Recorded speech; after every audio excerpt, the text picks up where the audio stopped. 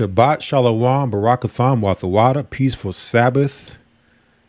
Bless you all, and thank you for tuning in to another live stream of Friday Night Sabbath coming out of Babylon here for the Gathering of Christ Church, where we connect the dots of our reality and current events with the Word of God and Bible prophecy.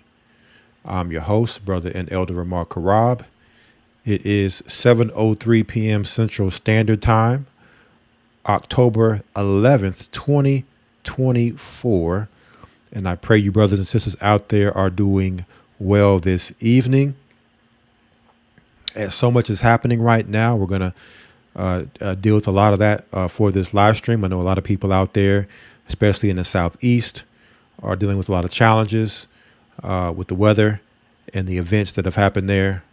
So definitely our hearts and prayers go out to those there, and hopefully there's a speedy recovery there, and there haven't been any major damages or hurting to you and yours there. So but nonetheless, we are definitely thankful to be here for this weekly Sabbath, the Sabbath day that we're going into, at least where I'm at.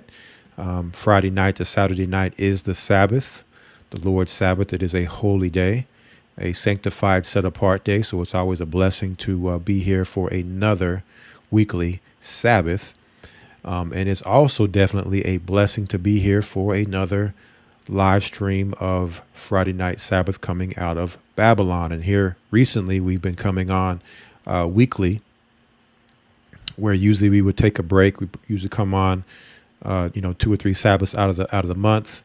We would also do one of our GOCC Fit Health live streams, but we're in crunch time, family. We are in crunch time, right? Fourth quarter and the final seconds with a full court press. The devil has a full court press on this earth with the havoc that he's wreaking. And so wanted to make sure that we are here to report on the things that are happening, being in such a highly prophetic time. But we want to give all praise, honor, and glory, give thanks to the Godhead, the Elohim, some may know as the Elohim, the Heavenly Father. His name in the Hebrew is Ahaya. Christ, his son, in the Hebrew is Yeshaya, whom the world calls Jesus Christ. And then the Holy Spirit in the Hebrew is Ruach. Want to give all praise, honor, and glory for being here, making it through the week, and for another live stream. All right.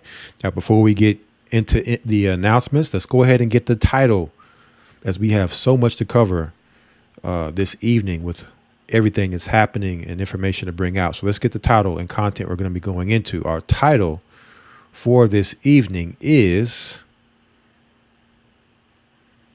"Thou shalt be visited of the Lord with storm and tempest." Thou shalt be visited of the Lord with storm and tempest. All right. So a lot going on there, and we'll be definitely breaking down the meaning of all of what you're seeing on your screen, the title and more, as we go through our live stream this evening. But pretty self-explanatory for those that are, paying attention to what's happening right now, especially here in America. All right. But before we go into any of the content, let's go ahead and get some of the announcements for our church, as well as our Friday night ministry. So Friday nights, of course, as you see us right now, we are streaming on Rumble, GOCC Southwest on Rumble. So let everyone know, as some may be unfamiliar or unaware of where we are and what's going on. Let them know where they can find us here on Rumble. All right. And we typically, it's GOCC Southwest on Rumble, and we typically would be streaming through multicasting through Blog Talk, but Blog Talk's not working. So the number below me, you have to disregard that number for this evening. If need be, if there are those that would like to call, I do have a number If somebody has accounts they want to call in and speak about with what's going on in their locale, then we'll provide a number where people can call in and speak about, give us a report, testimonies and all of those type of things of what's going on there where they are. But in the meantime, we're here on Rumble, so make sure you're subscribed or actually following our Rumble. Make sure you click the follow, so that way when we come on Rumble, you'll get a notification, and you'll know that we are on. All right, our main channel is on YouTube. All right, that's our hub, youtube.com/GOCC Southwest, and typically, well, that's the reason why we're here on Rumble, because YouTube is very not very user friendly these days, especially for those that are speaking truth and bringing out information that it would expose a lot of the dark agendas that are happening in the earth right now. And we're going to be talking about that here more in a moment. So we're here, have come to Rumble, but nonetheless, we do come to GOCC Southwest on YouTube to let everyone know, keep you up to date and informed of what's going on and where we're going to be. So make sure you are subscribed there if you're not. That way, if we come on at any time randomly throughout the week or days, you'll get the notification and know that that we're live, or any other content that we may put out if it's not live content.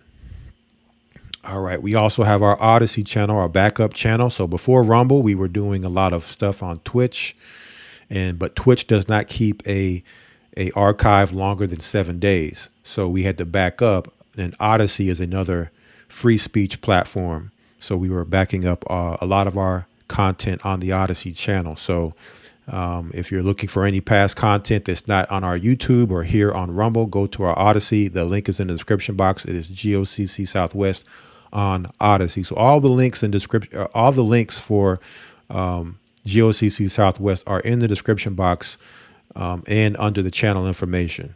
All right. So you should find all of our links where you can check us out.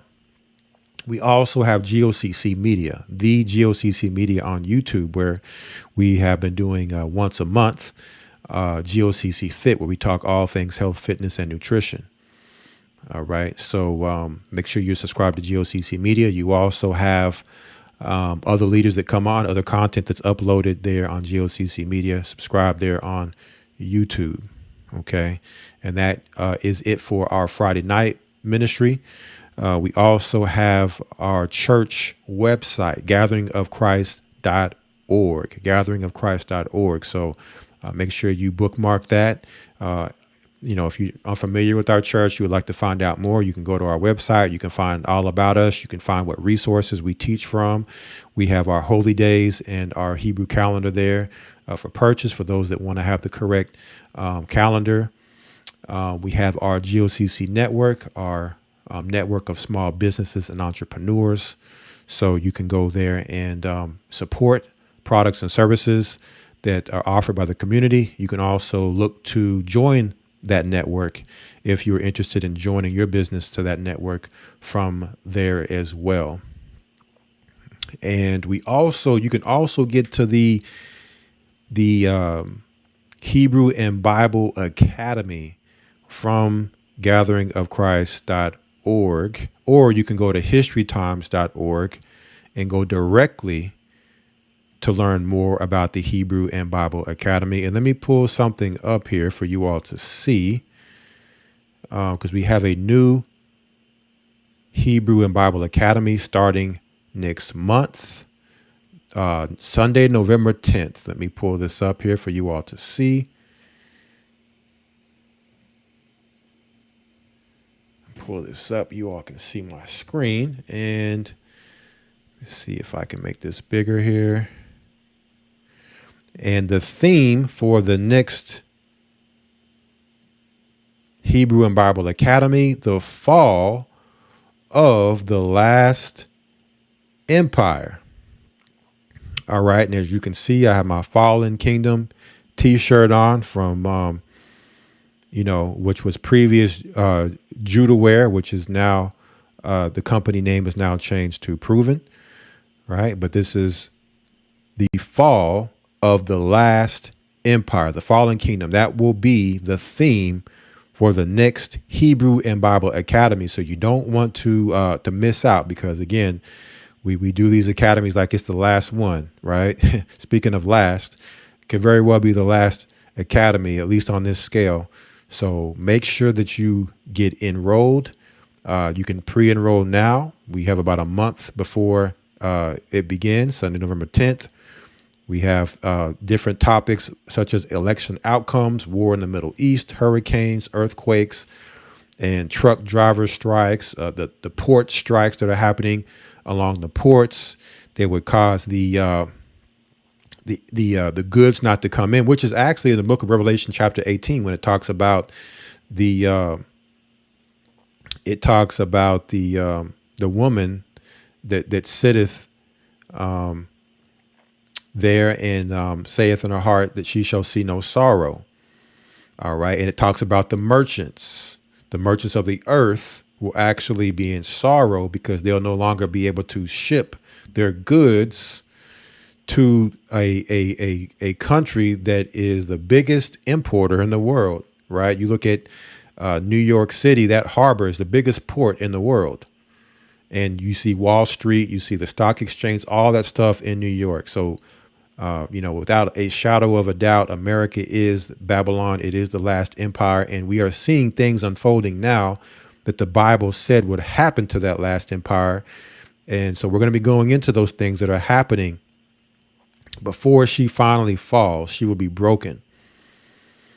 Okay. Is World War III impending? How will it impact all of us? Okay. Live prepping symposium on what to do when the power goes out and more. And here we have new lessons on all of these things: the path to the mark, return of the hidden gods, Daniel 7, the fall of America, the fall of the last empire. So it is $150 per person for a 3-month course. That 3-month includes,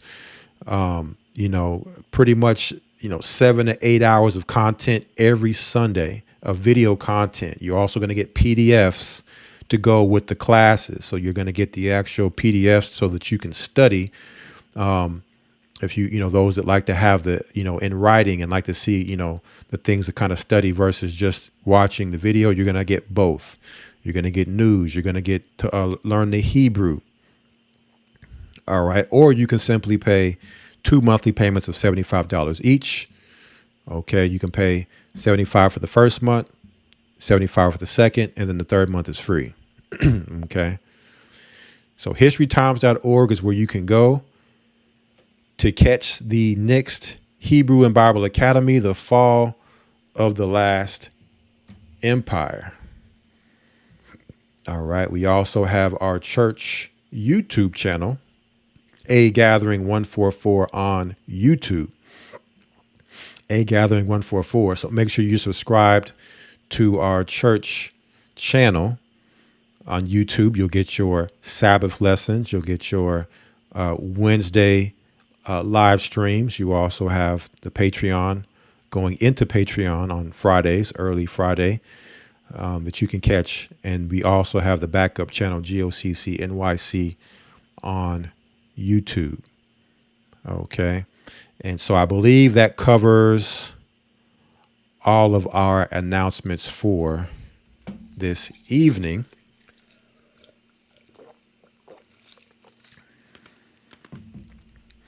And let me go ahead and once again get the title and thumbnail of what we're going to be discussing this evening. And boy, do we have a lot of information to go through. We're going to try to keep it about 3 hours.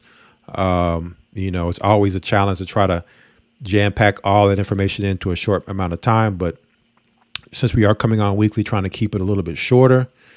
But we'll see what happens. You never know. Once, information gets to flowing, the spirit gets to going, it may go over, but that's the time we're looking to shoot for. But nonetheless, it's going to be very powerful, packed. I mean, so much. I'm very excited about what we're going to be talking about this evening, from just the prophecy that's happening right now and what's coming out for our knowledge and our wisdom's sake. But our title and topic, again, thou shalt be visited of the Lord with storm and tempest.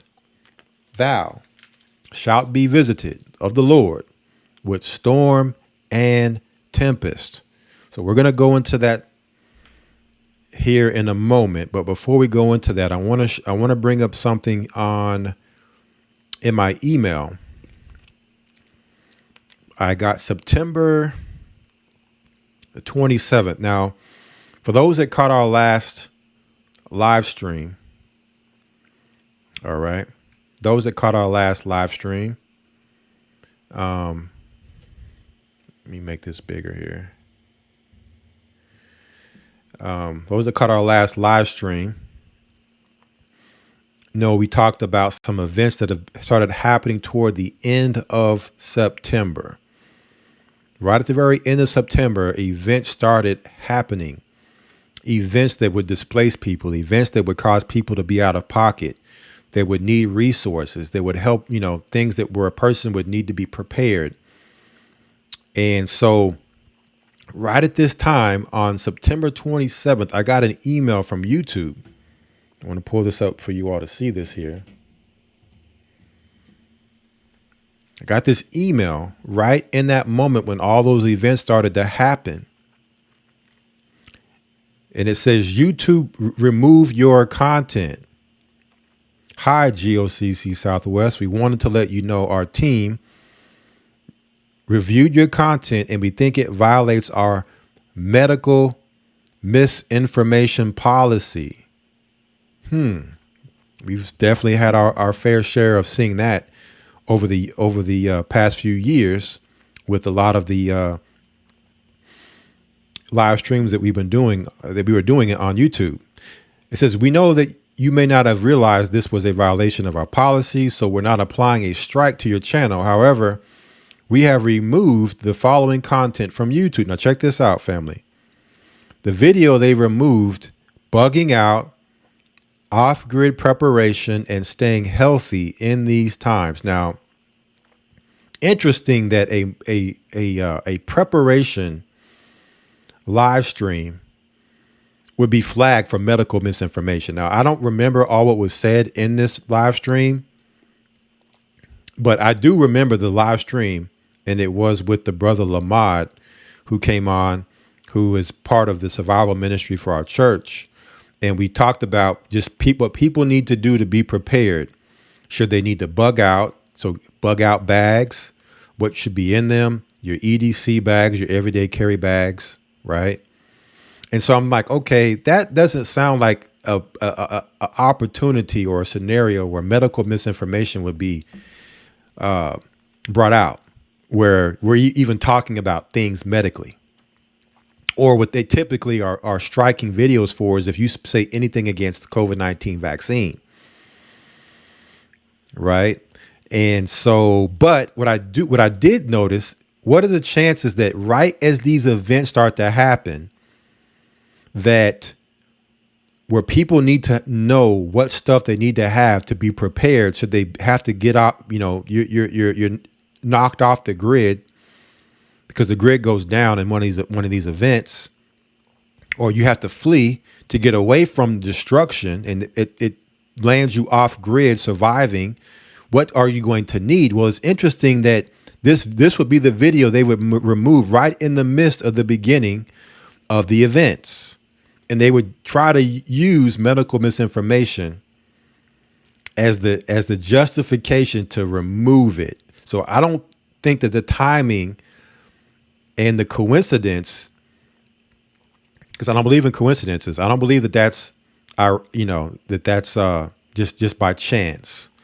Now, I think this was 2020 when we did this video. So this was 4 years this video has been on our YouTube channel. And now they remove it in the midst of these events happening, these crises, these poly crises happening. So this is another reason why we have come to Rumble. So we don't have to deal with all this. Not only that, Rumble gives you monetization opportunity to have your videos monetized, which helps out. That extra money can help out the finances for the church and whatnot. And also we have a whole different level of audience that we can reach here on Rumble, that maybe are looking for a church home, looking for the biblical understanding that isn't being given. They may know about the prepping and the conspiracies and all that, but they don't have the understanding biblically that we could fill those gaps in for them. Just a few of the main reasons why we're here on Rumble, so we don't have to deal with this type of stuff like this. But I'm going to check into the bugging out video, see if it's on our Odyssey.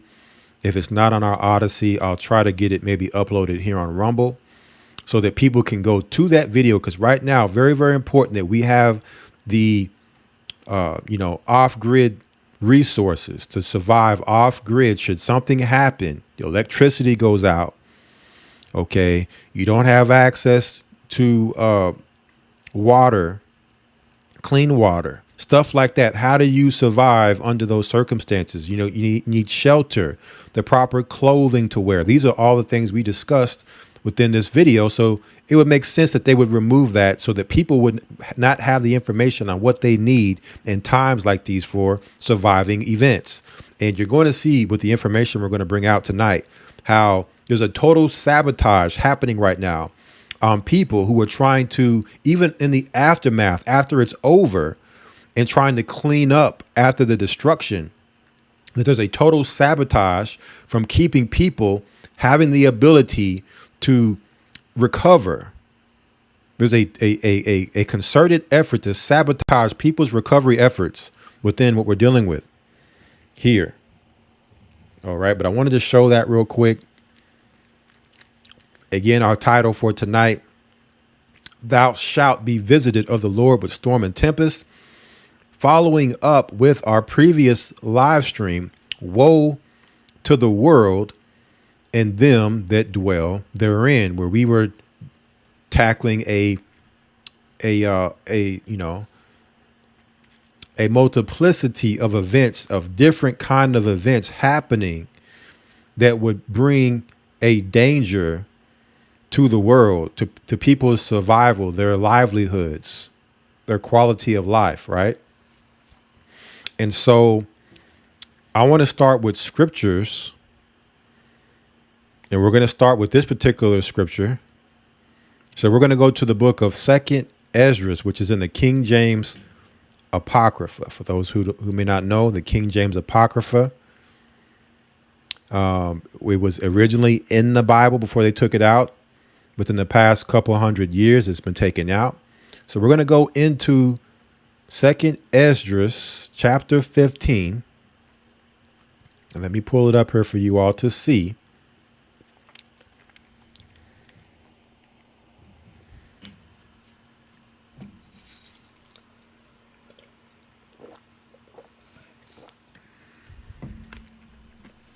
So 2nd Ezra 15 and 14 reads, Woe to the world and them that dwell therein. So why is it woe to the world? All right. Why is it woe to the world? Well, let's get a precept to that. Let's go to the book of Revelations, chapter 12. So we can explain. And we went into further breaking down this in our previous live stream. So you can always check that out to get even more. But we're going to hit on some different points that we didn't cover last week. Why is it woe to the world and them that dwell therein? Well, let's go to Revelations chapter 12. There was a fight in heaven, right? After Christ was crucified and resurrected, he gained all power in heaven, earth, and in hell. So before that, Satan would have the ability to go up into the heavenly realm to report to the Most High. We're gonna show that here in a moment. But that power was taken from him. So we're starting here. We're going to start at verse 7. It says, and there was war in heaven. Michael and his angels fought against the dragon, and the dragon fought in his angels and prevailed not, neither was their place found any more in heaven. And the great dragon was cast out. Now, who was the great dragon? It says that old serpent.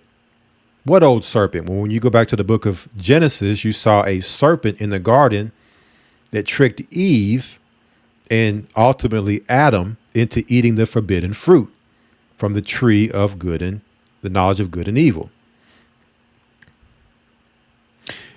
That old serpent, called the devil and Satan, which deceiveth the whole world. So we're going to deal with that deception. It wasn't just Adam and Eve Satan deceived. Okay. After he deceived Adam and Eve, he deceived everyone that came after that. That's the power that Satan has. So we have to highlight that and understand his power and his position. Because if we don't understand that, we're not going to understand what's happening in our reality now. Okay.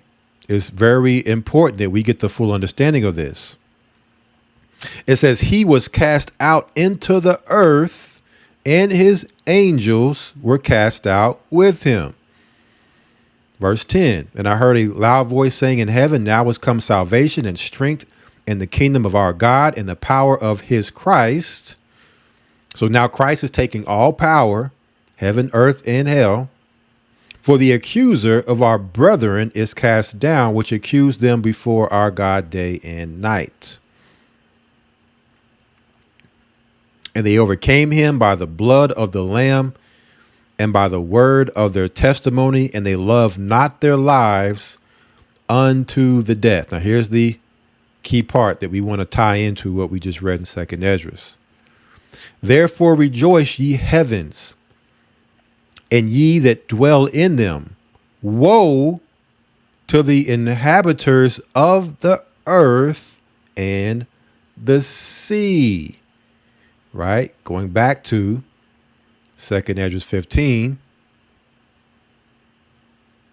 which told us what? 2nd Esdras 15 and 14. Woe to the world and them that dwell therein. So let's understand that Satan was cast to the earth. So now him cast to the earth, the earth is now in woe. Whether the earth realizes it or not. His job, because he's deceived the whole world, is to make you believe everything is fine and normal to a large extent. Okay. Woe to the earth and the sea. Why? For the devil is come down unto you having what? Having great wrath, because he knoweth that he hath but a short time. So now all that wrath that he was waging in the heavenly realm, trying to fight against Michael and his angels, is now being directed towards those on earth. He can no longer do it in the heavenly realm like he did before. So now he's now unleashing all of that on the earth, mankind, the animals, plant life. Everything's in danger now because he's looking to destroy with great wrath everything. That's the reason why you had the celebration in heaven. And at the beginning of this, it says, therefore rejoice ye heavens and ye that dwell therein. So now the heavens are rejoicing because they have peace now, because Satan is no longer causing hell in the heavenly realm. Now all that hell gets directed towards earth and the inhabitants of the earth and the sea. All right, now let's go to 2 Corinthians chapter 4. Let's precept that. 2 Corinthians chapter 4. And we're going to start at verse 3. It says, but if our gospel be hid, it is hid to them that are lost, in whom the God of this world hath blinded the minds of them which believe not. So the God of this world is the same dragon, old serpent, the devil, and Satan, which we just read in Revelations chapter 12. He is the God of this world. When he fell from heaven, he was given that power. Once Adam and Eve fell, he was now given that power over mankind as the God of this world. Because Adam had dominion. Okay, Adam had the power. But then once he sinned, that power now got forfeited over to Satan, and mankind is now subjected to Satan's power in this earth. But we can overcome, just as we read in Revelation 12, we can overcome him only through Christ. Only through the Most High God's Son can we overcome the God of this world. Notice, he hath blinded the minds of them which believe not. You see that? So those who believe not, right? It's like the gospel has been hid and they are lost. And because they believe not, Satan can have his way with them. It's still a war and battle with us who believe, right? But at least we know what we're up against. And we know with the Bible and the scriptures how to fight. All right. We know how to equip ourselves to fight in this spiritual warfare, this spiritual battle, this God, this lesser God of this world. But those who don't have the gospel, right, it's hidden from them because they don't want to believe in Christ and follow Christ. He now deceiveth the whole world. Remember, he deceived everybody, even those who have the gospel now. At one point, we were deceived. We were living in the world, unknowing, doing what we thought was right, and we were doing a lot of things that were wrong. Even to this day, we're struggling in this world, in this body, this flesh, trying to do what's right. Okay, but those who have the gospel hid from them are in a level of blindness. Their minds are blinded because they don't believe. It says here, lest the light of the glorious gospel of Christ, who is the image of God, should shine unto them. So they're in darkness. The God of this world has them in darkness. So they'll live in a reality of deception and not know that it's a reality of deception because they're in darkness. But once you accept Christ, now the light of the glorious gospel is shined unto you. And now you can see. You can see clearly now, right? So Satan can no longer hide, right? He'll try his best to hide from you. And maybe in some instances he does. But you now have light to try to shine, to try to find Satan where he's operating so that you can know, okay, he's coming from this angle now. Let me, fortify my defenses here to protect myself from his attacks. But see, woe to the world because Satan fell to this world having great wrath. He is the God of this world. And another woe to this world because what would be the first thing that Satan would do to blind the minds of the inhabitants of the world, to deceive the whole world? What is the first thing he would look to do in all of this? The first thing he would look to do would make you believe he doesn't exist, right? If he doesn't exist, then how would you even think that he's operating, doing anything in the earth, that anything is happening bad in your life? How would you even then begin to pinpoint that, okay, he's a liar. He's deceived me, right? He's put forth this, reality in front of me to follow and had me believing that it was good. Same he did with Eve. Same he did with Adam, right? So, but once you understand he's the God of this world, then you have to understand the power that's been given to him. And so now the question gets asked, if he's the God of this world and he have but a short time and he has great wrath, understanding that, what is Satan doing right now in the world? If you were the God of this world, let's let's say if you could tap into this madman, this maniacal, sadistic madman and his mindset. Okay. And you were given power to be God of this world. What would you be doing? Just understanding his mentality, right? If you were to think like him, would you be just off somewhere, in seclusion, peeling at your thumbs, just time, you have but a short time and you have a lot of rap, but you're just off somewhere, just chilling, doing nothing. No, if you're the God of this world, you're going to be looking to control everything in this world. You're going, and again, that power comes with wrath.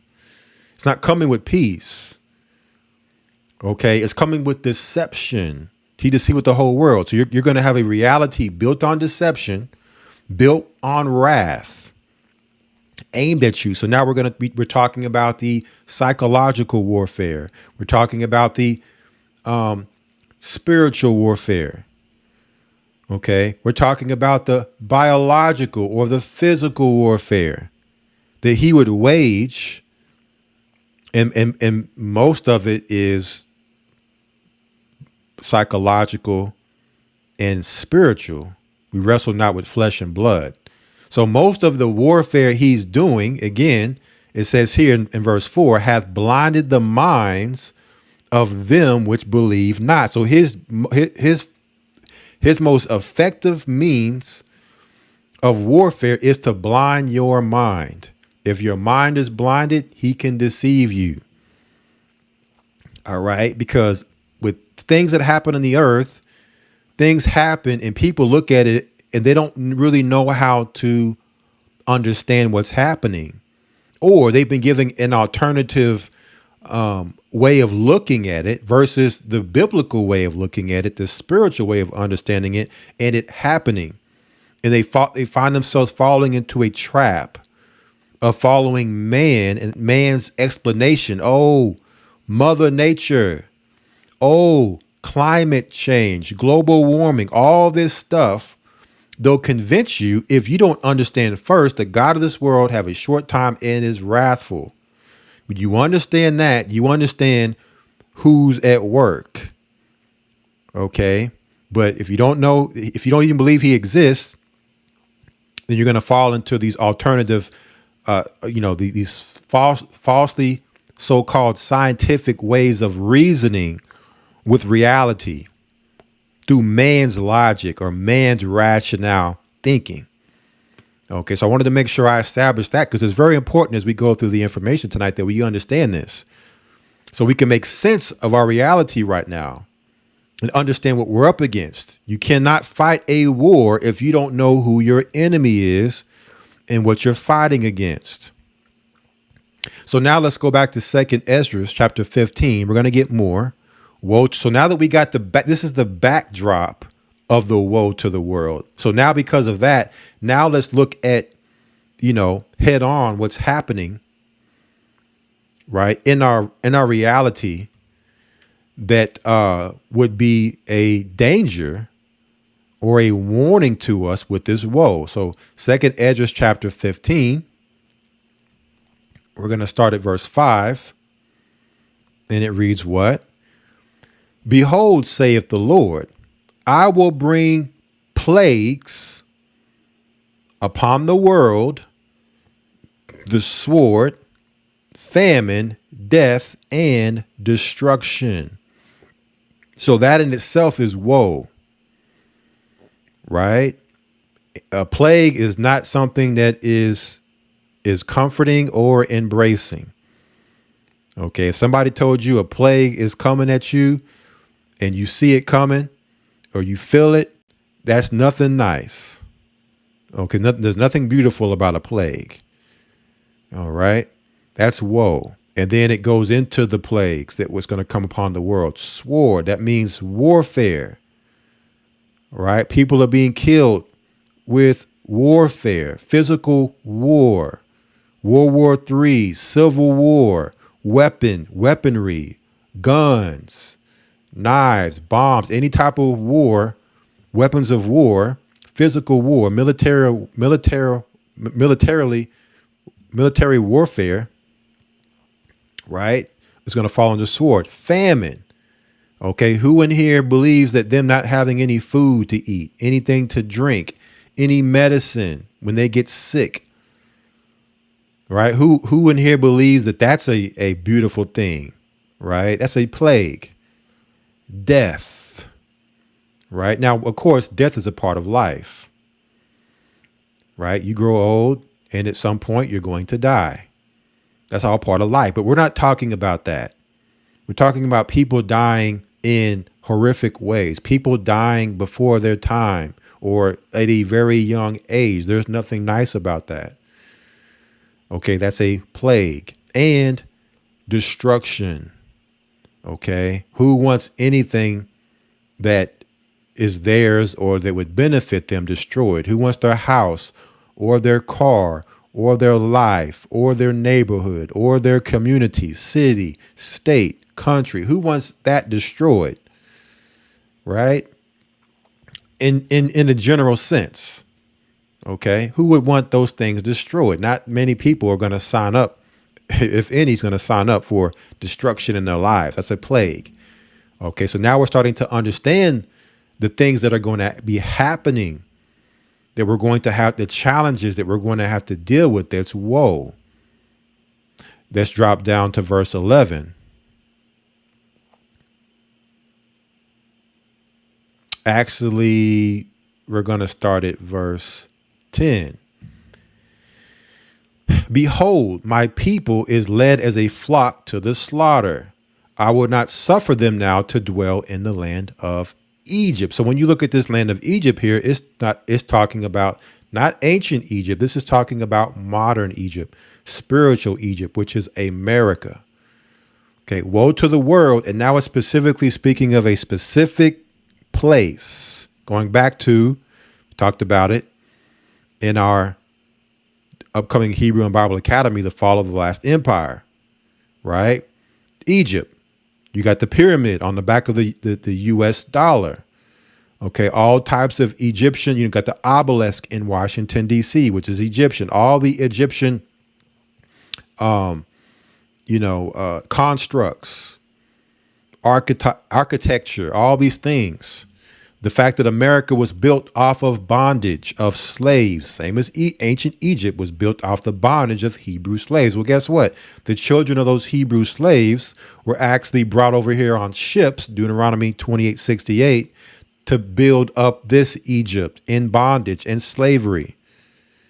Okay, so that Egypt also represents bondage and a place of slaves, captives.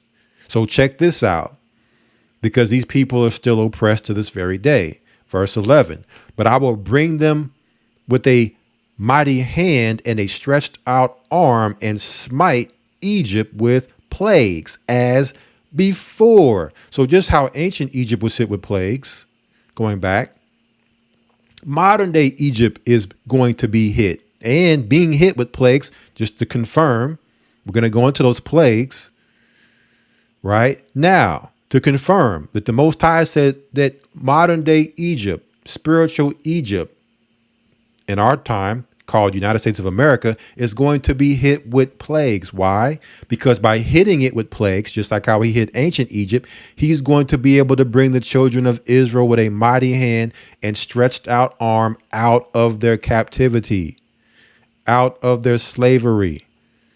Okay, so the only way we're going to be free is if this place is broken, or else we'll always be under its foot, fighting for reparations, fighting for equality, fighting for peace, this and that, and on and on and on. No, this is not our home, right? This is not our culture.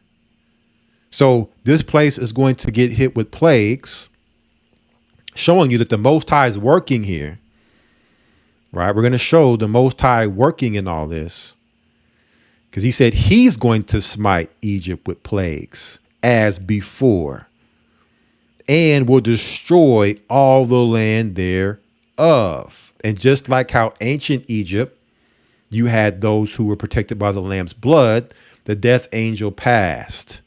So the plagues weren't meant for God's chosen.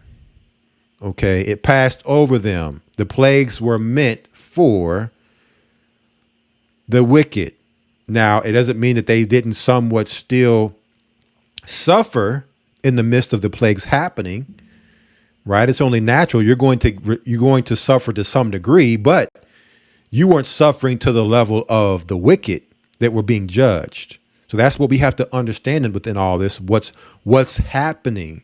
If we don't understand this narrative, then we'll be confused as to what's happening, and mankind, our authoritarian figures, will lead us with their view of how we should deal with what's happening in the world, primarily with America, what the solution is, how to get out of this, and we'll fall into their solution, which their solution is destruction.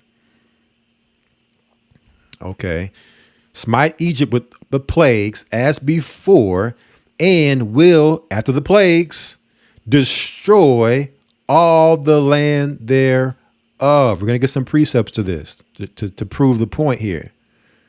All the land after the plagues will be destroyed. 12. Egypt shall mourn, and the foundation of it shall be smitten with the plague and punishment that God shall bring upon it. So another thing that you're going to see is mourning, that coming with the plague, coming with the destruction. So let's go now to Revelation chapter 18 to show this. Now, Revelation 18 is John the Revelator on the Isle of Patmos. This is after the death of Christ, that death and resurrection. Okay, but notice that in verse 2, at the top, it says the fall of Babylon. Revelation 18:2 says, and he cried mightily with a strong voice, saying, Babylon the great is fallen, is fallen. So this isn't talking about ancient Babylon, because ancient Babylon at this time has already become a non-factor, right? This is speaking prophetically. When you go to chapter 17, it talks about a mystery Babylon, meaning that it would be like Babylon, but it's not necessarily the Babylon that most would know in times of antiquity. This would be a future Babylon. This would be a spiritual Babylon, just like a spiritual Egypt. Okay, this place would be called different names: Babylon, Egypt, Sodom, but it's speaking future tense. So this place is fallen. This modern Babylon is fallen, and is become the habitation of devils and the hold of every foul spirit and a cage of every unclean and hateful bird. So through America's sin, okay, its culture, its wickedness, it's falling into a state where now, because of the sin, wherever there's sin, there's demonic activity. So America's fallen so deep and so far off from where it was, from having some level of morality, and falling into a state of total wickedness, the same that you would see when you read about the history of Sodom and Gomorrah. Okay, and then you look at America, it's mirror images. The same way you look at Babylon, ancient Babylon, you look at America, mirror images. You look at ancient Egypt, you look at America, mirror images. America falling into this state of idolatry, wickedness, and sin. So what did the Most High say because of this? Verse 4. And I heard another voice from heaven saying, come out of her, my people, that ye be not partakers of her what? Sins. See that? Come out of her sins. Come out of her culture. Come out of her religions, her ways, and that you receive not of her plagues. So when we go back to 2nd Esdras 15, that's what 2nd Esdras is seeing. He's seeing that. When we come up here to verse 10, when it says, I will not suffer them to dwell in the land of Egypt, but I will bring them with a mighty hand and stretched out arm. So the Most High is saying, come out of her. So we're coming out of her sins, her ways. And then eventually we're going to have to come out of her physically. Why? Because it says, and smite Egypt with plagues. Come out of her so that you receive not her sins or her plagues, as before, and will destroy all the land thereof. So now we have to look for, how is the land going to be destroyed? Where's that at? Well, let's go back to Revelation 18 to see that. Right? It lines perfectly up with 2nd Esdras 15. So now we're talking about the plagues. We're talking about Egypt. John the Revelator called it Babylon. Revelation 18:8, it says, therefore shall her plagues, there go those plagues, come in one day. I mean, it's going to come quick and fast. Death, we saw that in 2nd Esdras 15, right? 2nd Esdras 15, verse 5. It says the sword, famine, and death. Right? Let's come back.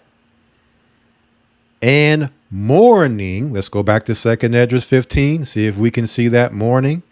We drop down here to verse 12. Egypt shall mourn. There goes that mourning. Right? There goes that mourning. So death and mourning, part of the plague. Let's go back to Revelation 18. And famine. Back to 2nd Esdras 15. What do we see here? Famine. Death, mourning, famine. And then what did John see at the end of it all? After the plague, after those plagues. And she shall be utterly burned with fire. For strong is the Lord God who judgeth her. So now, utterly burned with fire means to be utterly destroyed. So America will be utterly destroyed after the plagues with fire. Okay. And so we come back here, and 2nd Esdras 15:5 says destruction. We come down here to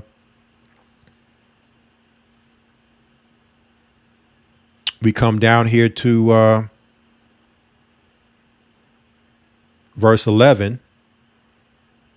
I will bring them with a mighty hand and stretched out arm and smite Egypt with plagues as before, and will destroy all the land thereof. She shall be utterly destroyed with fire.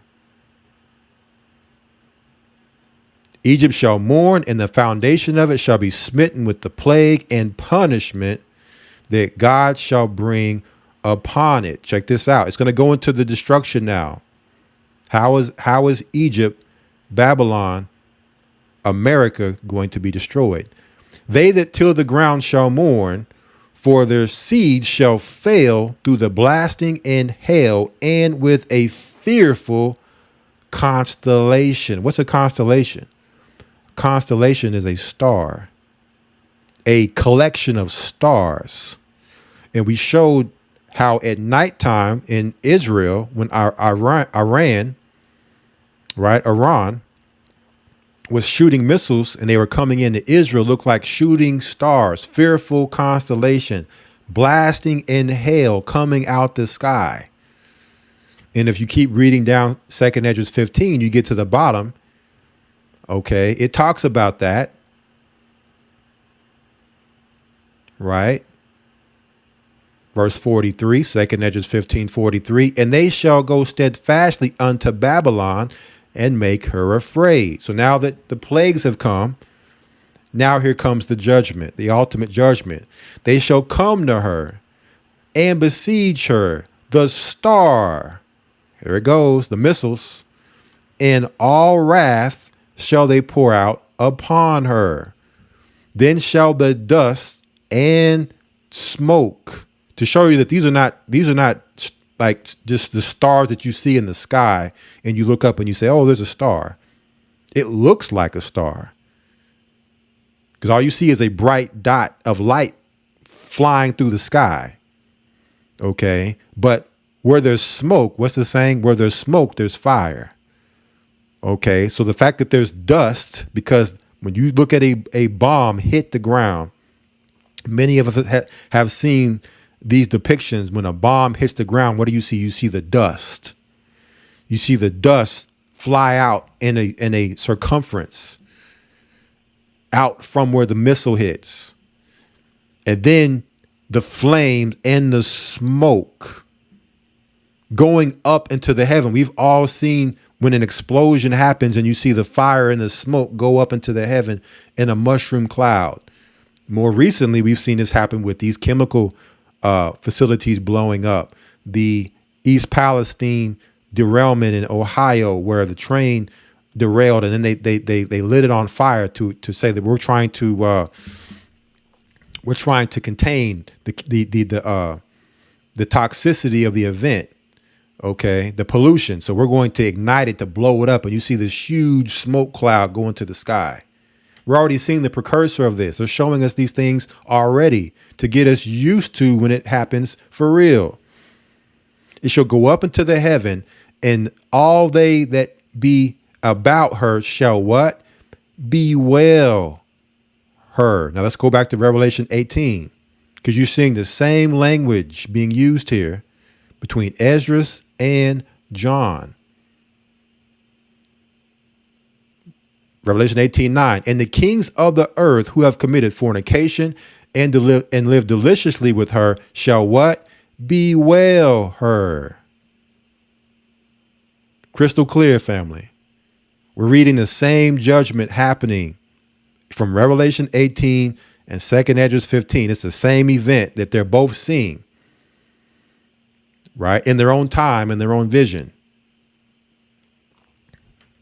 But they're seeing America's judgment happening. Plagues followed by ultimate destruction. And lament for her when they shall see the smoke. There goes that smoke. Remember the dust and the smoke of her burning. Because wherever there's fire, wherever there's smoke, there's fire. Right? Now, it said, come out of her, my people, that ye be not partaker of her sins. It talked about Babylon fallen and being a cage of every unclean and hateful bird, habitation of devils, and hold of every foul spirit. So when you come back here to 2nd Esdras 15, we should certainly see that mentioned here. So let's come down to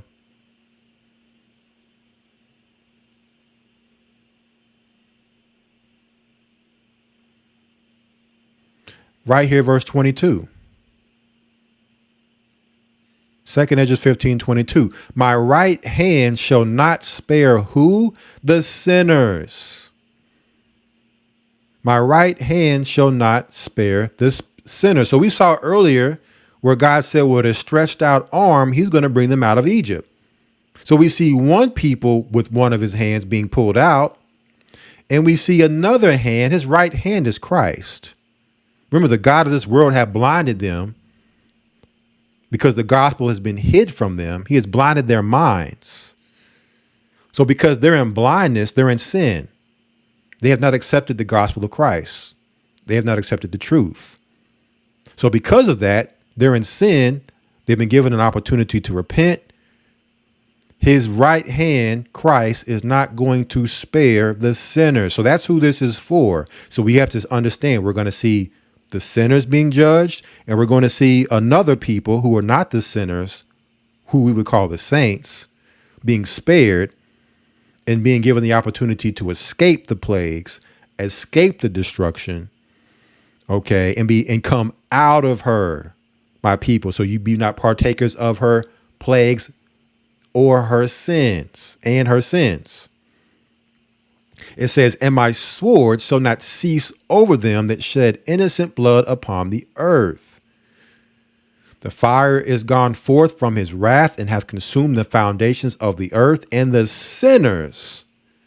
So in this fire, understand the fire is coming to purge the sinners. Nowhere in this does it say anything about the fire and the plagues and all the judgment is coming for the saints. He's coming to destroy the righteous. No. He said he's going to spare his people who were in Egypt and pull them out with a stretched forth arm. and pull them out of Egypt. Revelation 18, come out of her, my people. He's warning his people to come out. The sinners are going to be consumed like the straw that is kindled. Verse 14, there goes another woe. Woe to them that what? Sin. So the only people that should be fearful right now are the sinners. The unrepentant sinners who the gospel has been hid, who do not want to accept the gospel of Christ. They may want to believe another Christ and have a blinded mind, thinking that they have the gospel when they have paganism. Right? And we all were there at one point. We all were pagans before understanding what we know now. So it's not any condemnation on them. They have a chance, but this is the chance. The plagues is the warning before the judgment. He's sending signs so that you will have fear to say, what's going on? Oh, the God that created this world is bringing judgment. Let me get my life together while there's time. Not, oh, climate change. Oh, global warming. Oh, we need to fight against the government. Oh, I need to, prep and go underground and try to hide from all this. Or, oh, I'll just look the other way and act like nothing's happening. And things will just go back to normal. Okay, those are the unrepentant. They don't want to deal with the sin. They want to continue to live life in this delusion, thinking that the world is going to continue to keep going like everything is normal. When they've told us that this is the new normal. 2020 happened. They locked the world down behind what they called COVID-19. And they said, welcome to the new normal. Well, what does plagues have to do with, what is, weather events have to do with COVID-19? It don't. Okay, but this is the new normal they want you to get used to. You're going to have to deal with what they call pandemics, where they shut the world down with mass vaccinations, where weather events are happening that they blame on climate change, and people are suffering and dying. Wars are happening, major global wars where people are dying. This is the new normal. They told us this. But the Most High is saying to woe to them that sin. Those are the ones that are going to get caught up in these different devices, these different mechanisms of destruction and death. Caught up in falling in line with taking poison shots and getting swept up in weather events and swept away and never to be seen again or to be found dead. That's who this is for. It's not for the righteous. We just have to understand the times we're living in, and this is the time of our deliverance. Okay. Not a time to be fearful, a time to be joyful and joyous, to say our time has finally come. We got next. Right? Christ is about to come back. Our Lord and Savior is about to come back and put it into all this. Put it into the God of this world. Take his crown. Right? And he's going to wear all the crowns and rule in this earth in righteousness. But before that happens, the world must be judged for all the sin. So you're not going to be able to escape. You want to try to hide in the dark places and be in sin. 2nd Ezra 15:24 says, woe to you that sin and keep not his commandments. He's going to find you with the plague. Those plagues are going to seek you out, and you're going to find somebody who's keeping the commandments. House is kept intact. And all the houses around him are leveled and the sinners are gone. And they're like, man, how is this house still standing here? And all the other houses in the neighborhood are gone. Oh, this must be one that fears the Lord. And the others must be those who didn't fear the Lord, heard the call of repentance and didn't repent, and said, who seeth my sin? As if the Most High can't see everything. Saith who? Saith the Lord. So if anybody has a problem with this, your problem isn't with me or anybody else that would show you this. Your problem is with the Lord. All right. So wanted to start there just to kind of bring us up to speed so we could understand that the Most High, before we even go into the information, so we can see the Most High working here. Yeah, the God of the world, God of this world is working too. Remember, he has wrath. Okay. But understand who's in control. The Most High is in control. He has the issues. He decrees the issues of death Okay, so you can only die if he decrees it. But these things are happening for his judgment, right? So now let us deal with our title now that we've covered kind of a little bit of recap on last Friday night. We're going to now go to the book of Isaiah, chapter 29. Right? Isaiah chapter 29. Because now we're going to go into detail of the plagues, the wrath. So we're seeing Satan is wrathful. We've already established that because he had but a short time. And we're also seeing the Most High God is wrathful because he's tired of the sinners, unrepentant sinners. So Isaiah chapter 29, we're going to look at verse 6. What does it tell us? Thou shalt be visited of the Lord of hosts with thunder and with earthquake and great noise, with storm and tempest and the flame of devouring fire. Who's going to do the visiting? The Lord of hosts. Who is the Lord of hosts? Well, you see this word Lord here is in all capital. That's the Most High God. We know his right arm is Christ. So when he's operating, he's using his strong hand, his right arm, to do the judging. Okay. We know the God of this world hath power, but understand that you're being visited of the Lord of hosts with these things. With what? Thunder, with earthquake and great noise, with storm and tempest and the flame of devouring fire. So let's deal with this storm and tempest here for a moment, because what we see here was what we just read in 2nd Esdras 15 will be considered plagues.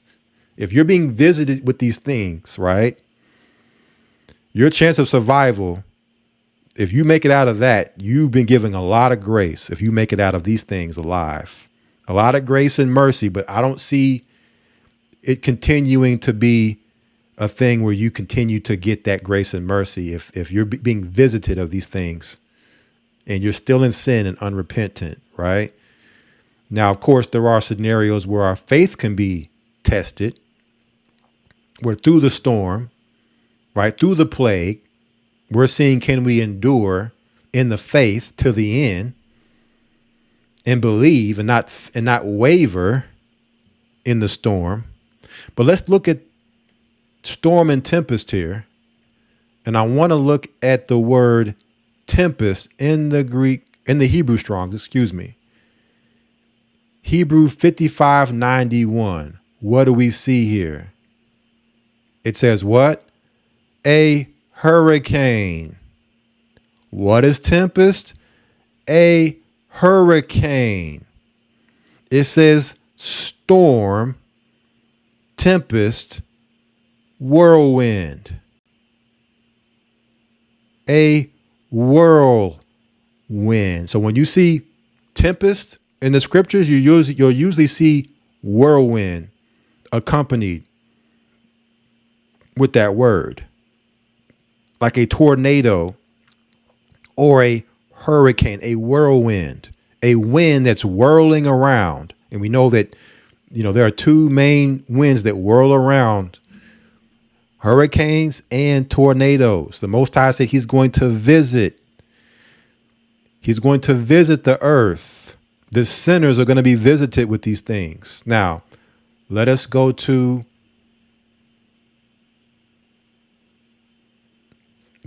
now to the dictionary.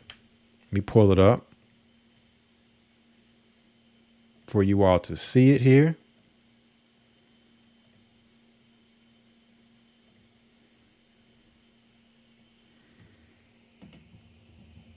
All right, so here we have tempest. in the dictionary. Tempest. What does it tell us? A violent windstorm, especially one with rain, hail, or snow. A violent commotion, disturbance, or tumult.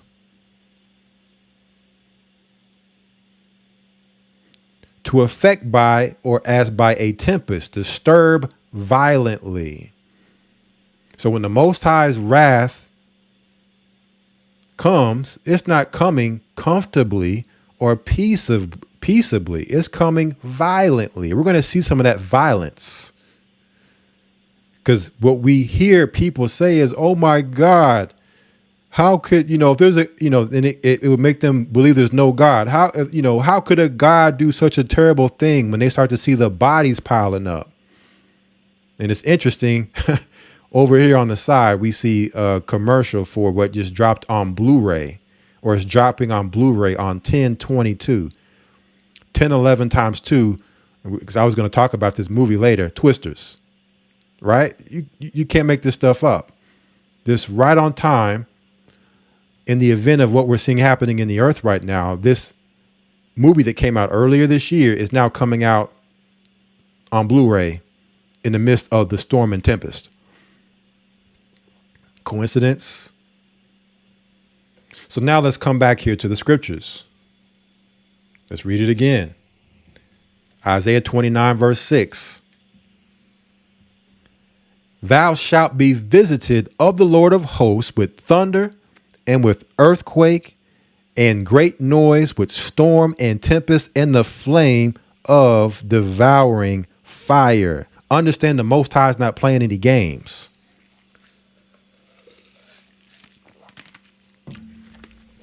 All right. You might be playing games. The Most High is not. And that's the question we all have to ask ourselves. Are we out here playing games? Because the game's about to be over. Like I told you, like I said earlier, we said earlier, we're in crunch time, family. Fourth quarter, final seconds of the game. Devil has a full court press on the world. Through the Most High's power, he's using the wicked to judge the wicked, while afflicting the righteous, to test us to see, are we like gold that's tried in the fire, tried and true? Are we worthy and acceptable to the Most High for the kingdom to come? So the game's almost over with. Right? Game's coming to an end. Right? So we have to understand that. So now let's go to the book of Psalms, chapter 83, because remember, his fury is towards the sinners, not towards the saints, those that are walking in righteousness. His fury is towards the sinners. And these are his weapons of war. His means of judgment are the plagues, that he'll use the power and elements of this world to judge. Something else is not mentioned in here. He's even going to use animals to judge people. Where on one hand, you'll have an animal, let's say a lion, devouring someone, and that same lion will come across a saint and will just walk by like you're not even standing there, not even worried about you. And then it's running after the next person. He's using all his creation to judge this earth, to where that same lion may help you out, where you're being hunted down by enemies. And that lion comes to your rescue. I'm talking about an actual physical lion. We know Christ ultimately is the Lion of Judah, but I'm saying, just using it as an example, it could be an elephant or any other type of animal. And that animal is friendly and kind to you, doesn't even know you. Doesn't know you like that, but understand that the Holy Spirit dwells within the animals. Okay, that's the reason why you see these instances where people will interact with animals and you can't believe the interaction. It's happened, many countless stories of people interaction with animals, unexplained. But yet that same animal that's that's peaceful with you is you look up and it's now stomping, devouring someone else out. That same storm that came in the same neighborhood you live in didn't take you out, but everybody else is gone. That's Christ said, two shall be working in the mill, one shall be taken, and the other shall be left. For those that are familiar with that precept, that scripture. So now let's go to the book of Psalms, chapter 83. We're talking about the storm and the tempest, the hurricane, the whirlwind, the tornado, the violent storm. Psalm 83.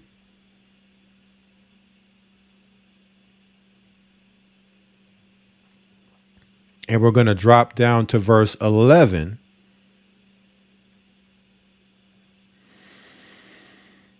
And it reads, make their nobles like Orab and like Zeb, yea, all their princes as Zebah and as Zalmunna, who said, let us take to ourselves the houses of God in possession. So you have the Gentiles who have enslaved us, who conspired together to take us and put us into captivity and oppress us to this day, where we can't figure out why are we being treated the way we're being treated. What is it about us as black people, right? The natives of the Americas, Hispanics, the indigenous, the Native Americans. Why are we treated the way we're being treated? Because the other nations have conspired against us to take us in possession, to possess us through slavery, through captivity. So what did David do? David cried out and said, oh my God, make them like a wheel as the stubble before the wind. So what does a wheel do? A wheel spins. Okay, imagine getting caught up in a tornado or a hurricane. You're going to be spinning like a wheel. Make them like a wheel as the stubble before the wind. Roll them up out of here. Okay, roll them up off of me. Verse 14, as the fire burneth a wood, and as the flame setteth the mountains on fire. So we see not only does the Most High use storm, wind, but he also uses fire. We're going to need to keep that in mind throughout this broadcast, right? Because the fire is a part of this we're going to deal with at the end. Fire is the ultimate judgment coming to America. Verse 15. So persecute them with thy tempest. Whose tempest? God's tempest. Persecute them with thy whirlwind, hurricane, tornadoes, and make them afraid with thy storm. Verse 16, fill their faces with shame that they may seek thy name, O Lord. So David isn't just saying destroy them and ultimately entirely. He's saying inflict them with persecution in hopes of getting them to repent, to seek you, O God, O Lord, so that they can repent and come to the truth and the true worship of you as me. Right? Ultimately, that's what we should want. We aren't looking for ill will to come on anybody. Okay. But if you are our enemies and you're coming against us, we're going to pray against you. And we're going to say, hey, Most High, Lord, God, right? Put it on them in hopes that they'll repent and stop. But if they're not going to stop, then ultimately the Most High is going to finish them. Okay. Finish them. Verse 17, let them be confounded and troubled forever. Yea, let them to be put to shame and perish. So if they're not going to repent, if they're going to continue to come after us and try to possess us and enslave us and oppress and destroy, then hey, it's either them or us. And the Most High is here. He already said that you will not touch the apple of his eye. Verse 18, that men may know that thou, whose name alone is Ahaya, art the most high over all the earth. So this power that you see that no man can control or create, you know it's only coming from one place, and that power gets all the glory for that power. To know that, hey, there is no denying the power and his existence with these signs and effects. That's what we're seeing happening in the earth. So that the glory and power that he possesses can be acknowledged, reverenced, and praised. Not rejected and, not given credibility to, given all the credit.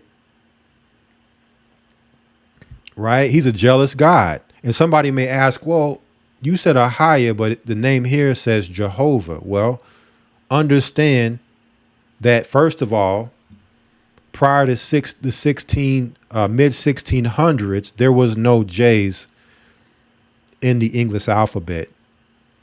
There was no J's in any alphabet. And we understand that we're talking about the Hebrews here, who, if there was no J's in any alphabet before this time, there was definitely no J's in the Hebrew. So his name definitely couldn't be Jehovah. And then when you look at Exodus chapter 3, God gave his name. He said, he told Moses to tell them, I am, have sent thee. When you look at that in the Hebrew, that I am is Ahaya in the Phoenician, the ancient Hebrew. So therefore his name couldn't have been Jehovah. I am that I am, meaning that he is the beginning. All right. And he is the end. Past, present, and future. All existing. All powerful. I am. That is actually in the Hebrew translated to Ahaya, not Jehovah. So we understand that this was actually put here so that you would not be able to know the name to call on. Because if David is actually, he's actually trying to persuade the evil and the wicked to call on his name, then Satan would do everything he could to make sure you didn't have the name to call on to come out of this. Because that's a whole nother trap, calling on the wrong name. Now it's going to lead you on a alternative path. All right. Doesn't mean that you can't come out of that. And that, to some degree, the Most High God still won't be working with you in your, not calling on the right name. But eventually, at one point, all tongues shall confess, all knees will bow. Okay. You just want to make sure that you're calling on the right name before that time comes.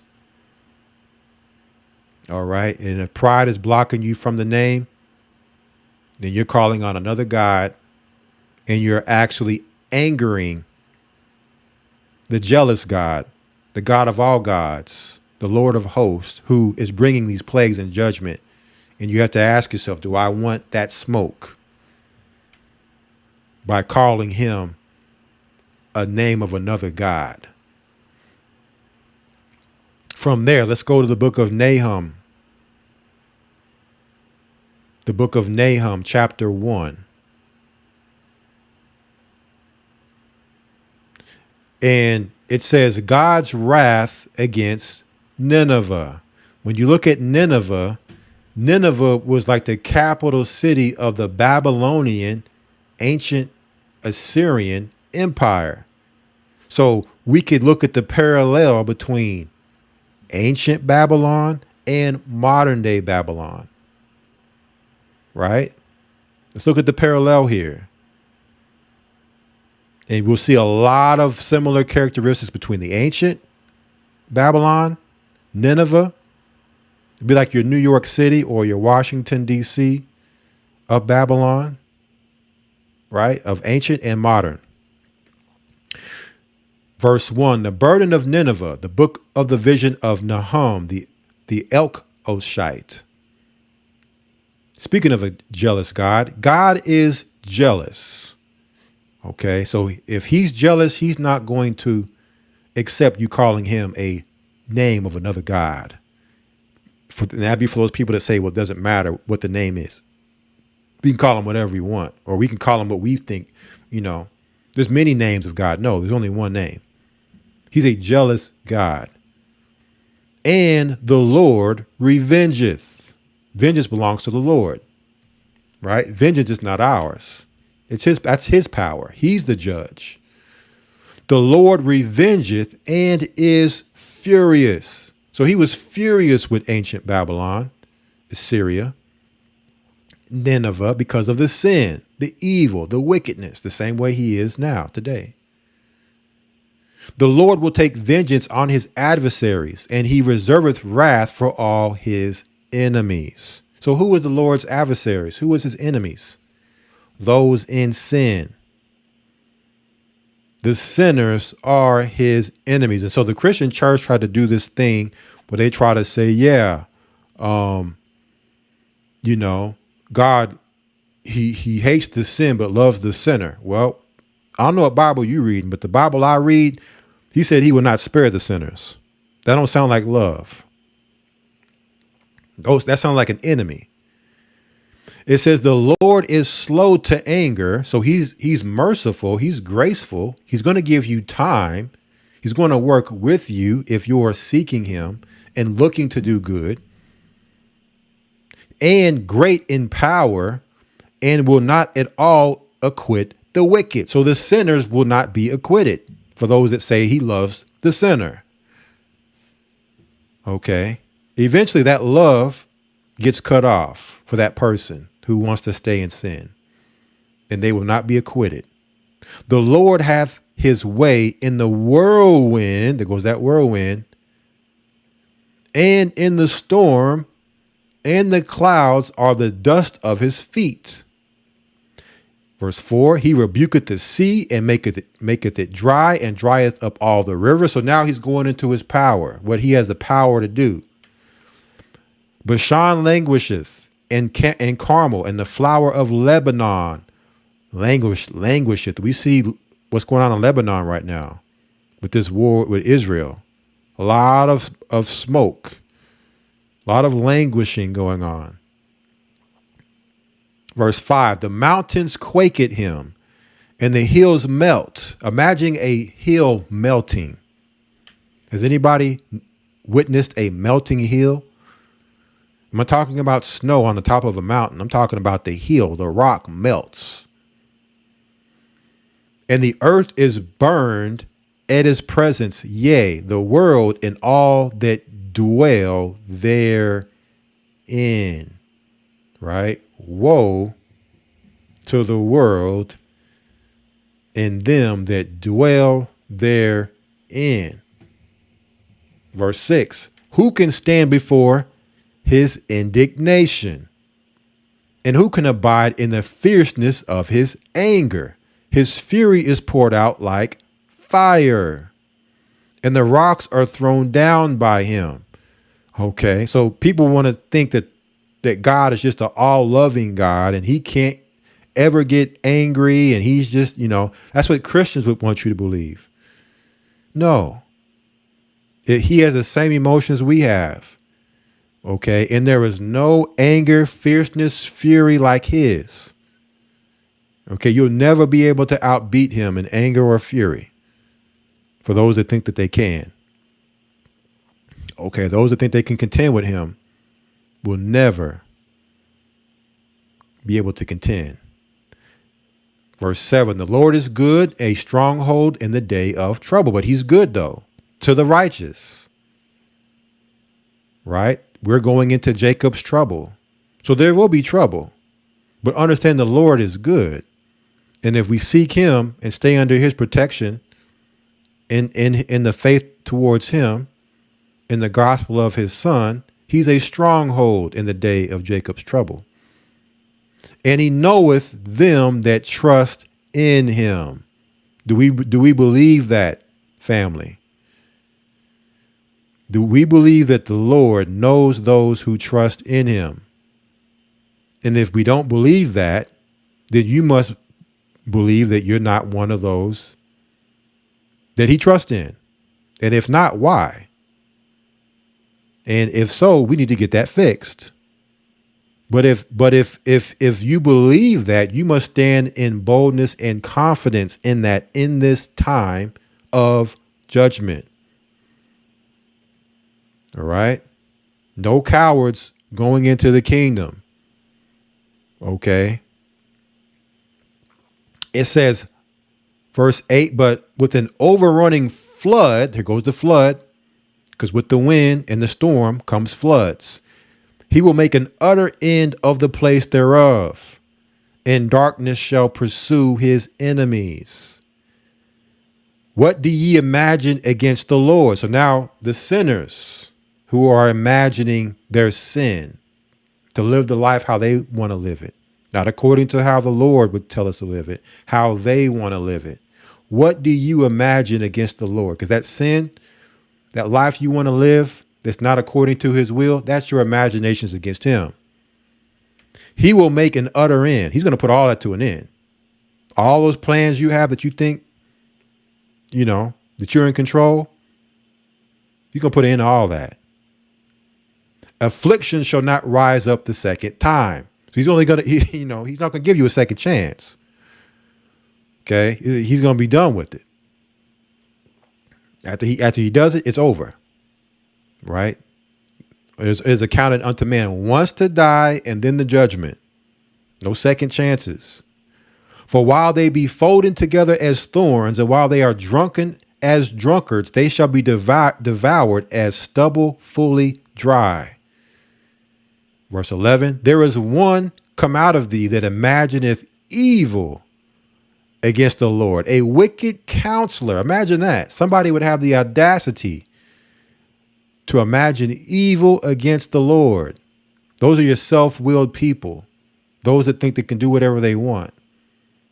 That they're their own God. They answer to nobody but themselves. And would counsel others with this wickedness to live the same way. Thus saith the Lord, though they be quiet, and likewise many, yet thus shall they be cut down when he shall pass through. So when the judgment, the plagues are coming through, those that imagineth evil against the Lord shall be cut down. Just like they were in ancient Egypt, the death angel passed through. Those that were against him died. All right, they died. They were cut down. Though I have afflicted thee, I will afflict thee no more. That's for the repentant. All right, the repentant will be afflicted no more. Verse 13, for now I will break his yoke from off thee and will burst thy bonds in sunder. So no longer are we captive to Satan, the god of this world, his lies, his deception. Okay, the lifestyle he gave us to live in sin. When we get baptized in Christ, follow righteousness, we are now broken from that. We're broken from the captivity, which is what doing those things is what caused us through our foreparents to go into this condition. So this is the time of the breaking of the yoke, bursting of the bonds. And the Lord hath given a commandment concerning thee, that no more of thy name be sown. Out of the house of thy gods will I cut off the graven images and the molten image, and I will make thy grave, for thou art vile. So the Most High, again, this is a call to righteousness, which we're seeing in the earth right now is a call to righteousness. Who is going to answer the call? Right? Who's going to play the game to think that they can continue to live, outside of God's will, outside of his plan, outside of his instruction, and being obedient to him? Verse 15, behold, upon the mountains the feet of him that bringeth good tidings, that publisheth peace. O Judah, keep thy solemn feasts, meaning keep the Sabbaths, keep the holy days. Come out of her, my people. Come out of the sin. Come out of the paganism. Perform thy vows, get baptized, make a commitment to the Most High to serve him. For the wicked shall no more pass through thee. He is utterly cut off. The wicked is a stumbling block.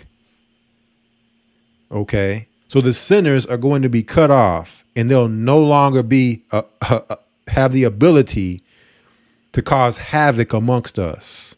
The same way how Satan was cast out of heaven, the accuser of the brethren was cast out. And so the heavens rejoiced.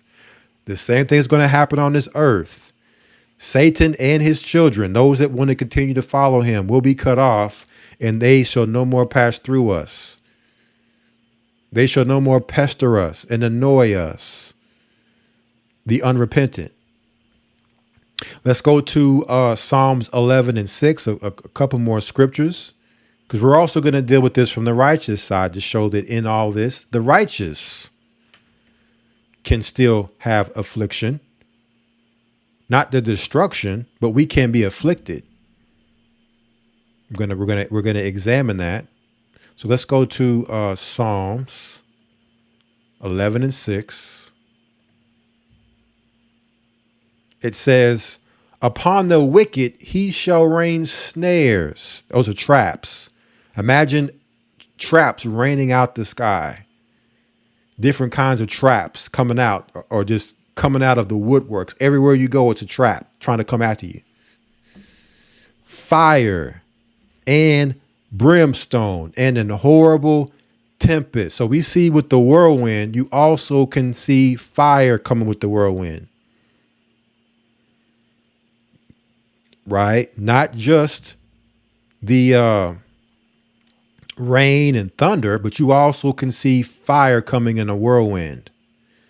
This shall be the portion of their cup. Verse 7, for the righteous Lord loveth righteousness. Doesn't love the sinner. That's nowhere in scripture where it says he loves the sinner. He loveth righteousness. Okay, he loveth the righteous. His countenance doeth behold the upright. Let me pull something up here real quick.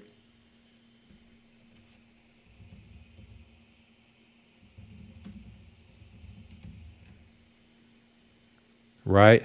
It says the Lord. It says fire and brimstone and a horrible tempest and horrible whirlwind. How many of you all have seen this before?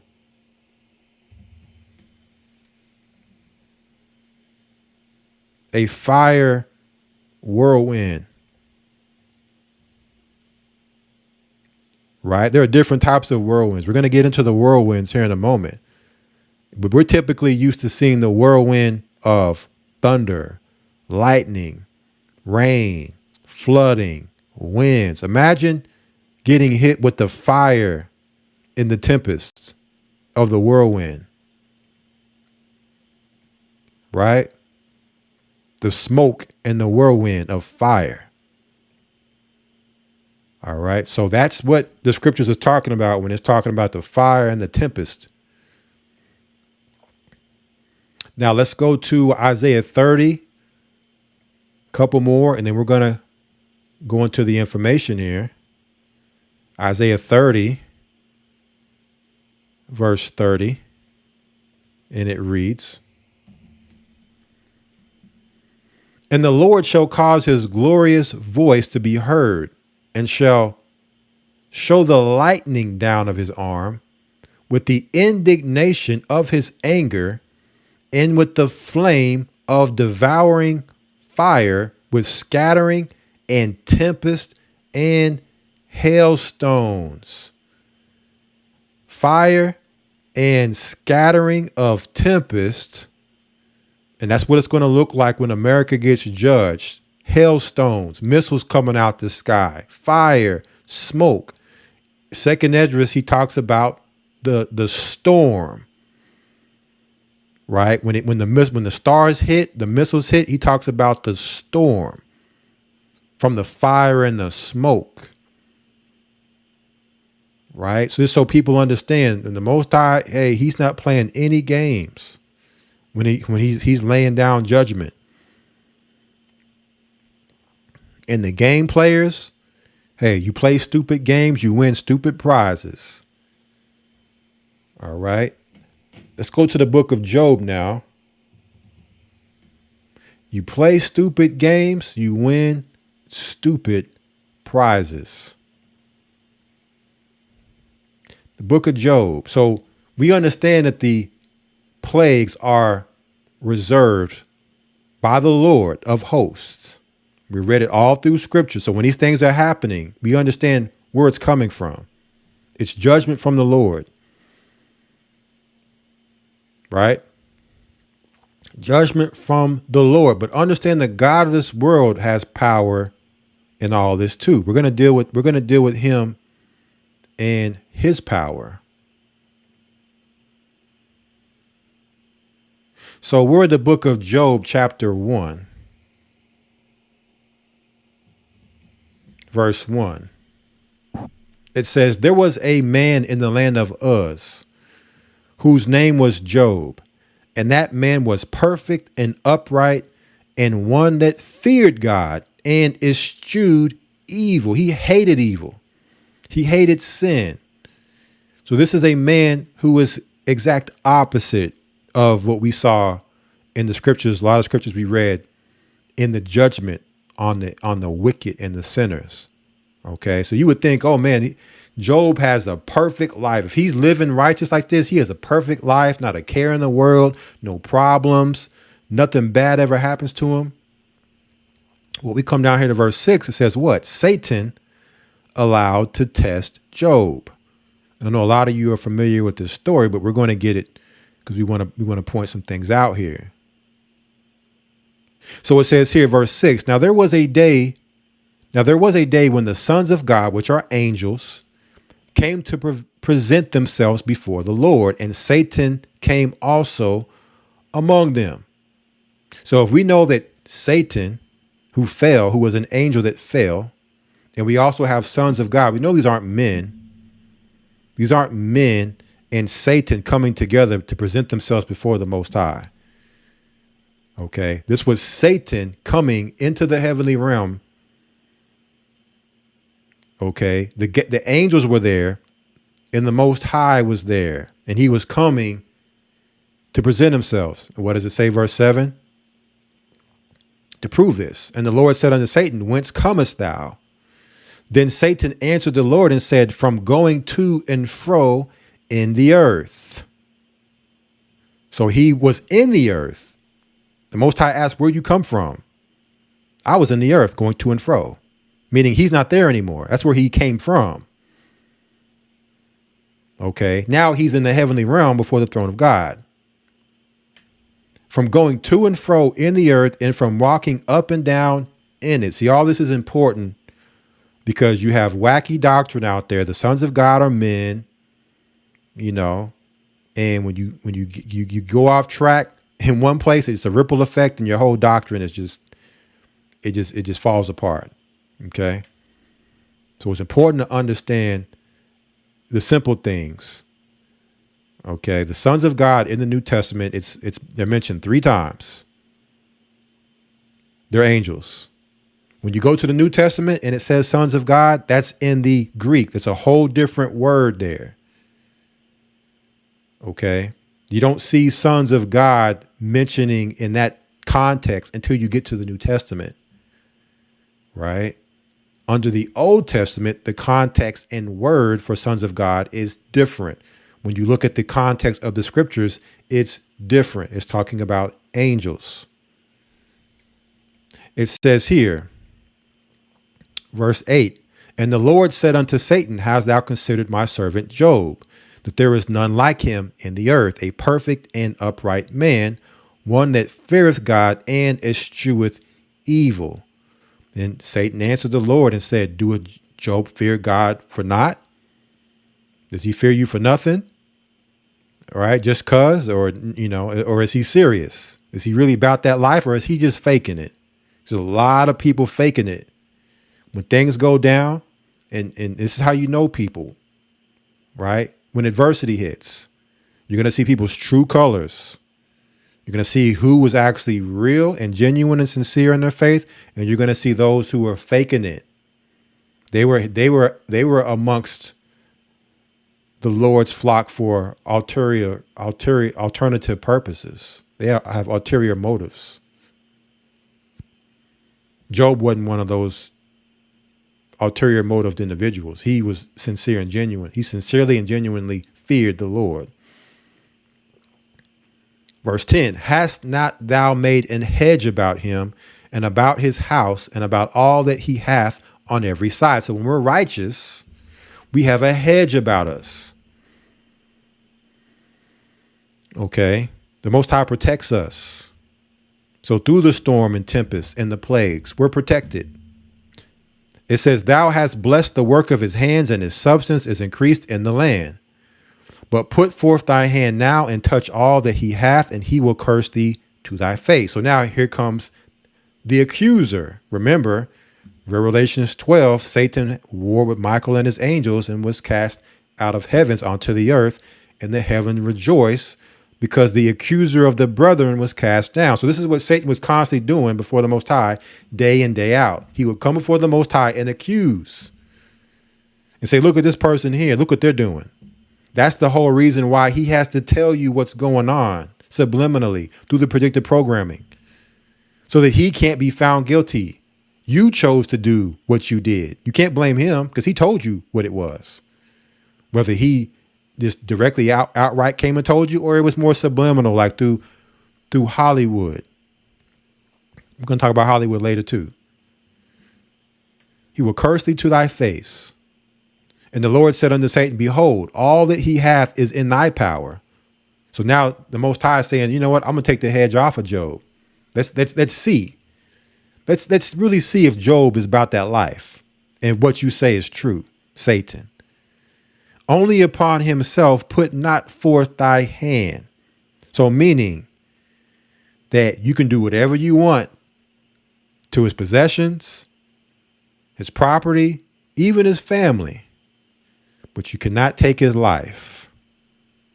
You can bring plague upon him, but you cannot take his life. So Satan went forth from the presence of the Lord. So here goes Satan rubbing his hands together like, yes, the hedge is off. I'm finna make Job fall and curse the Lord and prove the Lord wrong. You know, he just seething to be able to upstage the Most High and prove the Most High wrong. This is us, family. You are Job. Those of you who are here, who have accepted Christ, baptized, keeping the commandments, you are Job. When we read Revelation, going back to Revelation 12, the same Revelation 12, where he was cast out of heaven into the earth, right? And he was cast out because he was accusing the brethren. At the very end of the chapter, it says that he made war with the saints of the Most High and them who had the testimony of Christ and kept the commandments. The remnant. So understand the remnant is not exempt from Satan's attacks. We're not exempt from the plagues. But understand that the plagues aren't meant for us. Doesn't mean that we're not going to experience any trouble with them. We have to understand that. And in that, should we fall into hardship through the tribulation, not lose the faith, not think that the Most High has forsaken us, or not believe anymore because I'm in a bad state now. Okay.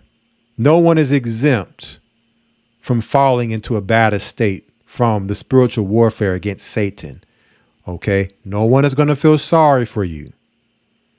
Okay. You have to pick yourself up by your bootstraps.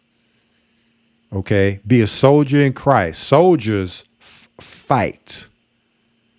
Okay. Soldiers don't cower and back down and throw up the white flag to the devil and give him what he wants, which is to crush your faith, which is our shield of faith, right? That's that shield.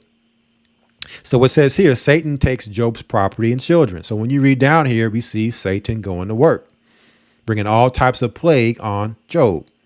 But check this out. Not going to read all the plagues. You can read them yourself. But Job is losing everything, all his property, his family. His family is dying. Satan is killing his family off, his wife, his children. He's losing everything, right? He's trying to break Job. And that's the same he tried to do with us. Bring us to a breaking point. Demoralize you and break you through the warfare. Christ said, ye that endure to the end, the same shall be saved. Let's check out Job's endurance. Verse 19. And behold, there came a great wind from the wilderness and smote the four corners of the house, and it fell upon the young man, and they are dead, and I only am escaped alone to tell thee. So again, to show that Satan has power. He is the prince of the power of the air. He has power to control the elements. He has power to control the weather. We're going to go into that. But I wanted to show you here first that it's in scripture. He's given power, but understand Satan only has the power the Most High gives him. Okay. Satan did not control the weather. He did not create the weather. Excuse me. He did not create the weather. The Most High did. He did not create the fire. The Most High did. But the Most High, being he's the God of this world, Satan, he would give him certain authority and power in this earth to do certain things. Primarily judging the wicked. So when a decree goes forth and the Most High has his eyes set on the sinners and the wicked, he'll allow Satan to come in and destroy. The sinners will be taken, and then you'll see out of the smoke come the righteous. When the smoke clears, the righteous will still be standing unscathed. Okay. Or you may have lost everything, but you still have your life. But they're all dead. But at least you have your life. You see that? How did this person make it out of that alive? See that? And that's the testimony that science can't even explain, but the Bible can. Okay. So this man was spared to escape, to tell Job the testimony, the account. So what did Job do? Okay. He's lost everything, lost his family. What would you do in this situation? You lost everything. You're married. You lost your wife or your husband, your children. You lost your property. Okay. If you're single, your brothers, your sisters, your parents, your friends, you lost everything. How would you respond? Would you curse the Most High? Would you look at the Most High and blame him? Let's see what Job did. Verse 20. Then Job arose and rent his mantle and shaved his head and fell down upon the ground and worshiped and said, naked came out of my mother's womb, and naked shall I return thither. The Lord gave, and the Lord hath taken away. Blessed be the name. We read that earlier in Psalms 83, Ahiah, right? David said, let them call and seek and search your name. Blessed be the name, Ahiah, of the Lord. In all this, Job sinned not. See that? Remember, 2 Edges 15, woe to them that sin. Through all this, no matter what happens, right? You must not fall into sin through these hard times, because it's going to be challenging. Okay. Losing everything, but that's part of breaking the captivity. You lose it all to gain the kingdom, because you came into the world alone. And when you go before the throne of the Most High, you're going before his throne for judgment alone. So nothing really belongs to you. Your spouse don't belong to you. Your children don't belong to you. Those are the Lord's. They belong to him. They came from him. They belong to him. You are just blessed to have them. That's how we have to understand and look look at all this. You were just blessed. It's almost like you're renting. It was just a rental. You're just blessed to have a spouse. You were blessed to have children. You were blessed to have a house and car. But understand at any moment, it can all be gone. Where will your faith stand when it's all gone? And all you have left is what you have learned. Okay. Your belief in the Lord. That's what you'll have left. And that'll be the last thing Satan will be looking to take from you. Will you give it up to him and give him the last thing, the thing that he really wants? Will you give it to him? Or will you fight as Job fought? Sin not, nor charge God foolishly. Okay. It's foolish to charge the Most High in this circumstance, but many do, because many don't understand what's going on. They don't understand the Bible. They don't believe in the Bible. So therefore they can't make sense of reality when these things happen. They can't understand that this is the God of all gods at work, and I need to seek him for understanding, to get understanding out of all this. Christ said, seek and ye shall find, knock and it shall be opened unto thee. Okay. You have to seek and want to know and not close the door on the Most High. All right. But Job, it shows here a great wind, a tempest came out of the wilderness, a tornado, right? What you would call a tornado or a hurricane came, just like we're seeing happening right now in our reality, coming out of the wilderness, out of the wild lands, out of nowhere, popping up, destroying. How will you fare? Maybe some of you who are in these areas we're going to discuss can give testimony. I know one brother called in last week and he said, for the most part, I'm good, but just I've seen a lot through this event. I'm looking at things a lot differently now. He's having a spiritual experience and he's recognizing the Most High in what he's seeing. We must look at things when they happen spiritually, not carnally. When we look at these things carnally, that's when Satan has us. Because then we'll start to reason in a fleshly way versus reasoning spiritually and understanding there's a spiritual reasoning behind everything that's happening. And that's what Job was able to do. And we have a lesson, glorying in tribulation. Okay. You must learn to glory in your tribulation. Doesn't matter how high up you go, how high up you are in status and materialism and possession, or how low you go in not possessing anything. You must worship the Most High the same. Not get too prideful and arrogant and egotistical, and not get too depressed and wavering and feeling hopeless. Because life has its ups and downs, its peaks and valleys. And you need to be able to be even keel regardless of the season. All right. So I wanted to show these scriptures so we could lay the foundation of the information that we're going to go into this evening. And again, the title of our broadcast is what? Thou shalt be visited of the Lord with storm and tempest.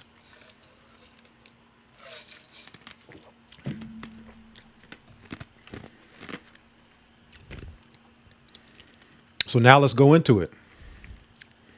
Let us go into it. Now that we should have a good foundational understanding.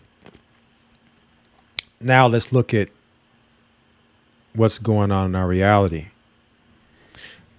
Our first article this evening comes off of NBC News. And again, I don't think that this is something that everyone is not somewhat familiar with or have at least heard is happening. It says Florida devastated by flooding, fierce winds, and tornadoes from the deadly Hurricane Milton. And there goes your Tempest. Fierce or violent winds, tornadoes, hurricane. That's your whirlwind. That's your Tempest. Let's check out a video here as we are getting ready to rumble. Right? Let's get ready to rumble. We have Hurricane Milton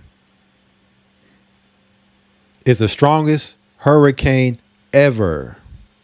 So some would say biblical proportions.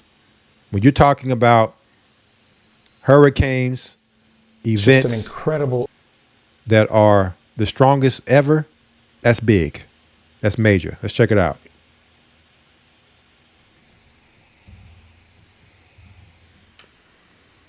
It's just an incredible hurricane.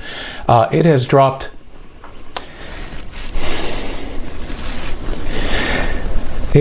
50 millibars in 10 hours.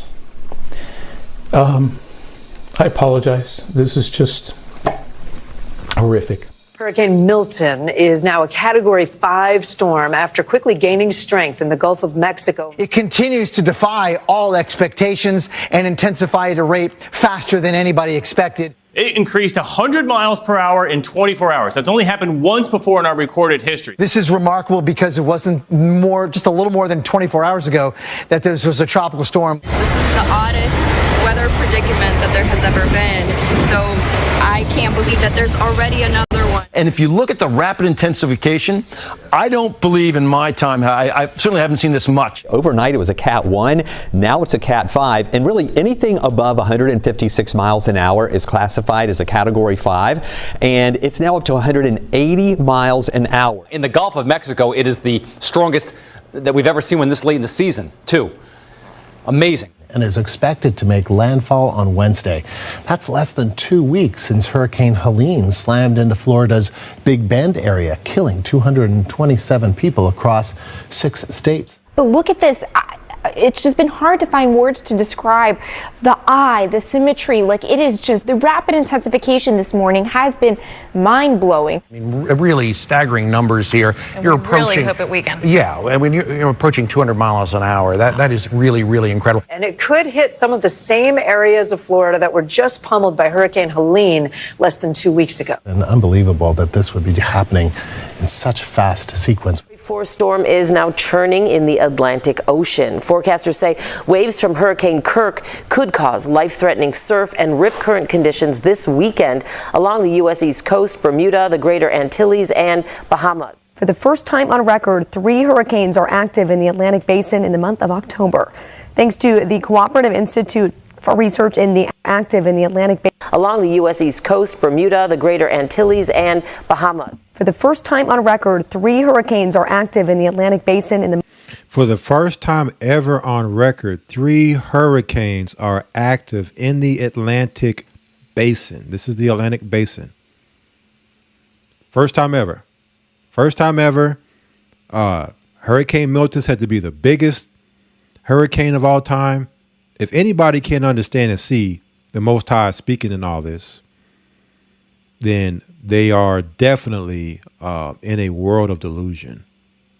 This should get everybody's attention. The month of October. Thanks to the Cooperative Institute for Research in the Atmosphere. Here you can see these images, the trio, Hurricane Milton, Hurricane Kirk, and Hurricane Leslie all developing. So you have Hurricane Milton, Hurricane Kirk, and Hurricane Leslie. Okay, we already know Milton's trajectory. What about Kirk and Leslie? Milton became a Category 1 hurricane in the Gulf Coast yesterday. And of course, right now, Monday evening, it is the strongest hurricane on record in the Gulf of Mexico during the month of October.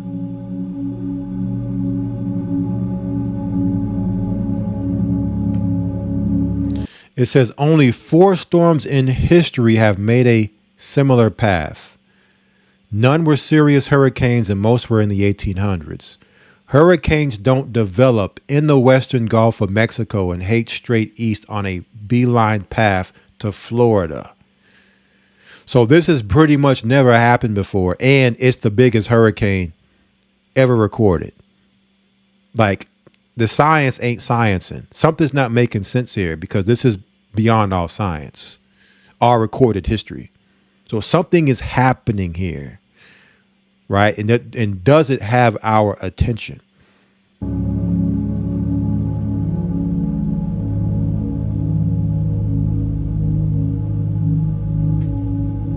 Roughly 2.1 million customers are without power across the region. New drone video shows just how bad the situation is in Asheville. The city's now isolated after roads leading there flooded. Let's go back to that. Has become one of the strongest hurricanes ever recorded with a maximum sustained wind of 180. So they were talking about a Cat 5 plus. They were talking about trying to come up with a Category 6 label for this hurricane, which doesn't exist on the scale, right? The city's now isolated after roads leading there flooded and cell towers were knocked down. One emergency official calls it biblical devastation. Death toll continues to climb from Hurricane Helene, now one of the... And this following after a hurricane that hit the Appalachia area in the Carolinas, Hurricane Helene. So it's not like we weren't already dealing with one event, but this one followed the Helene event that still is being felt on a major level and dealing with the aftermath of it. The deadliest hurricanes on record. Hello, I'm Steve Eager. More than 120 people have died since Helene made landfall late Thursday night. So now let's go back to our article and let's read a little bit here.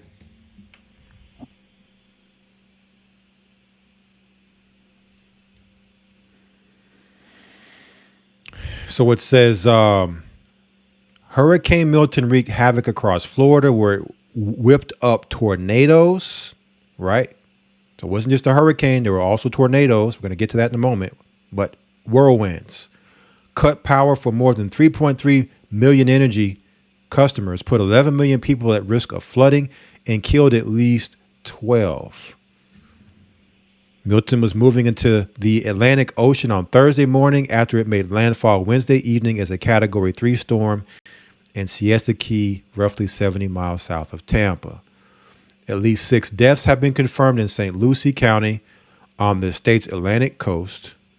And it's crazy because we know Lucy is a nickname for Lucifer. But anyways, it says where tornadoes touched down. At least 2 people were killed in St. Petersburg during the storm. Police said at least 3 people died in Volusia County, according to the sheriff. And 1 person is dead in Citrus County after a tree fell on their car, the Florida Highway Patrol said. Photos and videos showed homes submerged in murky floodwaters, residents attempting to evacuate on small boat roads, shredded to pieces, and debris scattered in all directions. All right. Trying to find, let me find it here before we go to a video I wanted to show. Oops.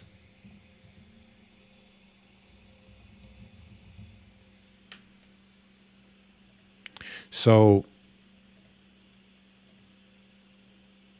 okay, so now it says dozens of reported tornadoes sweep across Florida. So now let's check out what was going on with these tornadoes. Dozens.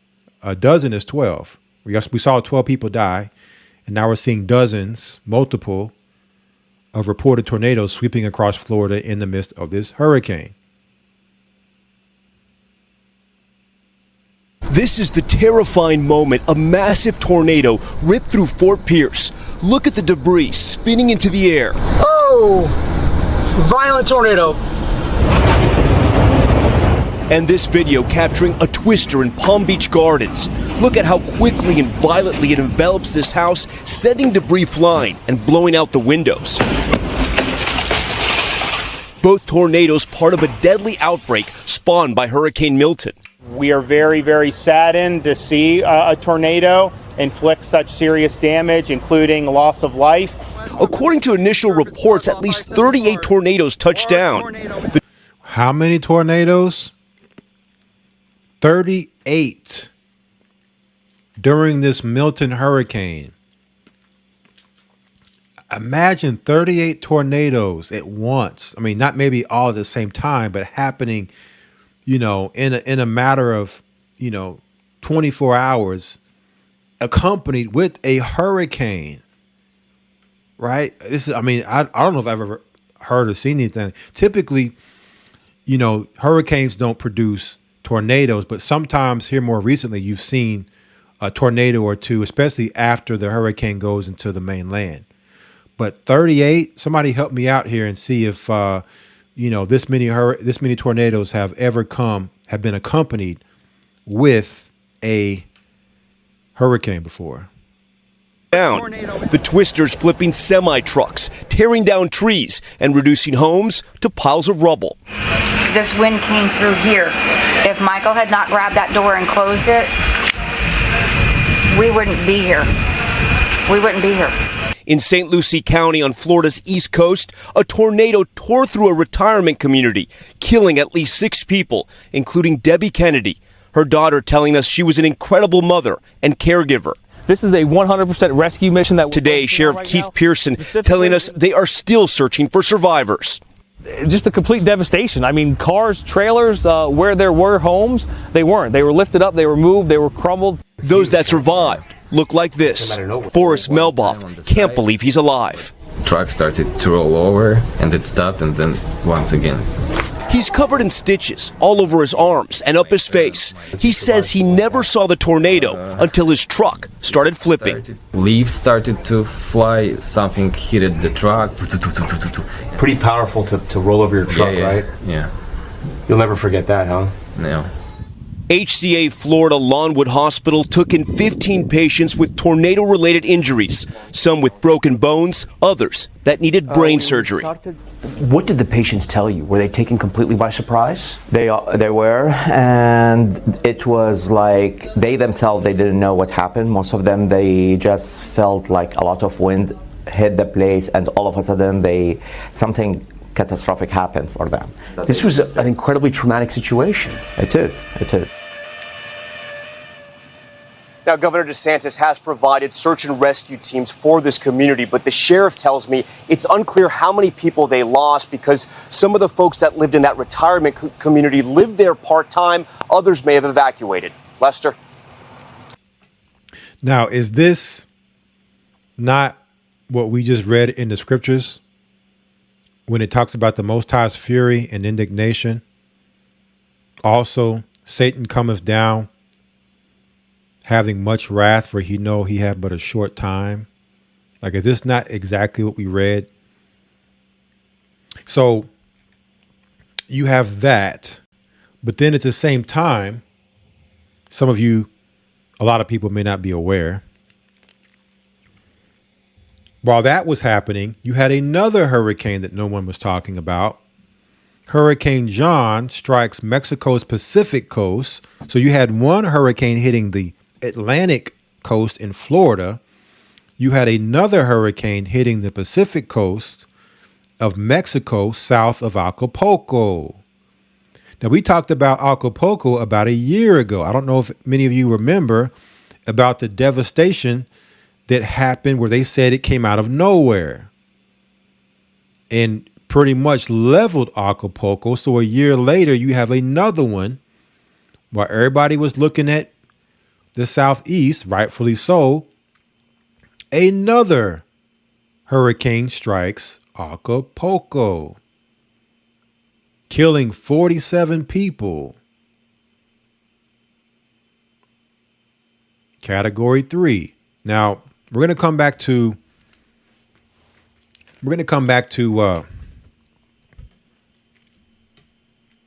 to these hurricanes here, but I wanted to show again some predictive programming.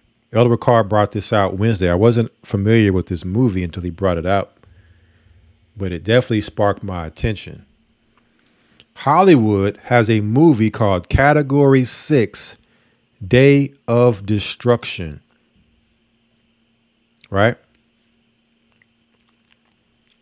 There is no shelter from the storm. Is the headline for this movie. It says 3 tornadoes converge to wreak havoc on Chicago, disrupting the power grid and creating the worst superstorm in history, a Category 6 twister. So 3 storms come together and form a Category 6, according to this movie. Let us come to the trailer. I want to show the trailer for this movie real quick, and we're going to come back. All right.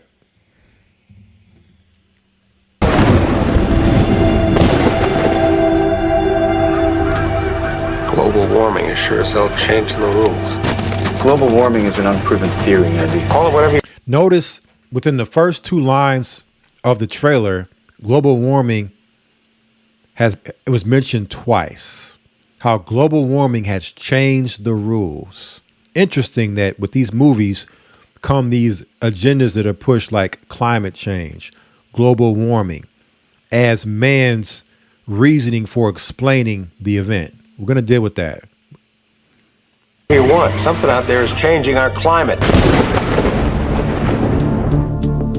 Sources at the National Weather Administration have told me there's a major storm making its way down from the Great Lakes. I've never seen anything like this. You got this massive. I've never seen anything like this. That sounds familiar. You got this massive Arctic low pushing down over us, fueled by the polar jet stream. You got this Gulf storm pushing up from the south. That's fueled by the tropical jet stream. Our plan took a direct hit. Racing in a turn. Let's get back in the truck. Has a system spawning these kinds of tornadoes ever collided with a Category 5 hurricane? If these 2 storms do converge, you gotta help those people.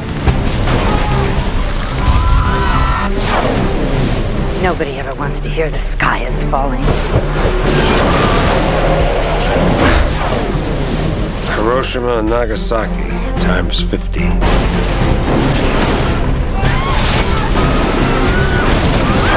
Yes, sir. The storm gods are serving up a feast today. He brings up all these lines out of sequence and he's going to blow the entire grid to Kingdom Come. Stock market crashes. National security is at risk. So she says the stock market crashes, the national security is at risk. So in the event of the storm, the natural disaster, right, the weather event, you also see another crisis unfolding, the stock market crash. So understand, we're seeing the poly crisis or the combined disasters happening at once. Because like a domino effect, one disaster or event leads to another.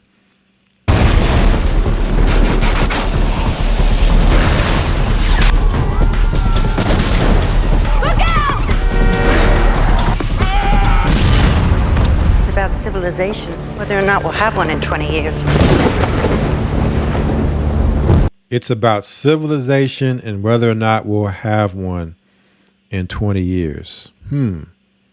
Interesting. Now, let's examine some things, Hollywood and their subliminals, their predictive programming, right? I want to look at something here. So when I was looking at this movie, and it's called Category 6. Now, when you're talking about classification of storm, categories are reserved for hurricanes, not tornadoes. Tornadoes typically receive the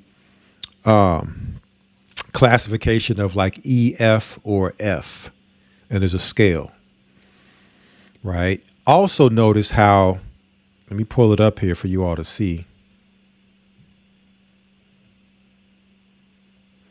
Also notice with this Hurricane Milton was said to be the biggest hurricane ever recorded, and they were looking to come up with a new classification called Category 6 because the highest is 5. And not only that, but what else did we see accompanied with this hurricane? We saw tornadoes. That was really the biggest part of this hurricane was the tornadoes. 38 tornadoes. Right? Unseen in the movie. I'd never seen this before. So was this movie talking about this event? Predictive programming. Because this event mainly was mainly tornadoes. This movie is talking about tornadoes. And this movie is called Category 6, which is not reserved for tornadoes. It's reserved for hurricanes. And this particular Hurricane Milton was said to be the first Category 6. Now, it happened in Chicago. So that, of course, necessarily, you know, they're not going to put it completely accurate to reality. However, a lot of attributes and characteristics can be drawn from that movie and applied to this Milton situation. Here you have a person who's tracked storms. It says, I've been watching storm track since the 1980s, so 40 years. Number of times I've seen a hurricane start there and move eastward like this, 0. And that was even said in one of the previous videos, meaning this has never happened before where a hurricane started off the coast of Mexico and moved east to hit the west coast of Florida. This hurricane went from a Category 1 to a Category 5 in 24 hours. All these anomalous, never before, unheard of, science baffling, aspects of this storm. So now that leads us, let me see. Yeah, that leads us here now. That leads us. So we talked about Alexa.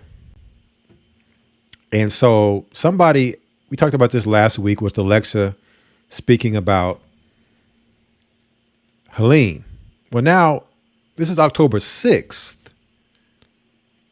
The first video started popping up where people were asking Alexa about Hurricane Milton, and it still had a few days before it hit Florida. But Alexa was speaking as if it already happened. Alexa, what kind of hurricane was Hurricane Milton? From fandom.com. Hurricane Milton was an extremely powerful Category 5 hurricane that caused widespread damage across its path in October 2024. So Alexa says from Fandom. So Fandom is a website that does hypotheticals. So Fandom put up a hypothetical on Milton before it was ever a Category 5. So how did they know it was going to be a Category 5? And that it would cause widespread. How did they know where it was going to go? They knew it was going to go. They said it was going to hit Florida, cause widespread damage. Because this is where the fact checkers try to come in and say that, oh, Alexa didn't predict anything. But this website where Alexa's getting his information from predicted a lot of stuff. The size, the area it would hit at the time when all that was really uncertain. Or was it? Which takes us here, where we left off last broadcast. President Lyndon Johnson approves weather warfare off of weathermodificationhistory.com. This was May 27, 1962. Let's hear from the horse's mouth himself, so people can't say we made it up, Lyndon B. Johnson giving a speech about the weather. It lays the predicate and the foundation for the development of a weather satellite that will permit man to determine the world's cloud layer and ultimately to control the weather, and he who controls the weather will control the world. Interesting. So let's look at again what Lyndon B. Johnson said here. This is his words. It lays the predicate and foundation for the development of a weather satellite. And we showed this, speaking of the predictive programming, the Illuminati card game actually has a card called Weather Satellite. 1960s. Now there's stuff before this, but this is a president saying this. A weather satellite that will permit man to determine the world's cloud layer. And ultimately to control the weather. And he who controls the weather will control the world. So if you're the God of this world, you have some level of power, authority, and control. And you're also called the prince of the power of the air. Would you not have this power? Or if you don't have this power, would you not seek to have this power and this control? Especially if you said you want to be like the Most High. Now we saw this being exhibited in the book of Job. Okay, it wasn't a random act with the wind that came out the wilderness that destroyed Job's servant's house and killed them. That was Satan at work. He was given that power and the hedge off of Job's possessions to do so. Right? And also within this was at Texas State University, 1962. Johnson also proclaimed that America's future depended on being the ones who first seize ownership of space. So you can't talk about clouds, weather control without talking about space, because the atmosphere and all that is space. There are different layers. It says control of space means control of the world. Okay, we know that Satan went out into the heavenly realm and fought against Michael and his angels. So the prince of the power of the air would be looking to get that power back. He came down to the world having a short time. Woe to the world, because he have great wrath and have a short time. So he would control space and the air to wage war on the world, because you can't fight something that's in space coming down fighting against you, unless you, of course, are operating with the power of God through Christ to contend against that. But who's even thinking about that type of warfare happening, right? It says from space, the masters of infinity would have the power to control the earth's weather, to cause drought and flood, to change the tides and raise the levels of the sea. So now they're talking about climate change because the sea levels are rising. And that it's man's fault that this is happening. So they are true that this is man's doing, right? Helping Satan to control and do these things. However, they're actually making it and making it seem and blaming us, the little man, and making it seem like it's our fault because we're breathing too much carbon or breathing out too much carbon. There's too many of us. The cows are through the flatulation, okay, are emitting carbon. So we got to get rid of the cows, right? So depopulation of God's creation. And we read the scriptures to know who ultimately are going to be subjected to that target. Not that the whole world isn't going to come under, even the remnant, okay, come under the tribulation of the target, but the sinners shall not be spared. It says to divert the Gulf Stream and change temperate climates to frigid. All right. So let us now move. We have some other things here, and then we're going to watch some videos. We also have off of the DTIC website, an official website of the United States government. This is a government website. Weather as a force multiplier, owning the weather in 2025. Why do we keep seeing 2025? This isn't new. Okay. When you go to this paper, you see this paper. Let's get the date here.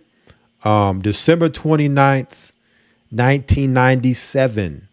In December 29th, 1997, they were talking about 2025. They were talking about owning the weather and using it as a force multiplier. Well, it says here in 2025, U.S. aerospace forces can own the weather by capitalizing on emerging technologies and focusing development of those technologies to warfighting applications. So again, it's going back to space. In order to control the weather, you must control space. They're talking about 2025. All right. And so that brings us, let me find the document that we've been going into a lot here lately.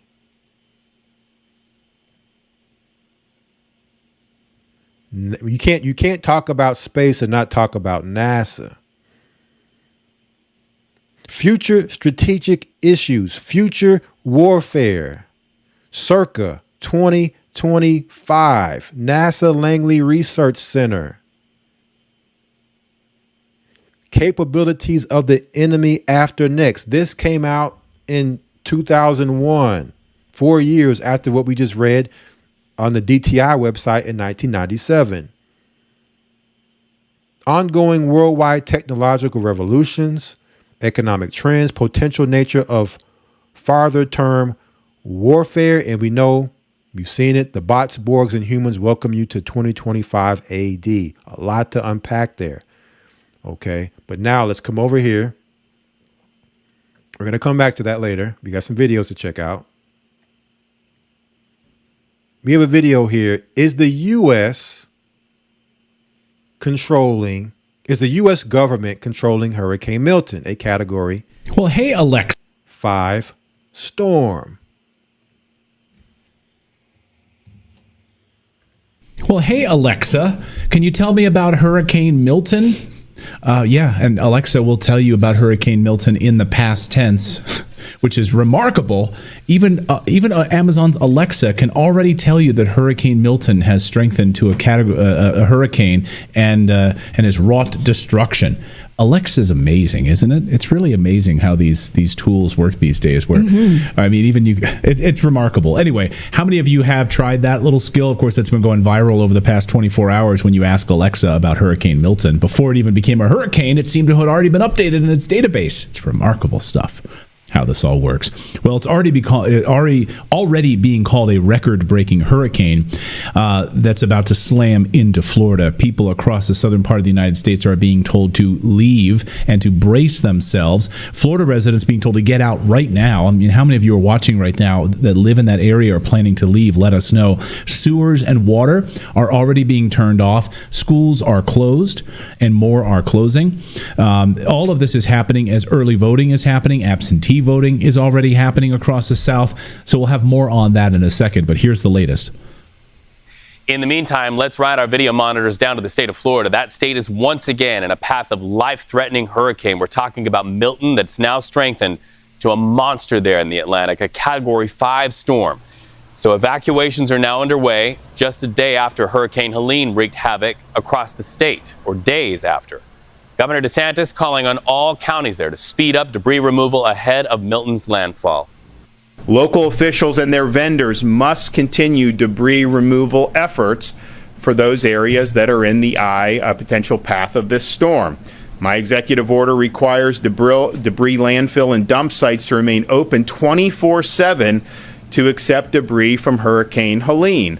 We need as much of this debris picked up as possible. This creates a safety hazard, and it also will increase the damage that Milton could do with flying debris.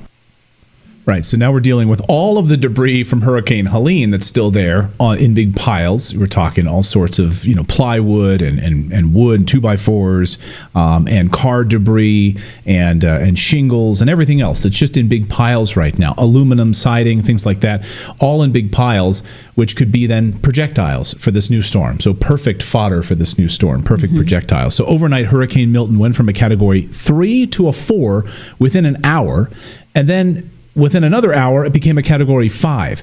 According to Into Thin Air, it may be the fastest move ever seen in the Gulf of Mexico. The thing is turning into a beast, and it's heading right into another storm that could also merge and then smash right into Florida. Bizarre swirling radar anomalies are also once again present here, just like we saw with Hurricane Helene. These same weird patterns from these radar signatures.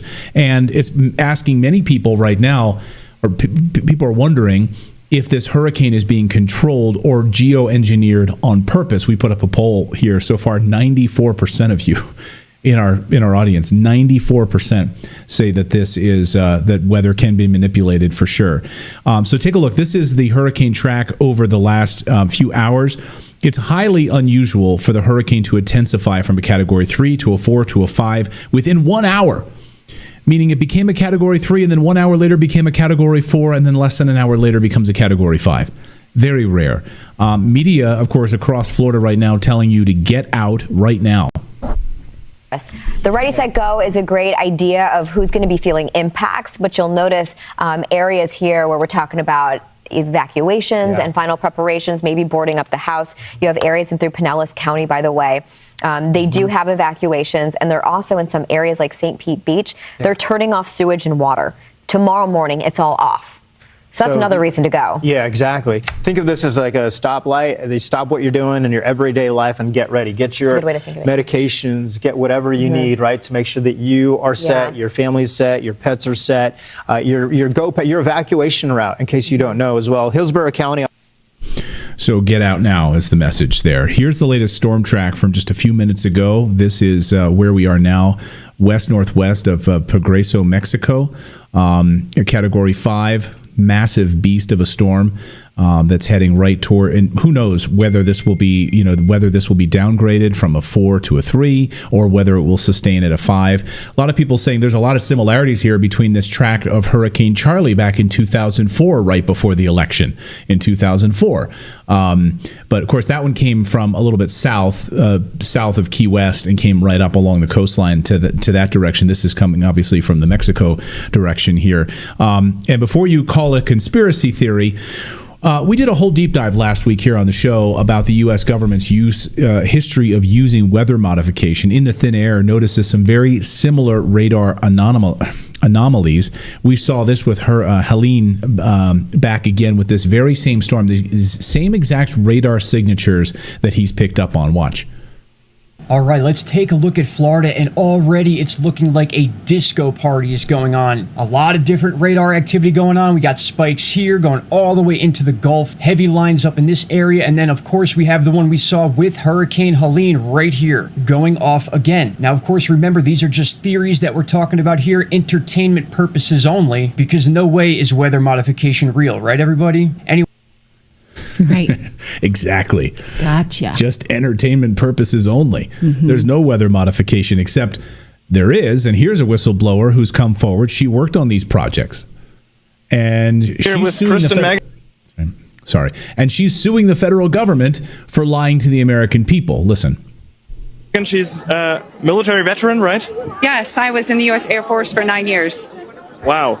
And you came out and blew the whistle on geoengineering, things that you witnessed were going on. Can you give us the real nutshell? Absolutely. Basically, I had heard of what many people know as the term chemtrails. And I worked in a job called bioenvironmental engineering, and I thought that was insane. And why would we do something like that? Modify the weather by using hazardous materials in our atmosphere? So, and actually the process of trying to debunk it or disprove it, I realized it was actually coming right out of my office, as I was one of the people that was approving the chemicals. And it really shook the core of my oath. And I did a lot of sampling, a lot of investigation, and I blew the whistle and I got out. And I've now used my credentials, my oath, and my powers for good to help people understand it's very real. It's now openly admitted. There are multiple forms of weather modification. I specifically found the one of stratospheric aerosol injection. And collectively around the globe, we have to understand that it is now being admitted because they're saying it's combating climate change. While the climate change we need to be worried about is man-made climate engineering, also known as geoengineering. Yeah, entertainment.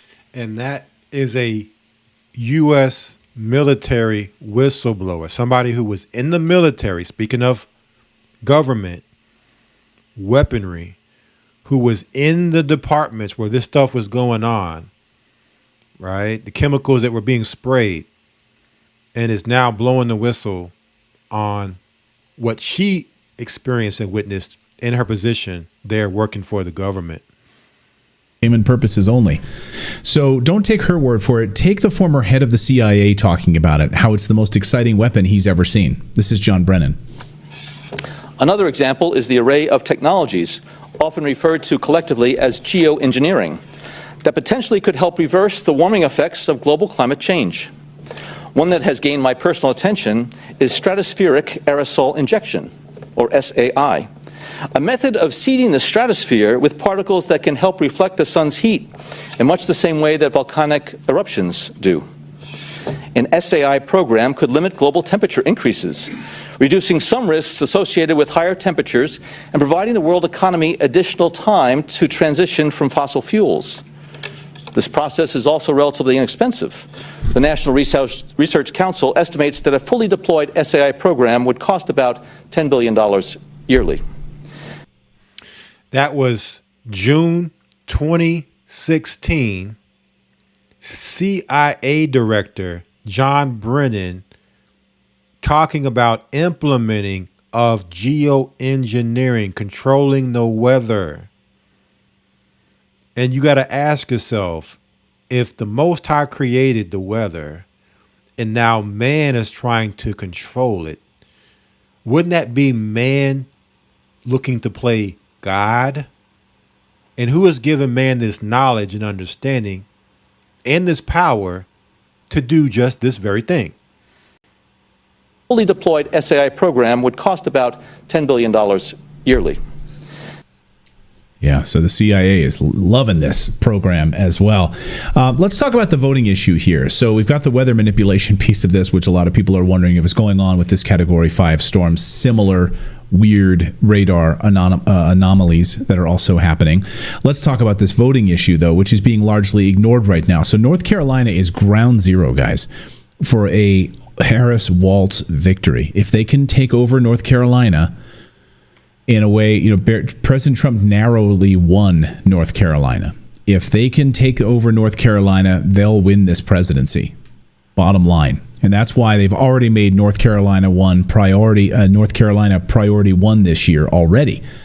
President Biden touring in North Carolina. Harris rolled out her economic plan in North Carolina. They've been putting a lot of resources into North Carolina, television ads, marketing, and of course, campaign stops. So all it takes, Democrats need 23,000 votes. 23,000 votes.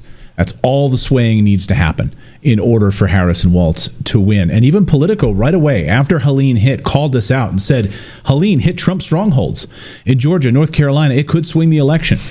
And you know what's interesting about this, how these storms have become politicized and become political. I was in my car again, listening to the D.L. Hughley radio show.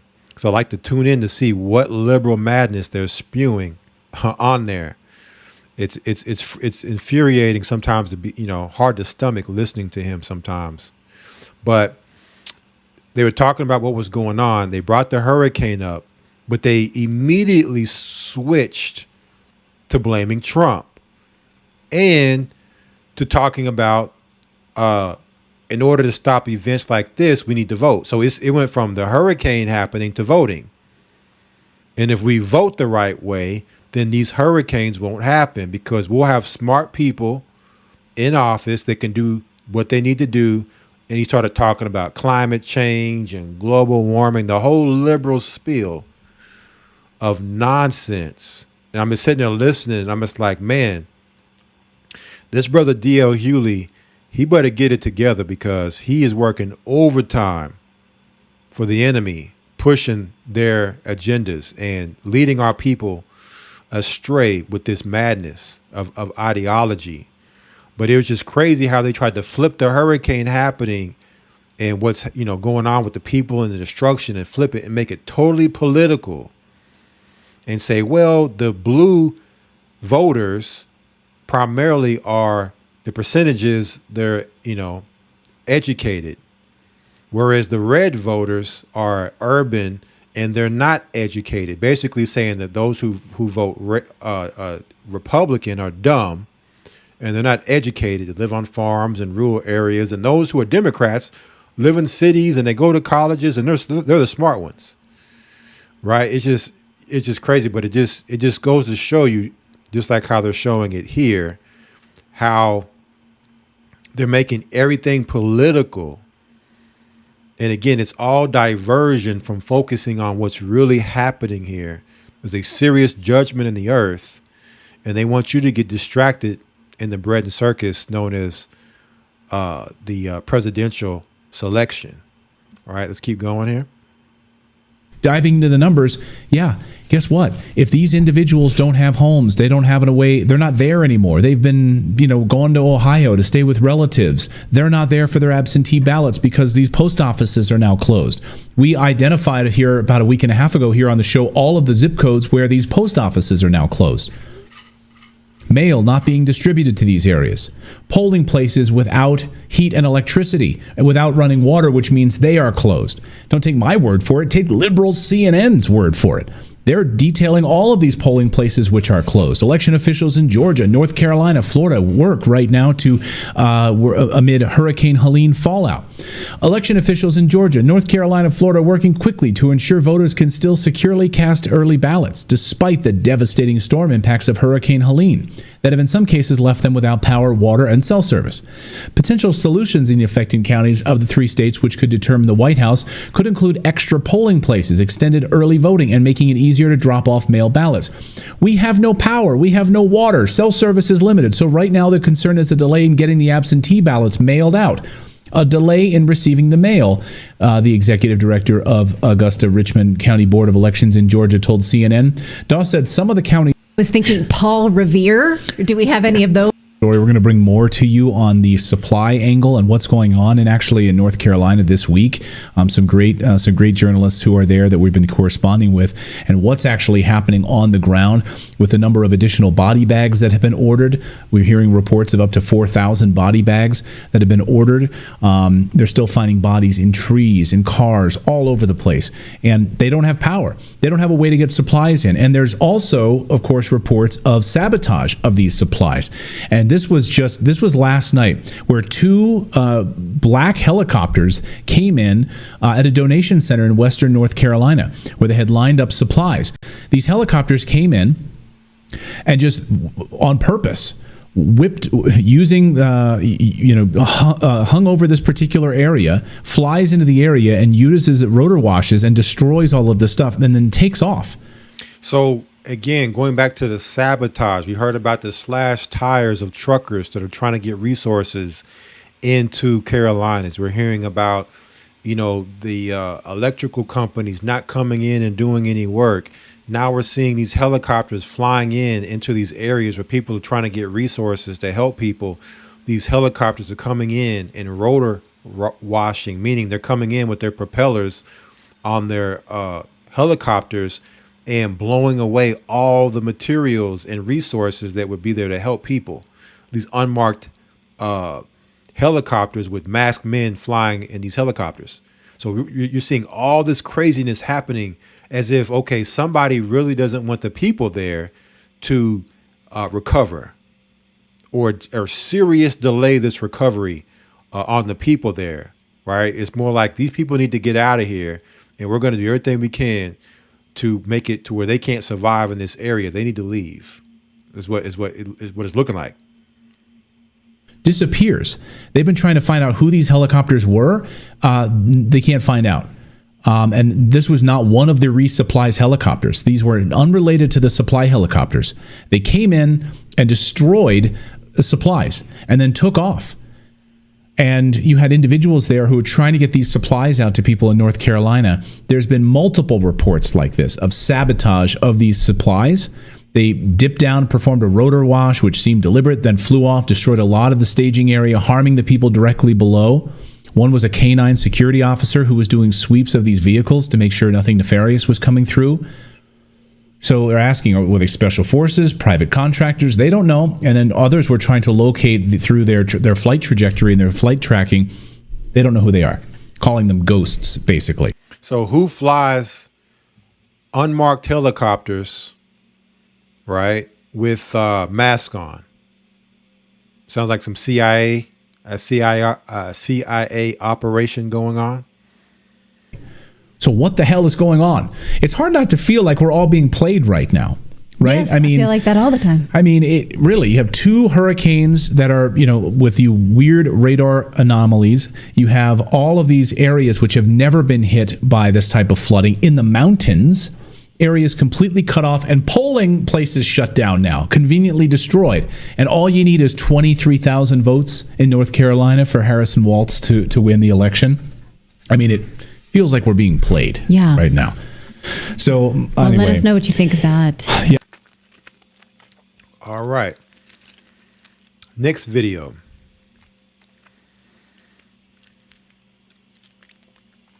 There's something strange about Hurricane Milton.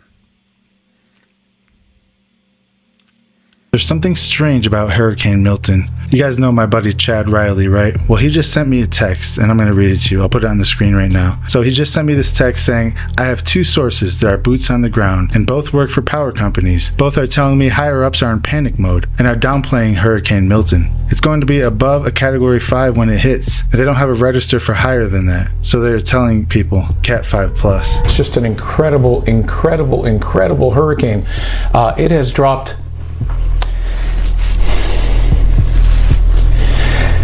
It has dropped 50 millibars in 10 hours. I apologize. This is just horrific. Maximum sustained winds are 160 miles per hour, and it is just gaining strength in the Gulf of Mexico, where you can imagine the winds. I mean, the seas are just so incredibly hot. All these hurricanes this year, all the destruction, the 10 to 15 foot waves that are about to hit Tampa Bay. Well, it reminds me of a Bible verse. It's Luke 21:25, and it says, quote, there will be signs in the sun, moon, and stars. On the earth, nations will be in anguish and perplexity at the roaring and the tossing of the sea. Are we seeing the fulfillment of prophecy right before our very eyes? You turn on the news, what do you see? Catastrophic hurricanes, solar eclipses, and global turmoil. It's all there in Luke 21:25, where Jesus spoke of the signs in the sun, moon, and stars. And on the earth, distress of nations with perplexity, the sea and the waves roaring. These aren't just poetic metaphors Jesus was using. No, they're real. They're tangible. Let's break it down. Let's start with Hurricane Milton. There's talk of it being the biggest hurricane on record in the history of mankind. I don't know how accurate that is. However, it is a Category 5 at the moment, and they are forecasting a storm surge that could reach up to 15 feet along the Gulf Coast, especially around Tampa Bay. This isn't just your average Cat 5 hurricane. We're talking about a storm surge so powerful that it could swallow whole neighborhoods in one of America's largest cities. There's more than 3 million people who live in the Tampa Bay area. If the storm surge hits like they're forecasting, the ocean will push farther inland than ever before, causing catastrophic flooding. Remember, Jesus said the sea and the waves roaring. Could this be it? Or do you think it's going to be something similar, but on a global scale? But one thing's for sure. Nature's fury is about to be unleashed on a scale that we can hardly comprehend. It is really starting to go up on those history charts now. Milton is the 5th strongest storm by pressure on record in the Atlantic. The record for that is about 20 years ago with Hurricane Wilma back in 2005 with a low pressure of 882 millibars. We'll see if it gets any lower than it is right now, but either way, Milton is already in the record books at a top 5 strong hurricane by pressure, and the wind speed, it is the 6th strongest in terms of estimated wind speed as well. Let's show you the path. This is the forecast path here, Category 5 strength going across the Gulf of Mexico. Very unusual path for a hurricane to take, but that's the way the winds are blowing this time around. As we get a little bit closer to Florida here, this would be Wednesday evening, still expected to be a Category 4 hurricane with winds at 145 miles per hour. This would be Thursday morning, and then it crosses right over the Florida Peninsula. Now remember, when we show you the forecast cone, this is not trying to communicate the size of the storm. All it's trying to do is show you that the storm center could pass in the middle, it could pass over here, it could pass as far south as this. It could also pass as far north as this part of Florida. So anywhere along the west coast here of Florida needs to be on very high alert for a possible direct hit of the storm. As of now, we still don't know if it'll hit here, or there. Those are in the realm of uncertainty. And again, it's expected to stay a hurricane the entire way across the Florida Peninsula, and then from there go due east across the Atlantic Ocean.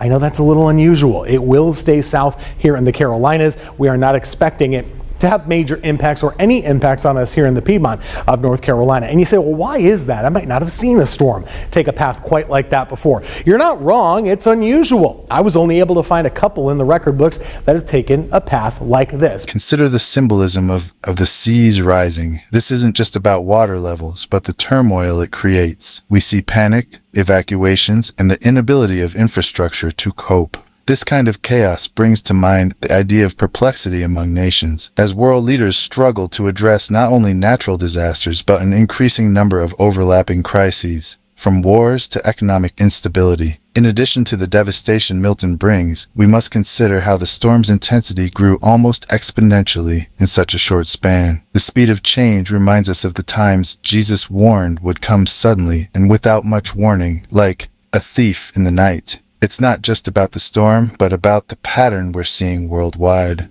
A convergence of unsettling events that are shaking people out of their complacency. Many might argue that this is simply a product of a changing climate. We shouldn't ignore the spiritual dimension. The weather patterns we're witnessing could very well be part of a larger narrative that goes beyond meteorology. The rapid escalation of Hurricane Milton, the destruction it's poised to bring, and the fear it's inciting all feel like birth pangs, events that hint at something more profound unfolding. As the world becomes increasingly unpredictable, the importance of being grounded in faith grows.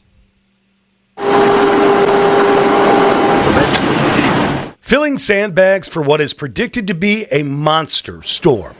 Here in the Tampa area, they are bracing for a gut punch only days away now from Mother Nature in the form of Hurricane Milton. Overnight, it strengthened to a Category 5 hurricane. Local Tampa resident Milton Cobb and his wife haven't decided if they're going to get out of Dodge just yet. We discussed leaving, but we don't really want to, so we'll make our mind up in the next day or so. But Florida Governor Ron DeSantis has ordered mandatory evacuations for senior centers and healthcare facilities in Milton's path. And he has suspended tolls on most of the state's bridges and highways to make it easier for people to leave. You should assume that there's going to be some form of evacuations that are going to be issued by your local county officials. More than 50 counties and millions of people in Florida are now under state of emergency orders. The storm is expected to weaken somewhat, but will still be a major Category 3 hurricane by the time it makes landfall in Florida, late Wednesday night or early Thursday morning. Tampa's airport will stop operations tomorrow morning. At 9 a.m. tomorrow morning, Tuesday morning, we will be closed to all passengers so that our team can begin the process of securing our airport facilities, which takes up to 24 hours. There will be no flight operations arriving or departing after 9 a.m. tomorrow morning. Meantime, the cleanup from Helene continues north to the Carolinas, where the White House spokesperson tried to debunk social media narratives that the federal disaster relief efforts have failed miserably. President Biden and Vice President Harris continue to use every tool available to help communities devastated by Hurricane Helene. Over the weekend, President Biden ordered another 500 active duty troops to move into western North Carolina, in addition to the 1,000 troops the president previously ordered to deploy to the state. This is on top of the more than 6,100 National Guardsmen and over 7,000 federal personnel, all working together with their state and local counterparts to help people begin their road to rebuilding. At last count, 227 people are dead from Helene. Scores of others are still missing. Electricity is still out in many areas, and things won't be getting better, especially now with Milton bearing down. Pinellas County, Florida resident Annette says she has a really bad feeling about this one. We've been through a few storms, and you always worry, but this one, there's something about this one that I'm feeling very uneasy about. Right, and I think they said there's potentially more hurricanes coming. Not certain on that. That's just what I heard.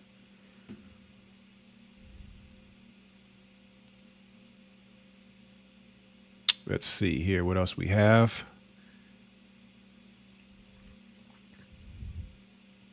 So we have, let's check this out here. It says Hurricane Helene steered into the coast. This is a very scary topic. Let me see. Oh, yeah.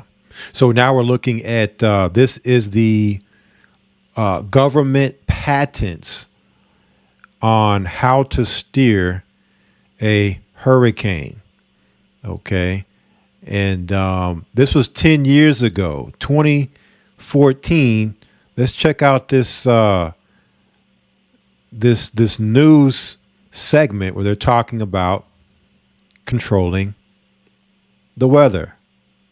Lasers? Really? To change the weather? That's right. Well, as Mark Twain once famously said, everyone complains about the weather, but no one ever does anything about it. Well, instead of doing a rain dance, we physicists are firing trillion-watt lasers into the sky to actually precipitate rain clouds and actually bring down lightning bolts. Go ahead. Well, this fascinates me in part because, too, I remember reading the stories that China had used this during the Olympics, that the USSR had used this after Chernobyl to create rain clouds. I mean, did those really work then? We have some of these capabilities now? Inconclusive. Even in the 60s, the CIA used this to bring down monsoons during the Vietnam War, to wash out the Viet Cong.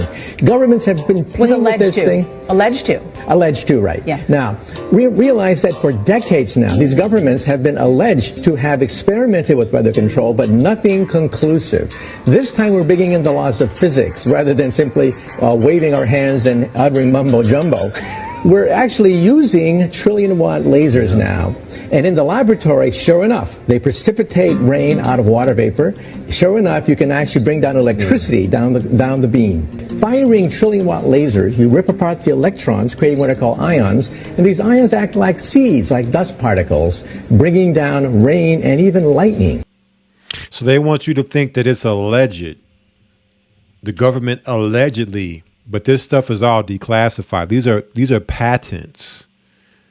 Okay, this is a hurricane and tornado control patent. Okay, and we saw the tornadoes come with the hurricane in the Florida. This is May 8th, 2003, this patent here. So this is not conspiracy theory. The government, I mean, all this stuff is coming out. We have the receipts here for anybody that would want to deny this. And we've gone through the Bible to show Satan, the god of this world, his power, along with the Most High, allowing Satan to use that power to judge the evil and wicked of this world for judgment. So no conspiracy theory here. It's just whether or not you want to wake up to the reality of what's going on. Right. And so you would ask yourself, well, they're telling us that they want to be able to have this technology to steer hurricanes and tornadoes away from people. And if that's the case, then we should never see a hurricane or tornado ever come within destroying society. Right? If that's the case, and they have this power, and that's their goal, we should never see this happen. However, again, it goes back to what I said. When you know who the God of this world is, right, that's not his goal. His goal is to cause wrath, destruction. And so the same people that are causing the wrath, the destruction, and the chaos, they're not going to then send help in to help you after they've done what they've done. Hence the reason for all the sabotage that we're seeing happening in these parts of the country where these events are happening. They're trying to flush you off the land. Right? And it says here, this was in 2007, off of the Telegraph. Scientists a step closer to steering hurricanes. 2007. So you could maybe possibly make a case that steering the hurricane away from society to save people, if they were to use that excuse, you would probably say, okay, that's a good thing. But if that's the case, then why are these hurricanes hitting directly like they're coming at a target? Why is Milton hitting directly at Tampa? Oh, we're going to get there here in a moment, why these hurricanes are hitting an exact target, it would seem. It says here, scientists have made a breakthrough in man's desire to control the forces of nature. Basically, man playing God. Unveiling plans to weaken hurricanes and steer them off course. So if their plans are to weaken and steer them off course, why are these hurricanes only getting stronger? Why does it seem like they're being steered towards a destination that would harm people? So this goes totally against what they're telling us that they're actually doing this for. And again, knowing the Bible, knowing who the God of this world is, prince of the power of the air, you would understand what's going on. Okay, because you could say, how could people be so evil? But you don't understand. You don't understand who you're dealing with here. You're dealing with Satan and you're dealing with his children. Okay, here is a video of the tornadoes. And the caption for this, no way that they're doing any geoengineering. So check this out. So as Hurricane Milton is coming in, you see 3 tornadoes on the water. I don't know if this is counted within the 38. Okay, but there are 3 tornadoes, coming with the hurricane on the water out in the ocean.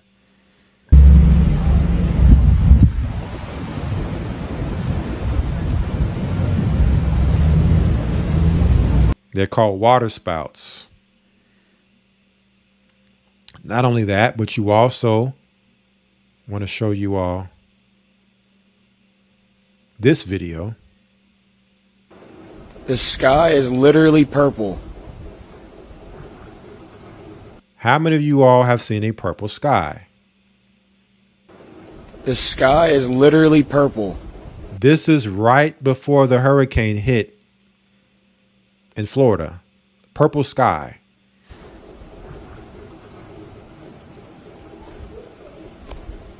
So a lot of weird stuff people are reporting and seeing happening that they're, beforehand, during, afterhand, just stuff that just doesn't make sense. Never before seen stuff happening, right? But again, with their predictive programming, Illuminati card game, air magic. Okay. Air magic, and you also have International Weather Organization, where it shows them with a plane pulling a cloud that's attached to a tornado or a whirlwind with a white suit, with a white coat, who you would look at as a doctor or a scientist, okay, controlling the weather. Which takes us to our next video here. Geoengineered Hurricane John now rampaging through Acapulco and Mexico. So now we talked about Hurricane John. No one talked about this happening, almost like it didn't happen. But it killed, it's at least at this point reported to have killed more people than Hurricane Milton. And let's see what and why this is not being reported. More weather warfare.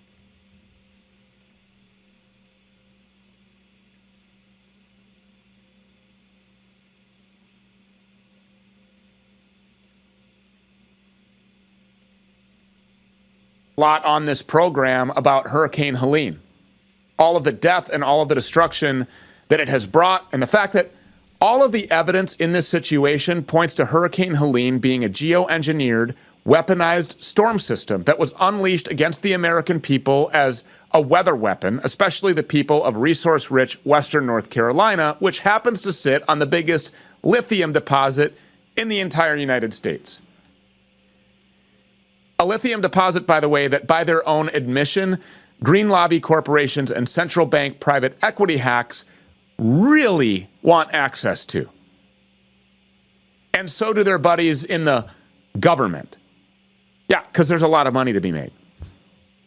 So recently we've been focused, with very good reason, on the storm and all of the abandonment of these American citizens who have been left to die after their homes and their communities and their roads, everything was completely washed away, along with thousands of lives. But Hurricane Helene isn't the only mystery storm that came out of nowhere to kill people and knock entire towns off of the map. Because at the very same time that Helene was pounding the southeast, another storm called Hurricane John was making landfall in Acapulco, Mexico, causing millions of dollars worth of damage and at least dozens of deaths. Much like Hurricane Helene, Hurricane John, which made landfall as a Category 3 storm, came out of absolutely nowhere and pounded the southwestern coast of Mexico. It came with no warning at all. It became this absolutely massive storm that swept in and wreaked havoc and stole lives. And also, just like Helene, experts and investigators are saying that Hurricane John was manipulated, that it was engineered, that it was a completely fake storm weaponized against the people of Acapulco and other cities and towns to disastrous results. And you know, what's really, really crazy about all of this is that this isn't even the first time that this happened to these people. Just last year, a Category 5 storm rose up from the ocean and slammed Acapulco, doing even more damage than this one, again with absolutely no warning. The people caught in the storm's path were sitting ducks. They weren't getting weather reports. They weren't getting warnings or sirens. They weren't sitting in front of their televisions watching a storm tracker on the Weather Channel, and if they were, they would have never seen it, because just like Helene and just like John, the storm didn't show up on the radar until it was crashing into the coast. It came out of nowhere. Sound like the book of Job, family? A violent wind that came out the wilderness, all right, and destroyed suddenly. So just understand, at any moment, judgment could come in a form this way, and you could be unsuspectingly taken, and your time is up, and now you are going before the throne of the Most High for judgment. Okay, meaning tomorrow's not promised, regardless if we're living in the end days or not. Everybody should be taking their salvation seriously and not playing with that.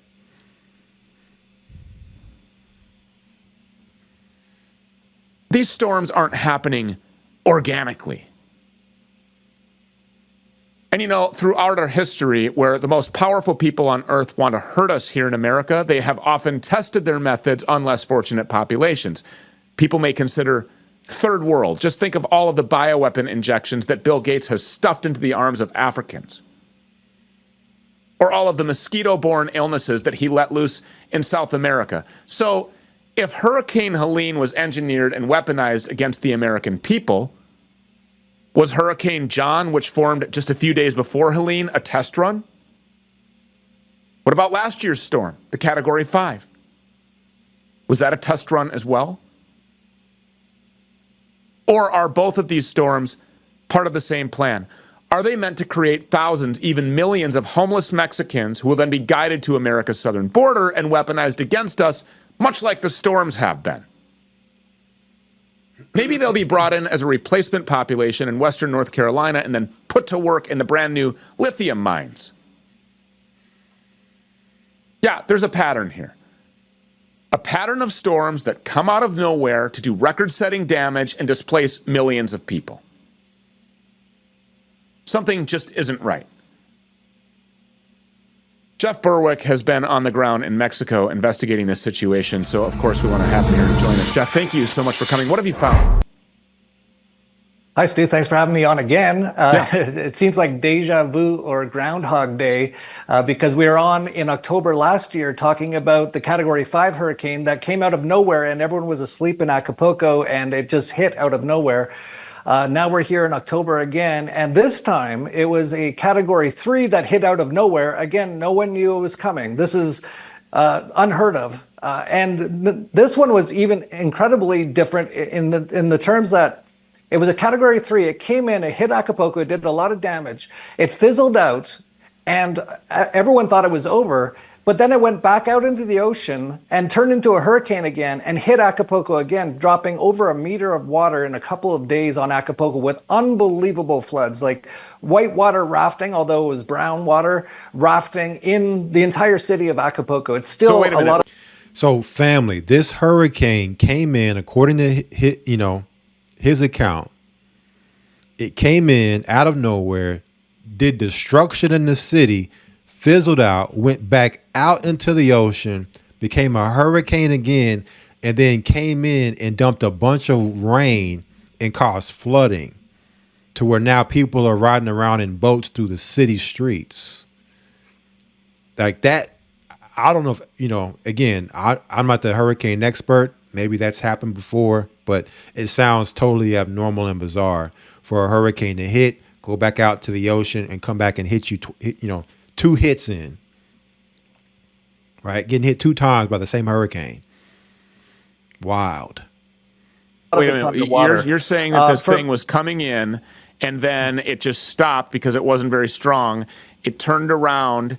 It like did a 180. It gained more strength and then it did another 180 and turned back around and slammed into Mexico. Is that what you're telling me? That's what happened. And meteorologists are again, amazed and shocked at how this could happen. They've never seen anything like that baffled. happen Yeah, they have no idea how any of this could happen. They're just completely shocked and baffled. Yeah, it's the exact same sort of a thing. And this is for people out there who have still not caught on that the globalists and whatever you want to call them, the Jews, the globalists, whatever you want to call them, the CIA, all these people, they have this technology and they are using it full force now in so many different ways. And Acapulco is the perfect example of how they've been doing this. There's never been a Category 5 that's erupted out of nowhere with no warning and hit a major city before. And then a Category 3 that hit, fizzled out, went back on the ocean and hit again and flooded the entire city. For people who want to look into weather weapons and things like that, Acapulco should be the #1 thing they'd be looking at because it's now been hit by 3 hurricanes in less than a year, but one was the same one, which has also never happened. And meteorologists, again, were saying, we've never seen this happen before. And they say things like, there must have been a secret ingredient. We know what the secret ingredient probably is. It's probably HARP and the weather weapon stations that they've got all over the world now. And now we understand why most people probably never even heard of this hurricane hitting, off the southern part of North America, Mexico. Like, it's not even reported. Now we understand because they don't want you to know what's going on in Acapulco, Mexico. But now we need to make sure we're paying attention to Acapulco, Mexico, and what's going on. And we're going to talk a little bit about these strategic places that seems like they're getting hit strategically, right, as we proceed here. Yeah. The secret weapon is somebody with the last name Steen or Cohen, more than likely. And they're possessing the technology to destroy the United States in so many ways, to extend the octopus tentacles into every fabric of our society, all throughout our government, unelected bureaucracies, bioweapons called safe and effective vaccines, and now storms. Forgive me for drawing the parallel here, but it's pretty impossible to not see if you're looking at something objectively and with a critical thinking and independent brain. Yeah, if you actually are aware of what's going on, and I wrote about a lot of this in my book, The Controlled Demolition of the American Empire, about how they're going to be destroying the West, and they're doing it now. What happened there in North Carolina is basically World War III. Not only sending that hurricane up there, flooding out the areas where they want to put in lithium mines, which BlackRock wants to put in, which is run by Larry Fink, who happens to be Jewish again. But not only that, they also blew up a massive chemical factory in North Carolina. If anyone looked at the damage there, they would say this is a massive attack being done on it. But your average person, your average NPC, your television watcher, people have been drinking fluoride and injecting themselves with aluminum and being chemtrailed with aluminum and being in 12 years of government indoctrination camps, can't see it, and they just repeat what they see on the television, that these were all just, accidents and things like that. This is World War III happening right now, but it's not what everyone thinks it is. Everyone thinks it's supposed to be Russia or China is going to attack the U.S. It's the globalists that are attacking basically most places on Earth, but definitely the West as well, and Mexico as well, because Mexico hasn't gone along with a lot of the globalist things that they want. They didn't go along with the COVIDs. They didn't make one law for that. They didn't allow GMO. But just yesterday, surprise, surprise, Mexico's got a new president. Her name's Sheinbaum. She happens to be Jewish. It's unbelievable, but all just coincidences, I'm sure. Yeah, you call them Jews, I call them, or globalists, you call them globalists, I call them Jews. Everywhere I look, it's a Jewish person. I can't help it. I'm not going to deny that that's the fact. A lot of other platforms, maybe you're being cautious with your speech because a lot of other platforms want to refer to them as Frankists or globalists or communists or whatever. Communism, by the way, also Jewish. You look at Marx, you look at Lenin, you look at Trotsky, these are all Jews. And so these are Jews everywhere you look. All the people that owned the media, all the people that owned and ran social media, all the people responsible for mandates, all the people that actually put the COVID-19 injection together. I mean, you're talking about Stanley Cohen, weird. Tony Fauci, weird. Albert Bourla, yeah, a Jew. Pfizer had. And again, the Bible calls them the man of sin, because the wages of sin is death, and they are the sons of perdition, sons of destruction. So with the sin comes the destruction and the death. So it would only make sense that they would push sin in every fabric of our lives, right? To bring destruction, for us to bring destruction to ourselves.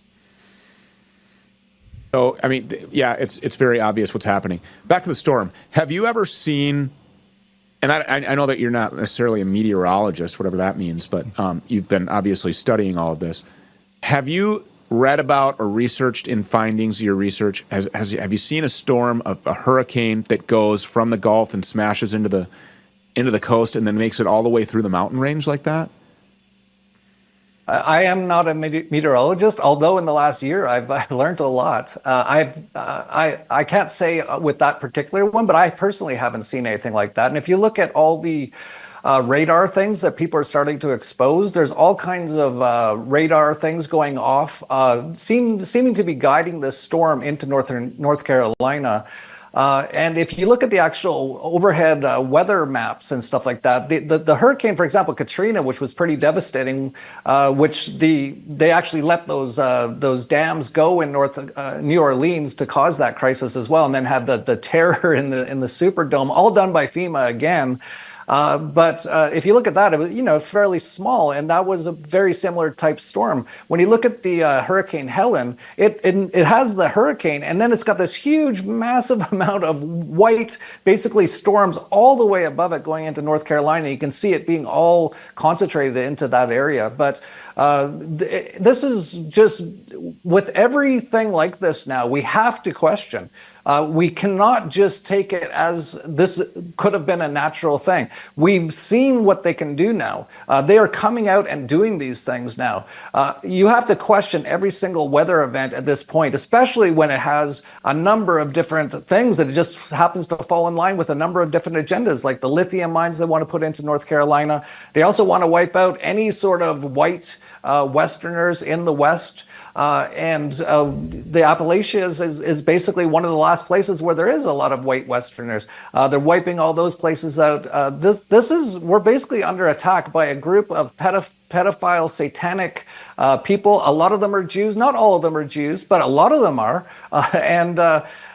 People need to start waking up to what's going on. But even if you do wake up, what do you do with these weather weapons? There is actually some ways to counteract them that people are starting to talk about, but we're really at an existential threat level of this depopulation agenda that they've been doing for a long time, and they definitely did with the COVIDs. You just have to look at what they did with the COVIDs. They had Donald Trump, who calls himself the father of the vaccine, and he had the Biden-Harris regime that were pushing it all out. They tried to kill everyone in the U.S., and they don't even talk about it in the debates. Yeah, they just glazed over Israel and its genocide campaign, its mass murder, its annexing campaign, the Greater Israel Project, all the war crimes that you can see happening. Any social media channel that you log into, even YouTube, you go there and they just will openly display acts of war, criminal war criminals committing their war crimes. They will show you the indiscriminate bombing of schools and libraries, housing complexes, entire neighborhoods. They will show you the bombing of Beirut, downtown areas and suburban areas. Imagine if anybody else was doing this. I mean, the whole world would be in upheaval. But what do we get here? We get every single politician saying, we must stand with Israel. We must pray for Israel. We must support our greatest ally. I don't want to have allies like that. That's not the kind of ally that I want to have. They're mass murderers. They're pedophiles. They're disgusting. This is why Jesus referred to this as the synagogue of Satan. This group of people was referred to by Jesus Christ as the synagogue of Satan, and we're seeing exactly why. And no, the people in our government, even though 100% of them are saying, we must stand with Israel, we must support Israel, even though they're all posting that in unison, basically the same exact time, carbon-copied tweets. No, they're not all Jews, but guess what they are? If they're not a Jew, they're a useful goy. And so when Jeff Berwick was just saying, most of these people are Jews, they're not all Jews, but most of these people are Jews. Well, if they're not Jews, they're doing the bidding of their Jewish paymasters. This is an infestation that we're looking at. Jeff Berwick, were you saying something? Final words. I got about a minute left. I was just going to comment on everything going on in Israel. That's absolutely unbelievable what they're doing in Lebanon now, just bombing residential areas. Of course, they say there's a Hezbollah under every house, just like they did in Palestine. But this is genocide. This is trying to create actually World War III, in my opinion. They just bombed Syria. This is headed towards unbelievable events, and a lot of it, again, is based on Israel, which is a complete terrorist state at this point. Jeff Berwick, thank you so much for being here. And everything that he just said and everything that I just said, I can see it right now. The Rolling Stone and the New York Times. I can see ABC and NBC, who, by the way, classified me as a dangerous individual. I can see Media Matters and Right Wing Watch and the Daily Beast. In an unhinged, conspiracy-based segment with Jeff Berwick, the virulent anti-Semite Stu Peters went on a tangent about Jewish people. So a couple more here.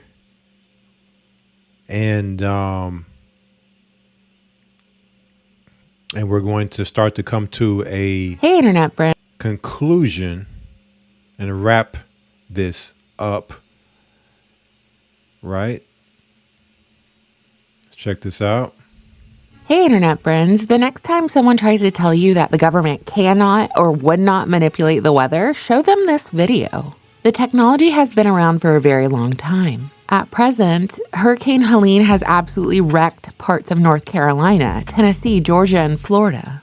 And now a massive hurricane is barreling towards Florida, with meteorologists saying things like, Hurricane Milton is nearing the mathematical limit of what Earth's atmosphere over this ocean water can produce. Yes, there is a mathematical limit and we are nearing it. You know, they were talking about climate change yesterday, and now we're learning that scientists and researchers are looking at how to change the weather on purpose. That's right. Lasers now could one day manipulate rain and lightning. Another example is the array of technologies, often referred to collectively as geoengineering, that potentially could help reverse the warming effects of global climate change. One that has gained my personal attention is stratospheric aerosol injection, or SAI, a method of seeding the stratosphere with particles that can help reflect the sun's heat in much the same way that volcanic eruptions do. On the geopolitical side, the technology's potential to alter weather patterns and benefit certain regions of the world at the expense of other regions could trigger sharp opposition by some nations. Yet the general public has no idea the extent of weather modification that takes place not only by the United States government, but governments worldwide. Let us first define weather modification, which is, on a basic level, the act of intentionally manipulating or altering the weather. Historically, the most common form of weather modification has been cloud seeding, which can serve the purpose of increasing the water supply and presents in the form of rain or snow. On the flip side, a goal of weather modification could be prevention instead of production, preventing hurricanes or storms from happening. And you just wouldn't believe how long folks have been trying to influence the weather. That being said, we're going to fast forward past the rain dances and go straight to early instances documented in newspapers. In 1905, when San Diego was suffering from drought, the merchants of Los Angeles approached a professional rainmaker and offered him a $1,000 reward if he could make it rain 18 inches in 3 months in Southern California. The rainmaker took him up on the bet, and he concocted a secret mix of 23 chemicals in large evaporating tanks. And he built rain towers to bring on the downpour. Curiously enough, it rained when the rainmaker said it would, and in fact, he did such a good job that he caused flash floods, resulting in millions of dollars in damages.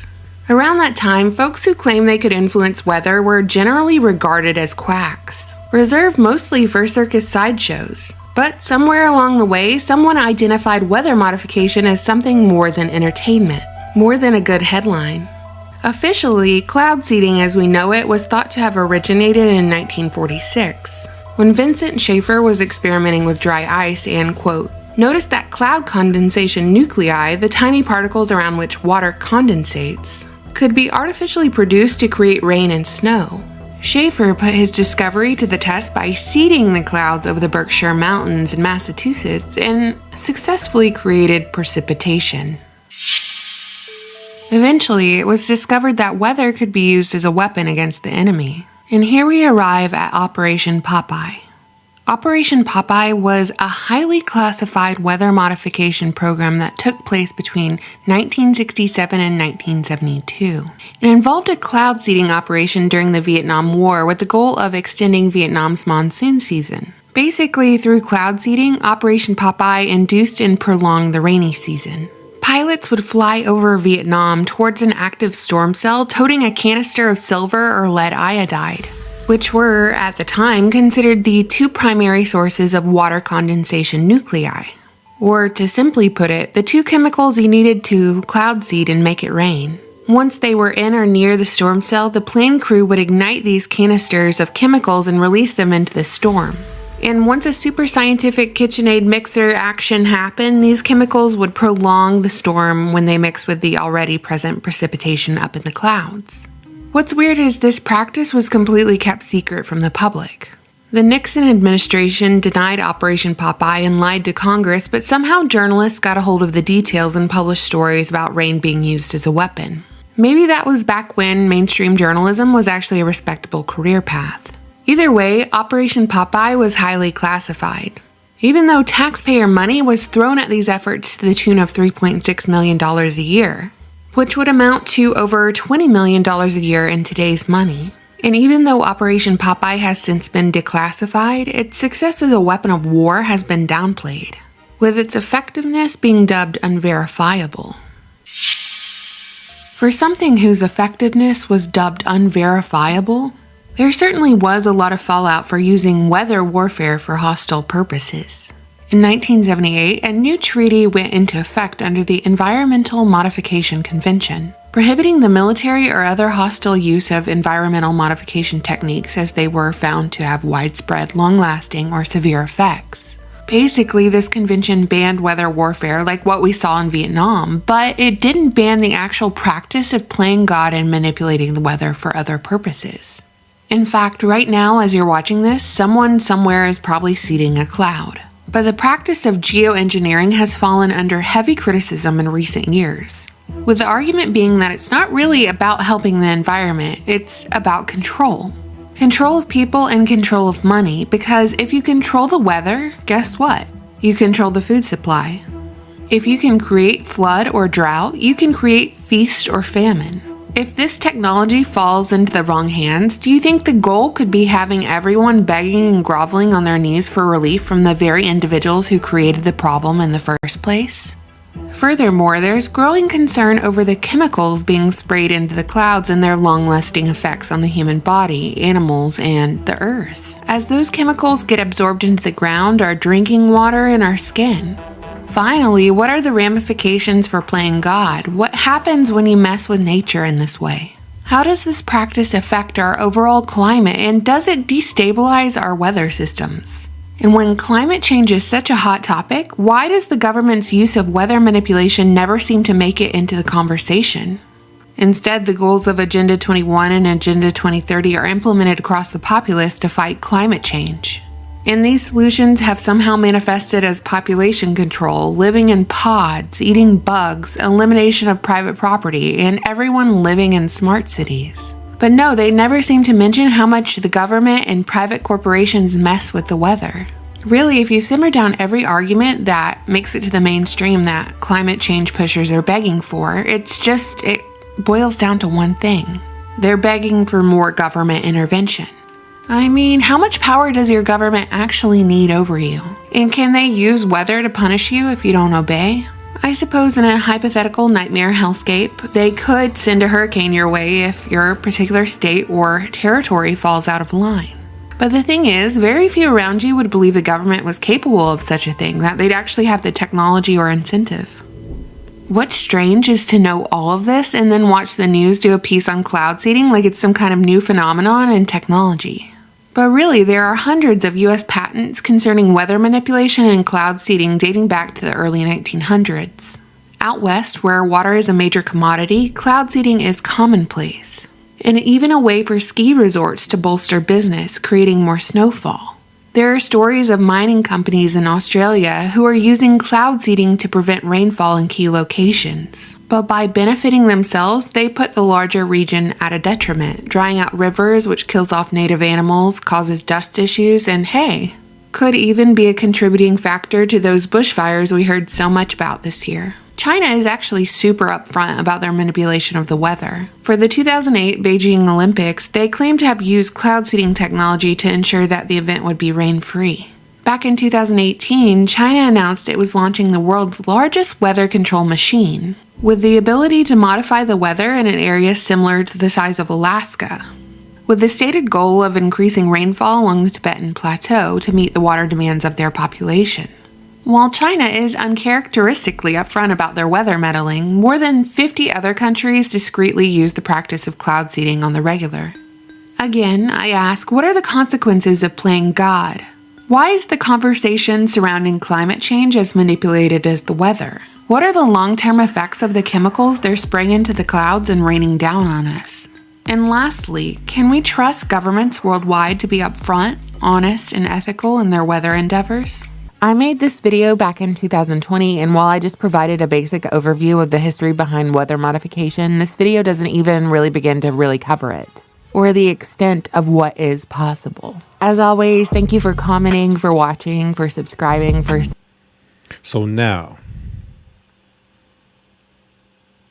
So now, going to shift. We have, and these videos you'll get, I'm not going to be able to go through them all.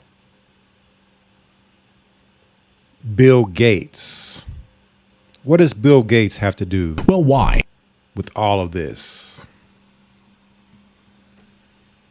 Bill Gates owns hurricane controlling weather patents. And then we have the weather manipulation conspiracy you never knew. All right. So what does Bill Gates have to do with all this? We're about to find out.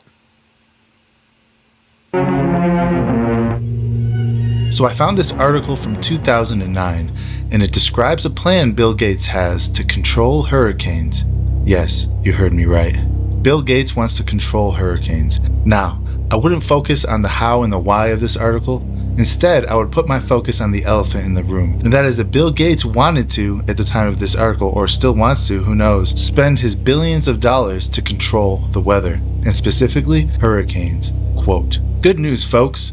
Microsoft founder Bill Gates has turned his attention to controlling the weather. 5 U.S. Patent and Trade Office patent applications, made public on July 9th, propose slowing hurricanes by pumping cold, deep ocean water in their paths from barges. If issued, the patents offer 18 years of legal rights to the idea for Gates and co-inventors, including climate scientist Ken Caldera of the Carnegie Institution of Washington. Hurricanes, most famously demonstrated by the deadly intensification of Hurricane Katrina before its landfall in 2005, draw strength from warm waters on the ocean's surface. The patents describe a system for strategically placing turbine-equipped barges in the path of the storms to chill sea surfaces with cold water pumped from the depths.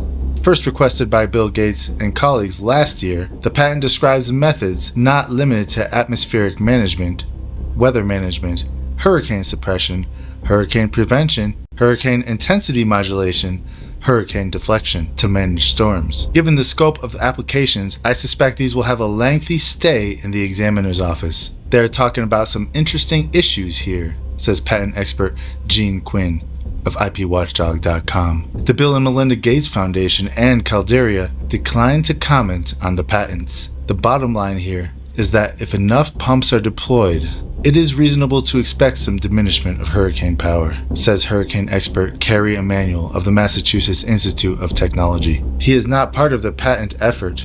Cutting sea surface temperature by 4.5 degrees under the eye of the hurricane would actually kill a storm, he said.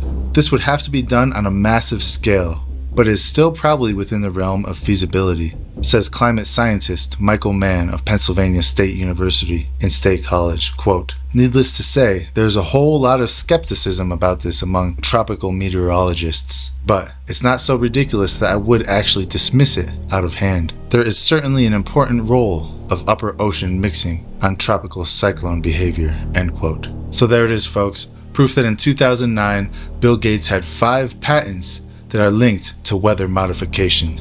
More importantly, hurricanes. Now pay close attention to what this article said about the patents. It said they describe, quote, "methods not limited to atmospheric management, weather management, hurricane suppression, hurricane prevention, hurricane intensity modulation, hurricane deflection." You notice how it said not limited to? Those are the key words right there, everyone. Now, I found something else very interesting you need to see. This is from 2010, and it's from one of the most prestigious climate scientists at the time, speaking on geoengineering. Dr. Ilya Perlingeri. Perlingeri is the author of The Uterine Crisis, one of the first books to link environmental toxins with the staggering rate of women's reproductive illnesses. In 2006, she was chair of Maine's first global warming conference. She has written for E!, the environmental magazine, and London's The Ecologist. Ancient cultures used to do native tribal dances to pray for rain, to bring areas that were very dry and have good rainfall. In the 20th century, clouds were seeded by numerous countries around the globe with various chemicals to produce rain. China was just doing this over the summer in Beijing to make sure that there weren't any rain, that there wasn't any rain during the Olympics. But all this has changed dramatically with the U.S. military's secretive research and plans to control the planet's natural weather. This has not been given very much press, and we have to remember that we have a corporate-owned press where 85% of radio, television, and print media is owned by 5 corporations. So they're not going to talk about things that are of really serious consequence, and that's somewhat of the blessing, a mixed blessing of the internet, but there's certainly plenty of information on weather modification. The Air Force is on record as saying, quote, they want to control the weather by 2025, and we are not talking about just seeding the clouds for rain. Weather modification means, quote, any activity performed with the intention of producing artificial changes in the composition, behavior, or dynamics of the atmosphere, unquote. And as of April this year, there are more than 150 different weather modification programs around the world. Since about 2000, the Department of Defense and the Department of Energy have been spraying the entire United States sky with a toxic brew of chemicals and other biologic agents. Do we have that? Can we do that? Just want to show you something. We have 2 different kinds of trails in the sky right now. One are called contrails. How many of you know what contrails are? Contrails are what have been around from the ends of planes since World War II. These are very, very short exhaust trails that usually evaporate within a few minutes. You just look up at the sky and you'll just see a jet, sometimes with 4 trails, but it evaporates pretty quickly. How many of you know what chemtrails are? The military and some commercial planes are spraying us with what are called chemtrails. I want you to look at the. And oftentimes, before there's a weather front, there are heavy assaults from these planes just before a weather front is changed and comes in. Military and some commercial jets have been fitted with huge barrels of at least 49 different kinds of documented chemical poisons. Among other documented ingredients in this toxic man-made clouds are pathogenic molds, fungi, weaponized viruses, and made in some places like the secret site at Fort Detrick, Maryland, which is supposed to be a cancer site. But there are a number of scholars and professors tracking this that have big questions about this. Barium and nanoaluminum particles. What do these do to the human body? Barium is an alkaline earth mineral. It was discovered in 1774. At low doses, it can act as a muscle stimulant. At high doses, it detrimentally affects the heart and the nervous system. Barium is toxic to all mammals, and that means not just humans. Aluminum, which is the most abundant metal in the Earth's crust, is known to diminish kidney function and destroy brain cells and cognitive function. Just think about it. Just between the aluminum and the mercury that we're breathing all the time, we've got already a serious issue about brain function and cognitive function. There is also documented evidence that the aluminum in chemtrails is released as nanoparticles, and that when they reach the Earth environment for wildlife in lakes and streams, it's causing serious problems with wildlife there. Researchers are also finding that nanoparticles interfere with the growth of plants. Nanotechnology is totally unregulated. Just this past month, a new research report came out showing and documenting for the first time that these nanoparticles actually go through the skin. Well, if you breathe them, whether they go through the skin or whether you're inhaling them, it's still a problem, a serious problem. Other toxic chemicals that have been documented include ammonia, ammonium chloride, bismuth, cadmium, one of the most toxic elements also in the environment, hexabromobenzene, lead, potassium iodine, potassium perchlorate, sulfur, and xylene. This is just a toxic spew of carcinogens, serious respiratory and skin irritants, cardiovascular and gastrointestinal toxicants. I'm asking, is there a relationship between asthma, now the number 3 killer in the United States, and staggering rates of it for small children, up from number 10 a decade ago, and the chemtrails? According to Clifford Carnicom, who's been studying chemtrails for 9 years now, and I met with him to discuss this in detail this summer, quote, "The true nature of these aerosol operations remain undisclosed and closed to fair examination by the public. All of this is being done by stealth to keep us in ignorance."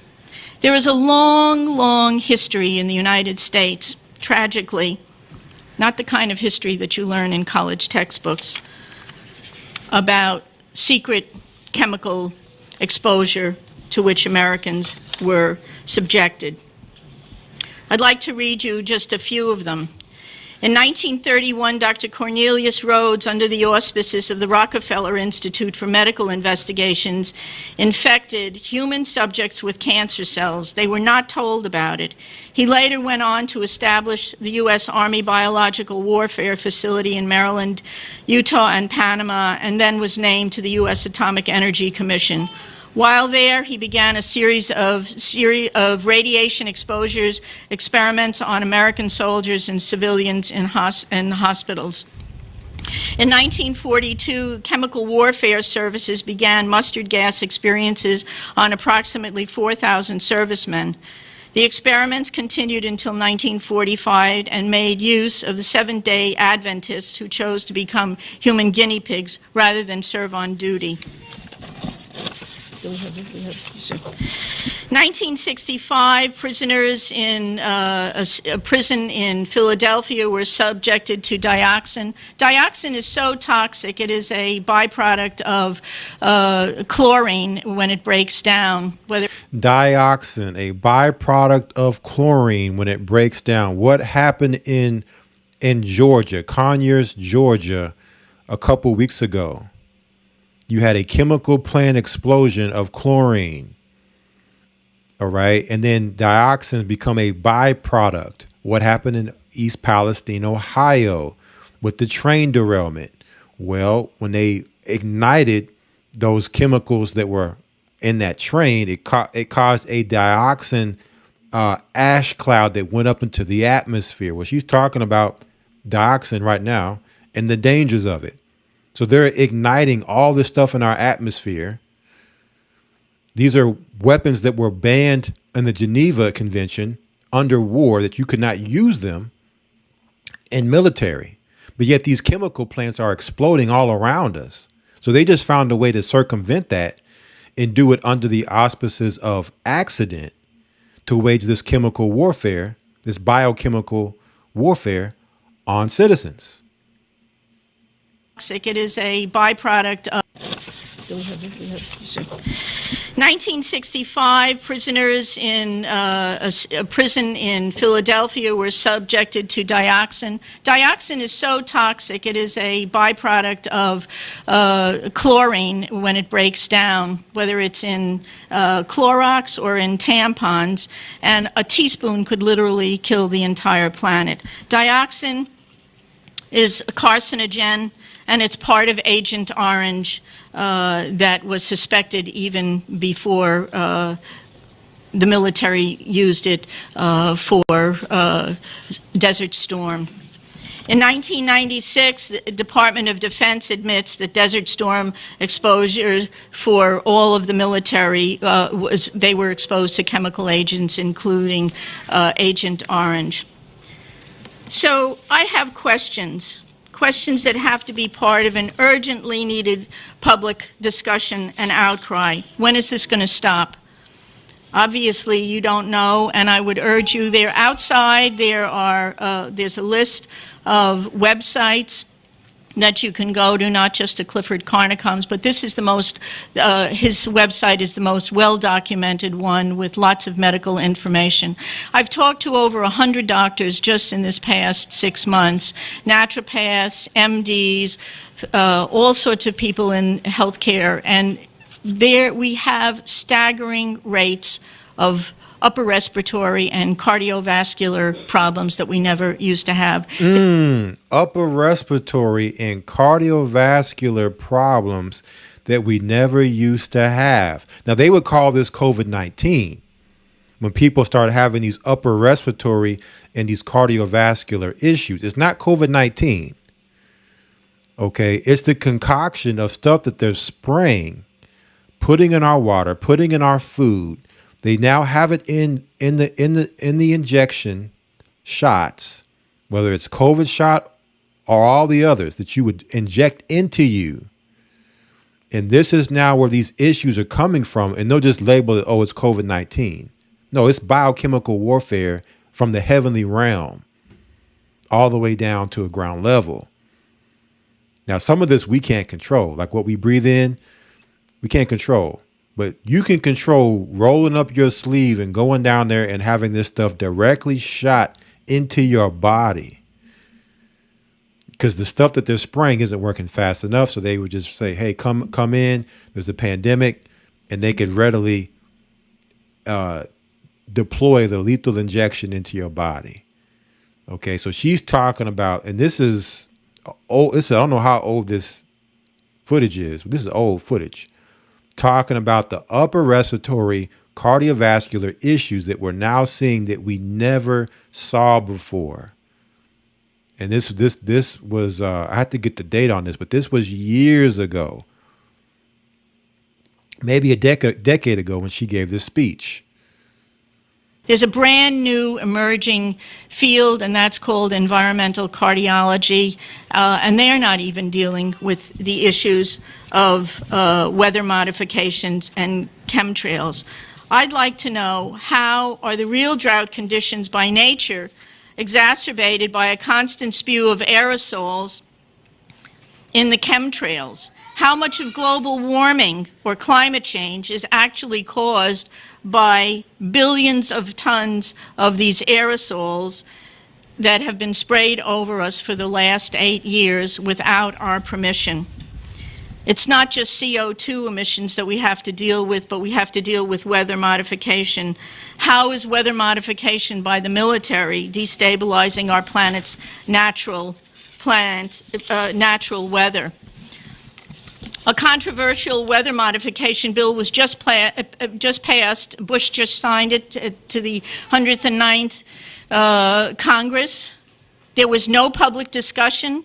These bills did not include any agricultural, water, EPA, or public representatives, and did not have any provisions for congressional, state, county, or public oversight of either expenditures, medical, and/or environmental consequences. In other words, we've really been guinea pigs for at least the last 8 years with literally every breath we take. We have literally been guinea pigs for the past 8 years with every breath we take.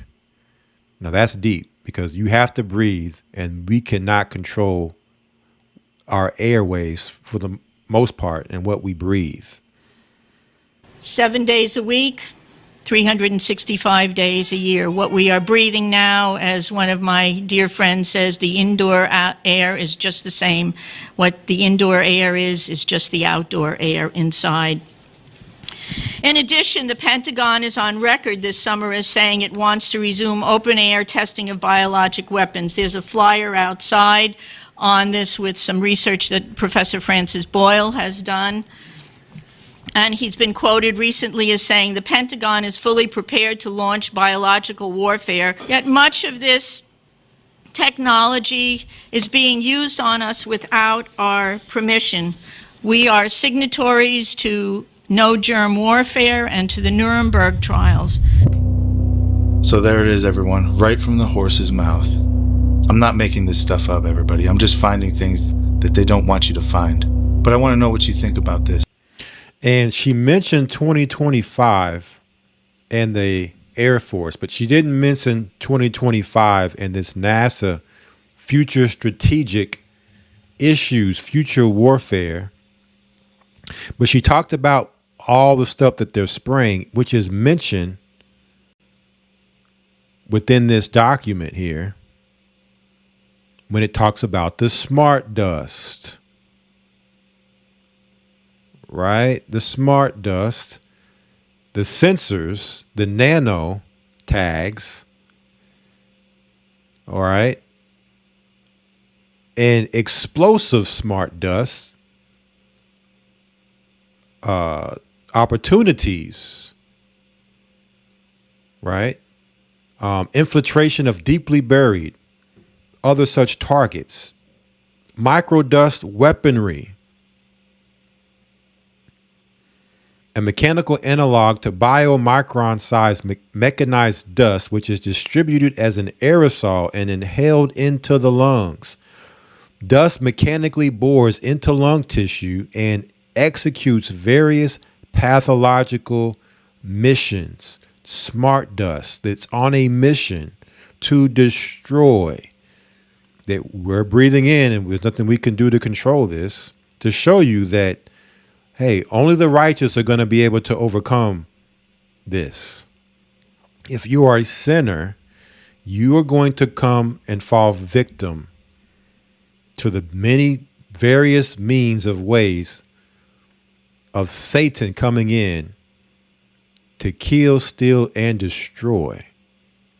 It says a wholly new class of weaponry which is legal. Right? Fighting from space, from the heavens, down on mankind. Now, we talked about Bill Gates. We're going to fast track through the last bit of this information.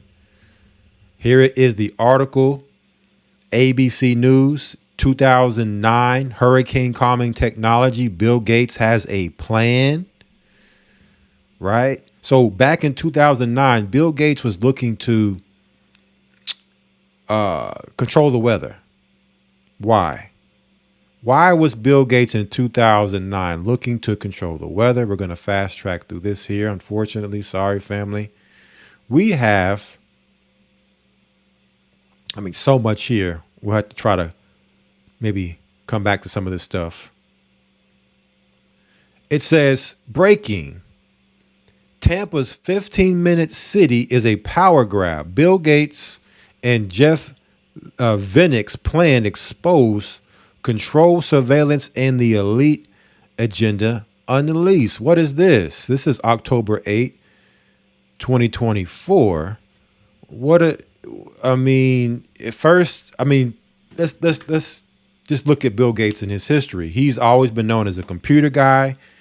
Then he became known for being heavily involved with vaccinations. And that's really what he was really known for. But more here in recent history, he's been seen buying up a lot of farmland, taking over, food products, his Wonder Meat, his I Can't Believe It's Not Meat, right? Energy, and looking to talk about we need to come up with smarter energy. And now we're finding out that he also was into weather control and manipulation back as early as 2009. And so if anybody's trying to play God as man on this earth, the gates of hell, I don't know who, at least that we know of, has beaten him. And so now this storm, this tempest coming into Tampa, and knowing that Bill Gates has a plan for Tampa. Let's take a look at this plan. Now, this is a video back in 2014 of Bill Gates and other Jewish millionaires laying out a plan for Tampa, the city of Tampa. Let's check this out here. Teaming up with a well-known billionaire to create what could be Florida's most lavish shopping and entertainment district right here in Tampa Bay. Our Edward Lawrence is uncovering new details about the enormous investment and joins us live in Tampa. And sorry for the audio, but this is somebody who recorded the video feed on their phone, so the audio isn't the best. Okay. Explain what it all means tonight, Edward. Well, right now, these are just vacant lots, and over there is the Amalie Arena. But using that as a focal point, the owner of the Tampa Bay Lightning envisions building shops and restaurants and entertainment here on these 25 acres between the waterfront and downtown Tampa. No place to go at all. So it'd be great to have somebody come in and kind of revamp the place for us. So you have people talking about it'd be great to come in and revamp Tampa, downtown Tampa. Let's see who's back in 2014 had plans on revamping Tampa. Those somebodies are the Tampa Bay Lightning owner Jeff Vinnick and the only investor in a company called Cascade, Bill Gates. Of course, the gates of hell, and Tampa Bay Lightning owner Vinnick had plans, as early reported, we're hearing 2014, they had plans for Tampa. Bill Gates also was looking for patents for weather control in 2009, and now Tampa gets hit with the largest hurricane possibly ever recorded in a path that's never been seen ever before, a hurricane track across to hit Florida. Lightning CEO Todd Lewicki says something on this scale needed someone else with deeper pockets than the Tampa Bay Lightning owner. They've looked at what we've done and said, we believe. The master plan for the new Channelside district will feature shopping, much like the International Drive area in Orlando, music to the ears of Shay Drake. Of course I like this job. I'm a young woman. More hotels will be built. There will be more meeting space to bring in bigger conventions. Tampa Bay Mayor Bob Buckhorn says this is something he can sell to move new companies here. When I am traveling the country making the case for Tampa, Florida, throwing Bill Gates into the mix is not a bad thing. It may also mean a lot of new jobs. Throwing Bill Gates into the mix is not a bad thing at all. Yeah, right. Now the resources are in place, the vision is in place, the players are in place. We are going to change the landscape in that Channelside area. It will be radically different than what we're going to change the landscape of that downtown Tampa area. It's going to be radically different. I think it would be a good possibility for more people to start living here too and become. And she wants more people to live there. Don't worry about it. Okay? Everybody's going to live there because you're not going to be able to live outside of there. Residents, and that way they can walk to all the great shopping and. That way they can live there and walk to all the great shopping, so we can all live here and shop here and everything's within a certain range. It's called a 15-minute city. And restaurants too. And the master plan will be presented before the end of the year. Now in it, we'll see exactly what type of shopping, how they're going to connect from the waterfront to downtown Tampa with transportation, shops, retail. Going to be all good, right, family? It's going to be all good. So when you come back to this article here, this is a land grab. And so we're seeing the same thing over and over. We saw it with Maui. And then after Maui came Acapulco. Okay. And I'm not covering, I'm pretty sure there's a lot of them. Right. Then you fast forward, you see the Appalachia area. Oh, they want the lithium mines. And now Tampa Bay. Oh, they want to make it into a 15-minute city. And then Acapulco gets hit again. Oh, there were claims last year that they wanted to make it into a 15-minute city. And so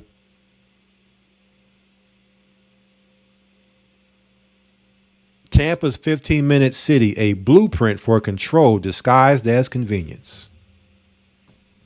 And they're calling it MOVES. Very interesting choice of words here. Acronym MOVES. Mobility, opportunity, vision, equity, and safety is the operation that they're calling this. Bill Gates, Jeff Vinnick, okay, they've already locked down the 40 acres of prime downtown real estate to transform Water Street into a high-tech urban playground. So for all, all of y'all that are out there in the Tampa area, this is something that maybe, you can maybe start taking a look at and see what's going on in your city after this storm. Just like with Maui, they were trying to move those those natives out of those areas so they could move in and take control of that land. Bill Gates, the hurricane tamer and mastermind of control. So it talks about his 13, him along with 13 others filed a patent for hurricane prevention methods. Okay, and this earned him the nickname the Hurricane Tamer. It says, why is one of the richest men in the world obsessed with controlling the weather? And how does that tie into Tampa's urban overhaul? Now here's where it gets interesting. Tampa is staring down the barrel of Hurricane Milton, a massive Category 5 storm. Gates, the man who has been quietly working on weather manipulation, is now heavily invested in a city that sits directly in the hurricane's path. Coincidence? Absolutely not. All right, this is the Agenda 2030. This is Agenda 2030 at work, family. All right, and we showed the map. Let me pull it up here. We showed the map. Let me get the map for you all. The Agenda 2030 map.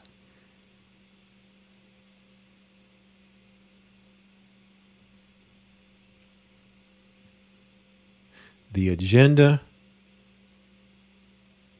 30 map. Simulated reserve and corridor system to protect biodiversity, mandated by the Convention on Biological Diversity, the Wildlands Project, UN and U.S. Man and Biosphere Program, and various UN, U.S. Heritage programs, and NAFTA. So the black spots, which they're only in certain areas, will be your cities, your smart cities. Everything outside of that is off limits. You will not be allowed to go outside the smart cities. This is in the UN maps. All right. This is in the UN maps. So there's more here, but we're coming to a conclusion. I want to wrap up on some things with this. And let me see. All right. So we went into the scriptures earlier. Isaiah 29. We talked about the plagues. We talked about the Most High using this as judgment. And Satan, being the God of this world, would be able to tap into that power only through the decree of the Most High to judge the sinners, to be able to come after the unrighteous. And that the righteous would also have to endure affliction through this trouble. So Isaiah 29:6. Thou shalt be visited of the Lord of hosts with thunder and with earthquake and great noise, with storm and tempest and the flame of devouring fire. So we talked about the storm and tempest, the thunder, but we haven't dealt with the fire yet. Well, you wouldn't believe it, family, because nobody's talking about it. Everybody's talking about the hurricanes in the southeast. How many of you all are familiar about what's going on in the northeast or the northwest, excuse me? Elk Fire in Wyoming, burning through 629,000 acres. This is how legends are made. Oh, shit. How many of you are familiar with this happening? In Wyoming, 629,000 acres on fire.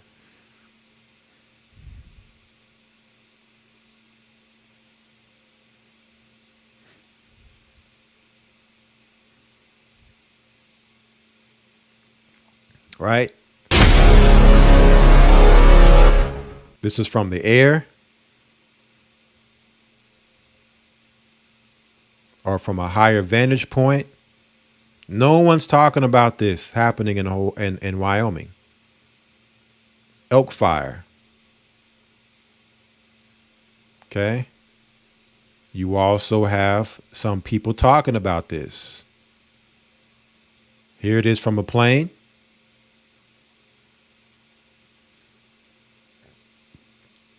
Right? The plane flying around showing you the fire. Here are elk. You got elk because it's called Elk is the name of the actual city because it is known for their elks. And you can tell that these are not deer because look at the racks on these animals here. But they are looking to escape, right? In the area where they're at. Not major fire, but nonetheless fire.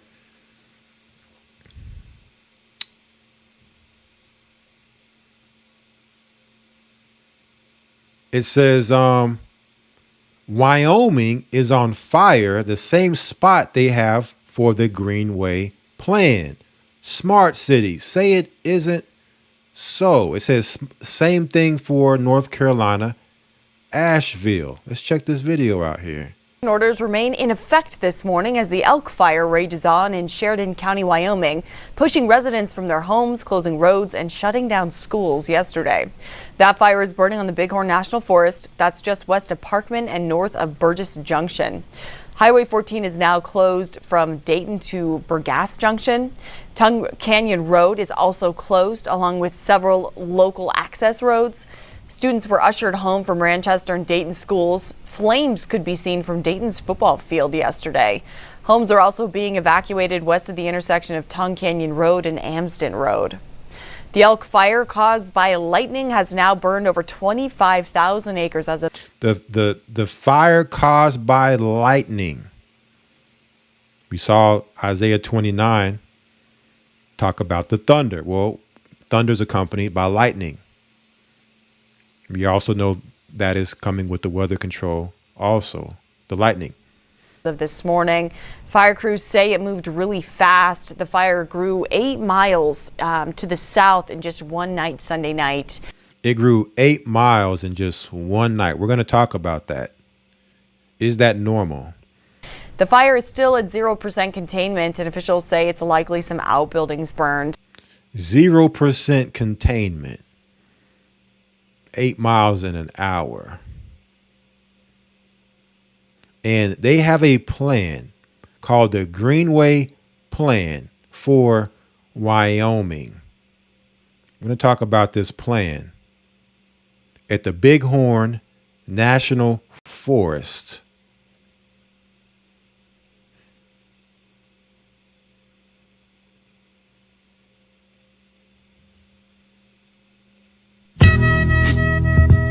It says Wyoming gas and oil is estimated to total approximately 1.2 trillion cubic feet of gas. Elk Fire, Wyoming, 74,000 acres burning.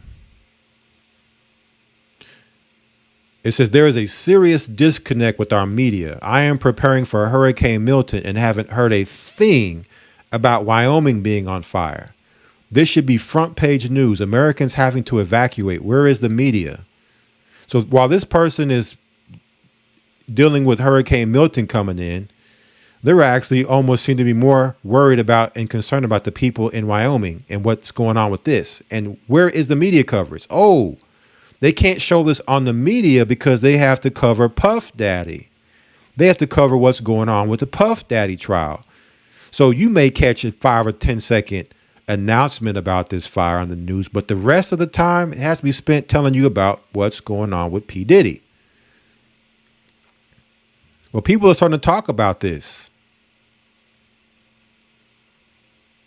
America's under attack. We're sitting here watching these hurricanes ravaging through numerous states, wildfires burning through our landscapes. I mean, Wyoming right now, it's nowhere to be reported, but hundreds of thousands of acres in Wyoming alone burning. And this isn't just some random act of nature, especially when you have 73,000 acres of fire, which was allowed to rage for days before anyone bothered to intervene.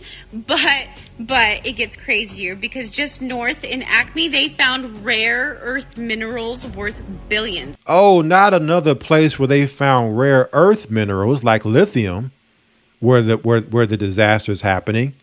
No, not another one of those coincidental scenarios playing out here. I mean, reports are that Rock Springs Uplift in Wyoming could contain as much as 18 million tons of lithium carbonate equivalent, which is a total game changer for the lithium market. So while we're focused on the flames, right, all the distractions, are there true motives hidden behind the smoke? Because in order for them to build their smart cities, family, they're going to need the lithium.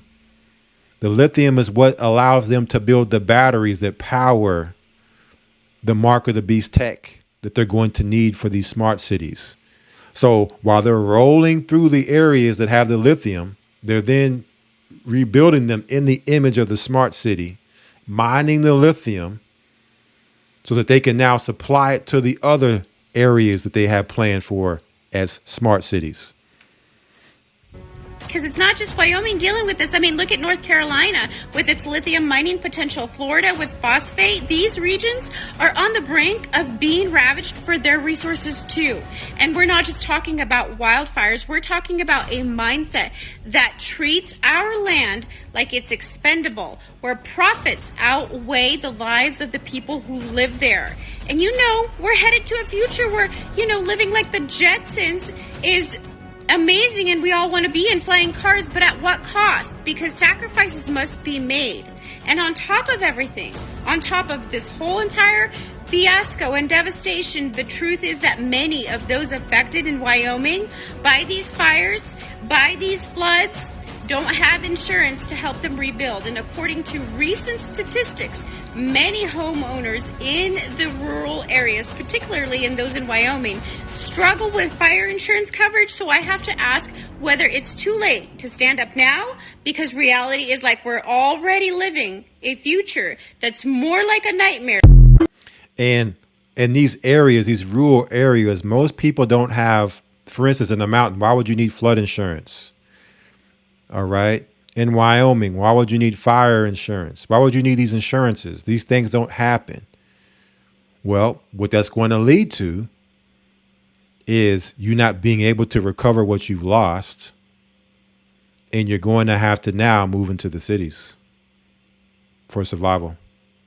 They're going to move you off the rural land, the rich land that they can come in and mine on, get you off the land farming, because you as a farmer have potential to maintain you, your family, and help others. And you're going to come into the smart city and eat our smart food and have our smart tech.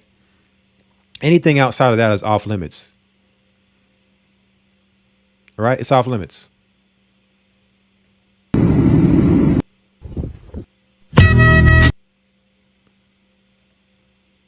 There's more. If you haven't heard, Wyoming's on fire. And what's interesting is the majority of it is on the eastern side of Wyoming. Now, just for reference, the yellow part of this map is federally owned land, and the white part is privately owned. These major fires are all in the privately owned sectors. Now, what does this mean? So a recent discovery claims that there is approximately 2.34 billion metric tons of rare earth minerals near Wheatland, Wyoming, which is on fire. Now, with this supply of rare earth minerals, we would be the leading holder in the entire world. Now, where is Wheatland? Right there in the southeast corner of Wyoming, where the worst of the fires are.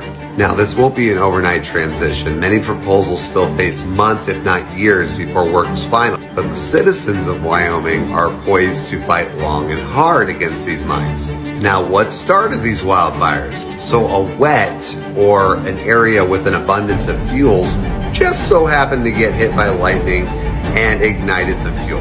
And the state's notoriously strong winds are driving the flames, making it even worse. Sounds kind of like the perfect storm. So I don't know, people, you can put two and two together here. We have a location that could be the leading source of rare earth minerals in a certain part of Wyoming that a lot of people are against mining, and now they're being told to evacuate. I can't say much more, but look into this. I think it will shock you. So you have the strong winds that are typical of this area, along with the fire, which takes us back to what we talked about at the beginning of this. We read it in the scripture. The tempest with the fire, the whirlwinds of fire, where you have the whirlwinds of rain and thunder and lightning, right? In the southeast, you have the whirlwinds of fire happening now in the northwest, but there's more. I hear the train a coming. There's more. And this happening in a way where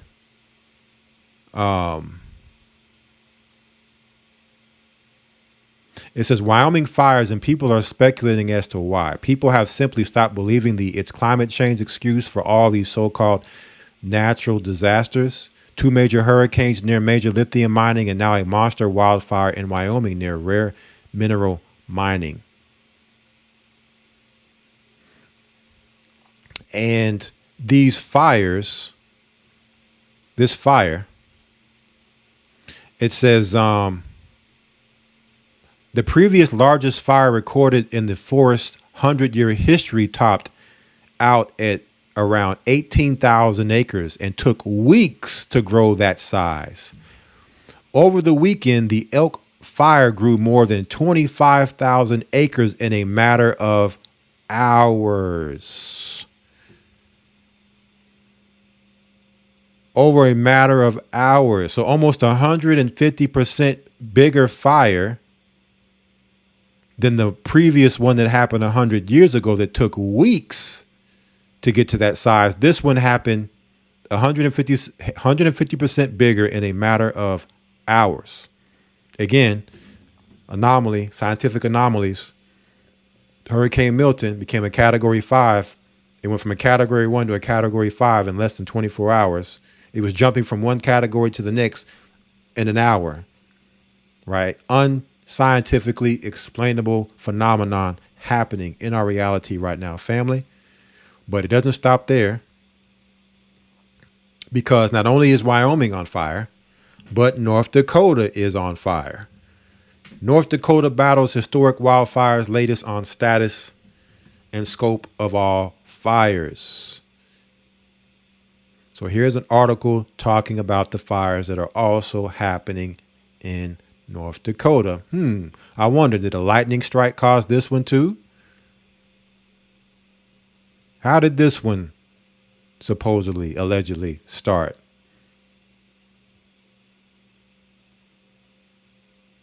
Or do they know? So what we have, it says here, most of the Northwest is on fire. Wyoming, North Dakota, Montana, Idaho, Washington, Oregon, not just Wyoming and the Dakotas, but also Montana, Idaho, Washington, and Oregon are on fire too. So the whole Northwest of the country is on fire, while the whole northeast or the southeast of the country is flooded. Water and fire. Earth, wind, fire, water. So these are the plagues on Babylon. And again, going back to Isaiah 29:6, the Most High said that thou shalt be visited of the Lord of hosts with thunder and with earthquake and great noise, with storm and tempest and the flame of devouring fire. Right? And we know that America, plagues were said to come to America in one day. Right? Plagues. Therefore shall her plagues come in one day, death and mourning and famine, because we've been told by 2025, 2/3 of America's population is going to be gone, as well as other European countries, up to 80% of their population gone. In one day, that doesn't mean a physical one day. That just means in a short period of time. Death and mourning and famine. And the final judgment, she shall be utterly burned with fire. For strong is the Lord God who judgeth her. So we may forget the judgment of the Lord when it comes to things, but he doesn't forget judgment and revenge on those evildoers, whether you're a person, an individual, or you're an empire. But we're seeing the precursor, the foreshadowing of America in flames. Right? When you look at the judgment of Babylon and other scripture talks about parts of America being underwater. So you're going to have parts of America underwater. You're going to have the rest that's above water on fire, nuclear wasteland, uninhabitable. We're seeing it all. This is the beginning. And it's interesting because last broadcast, we made the statement that be ready for more plagues to hit America and for it to intensify. Right. And then we fast forward to today. Here we are. We're going to conclude with this video here. Weather wars, FEMA, and equitable mass murder.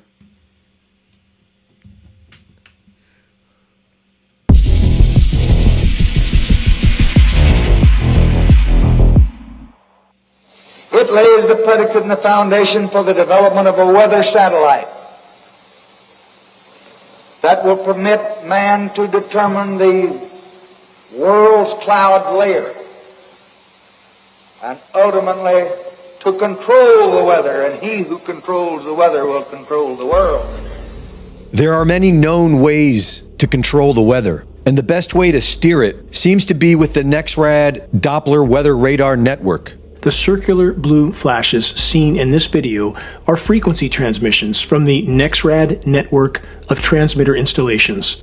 The brighter the blue flash from a frequency transmission installation, the more pronounced and powerful the repelling effect on any air mass or storm in the vicinity will be.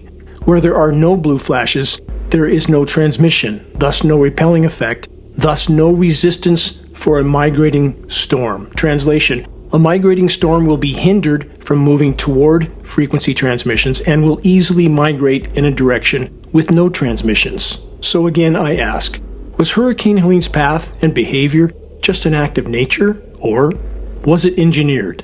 Whatever happened during Hurricane Helene, our own government is actively killing the victims of the flooding.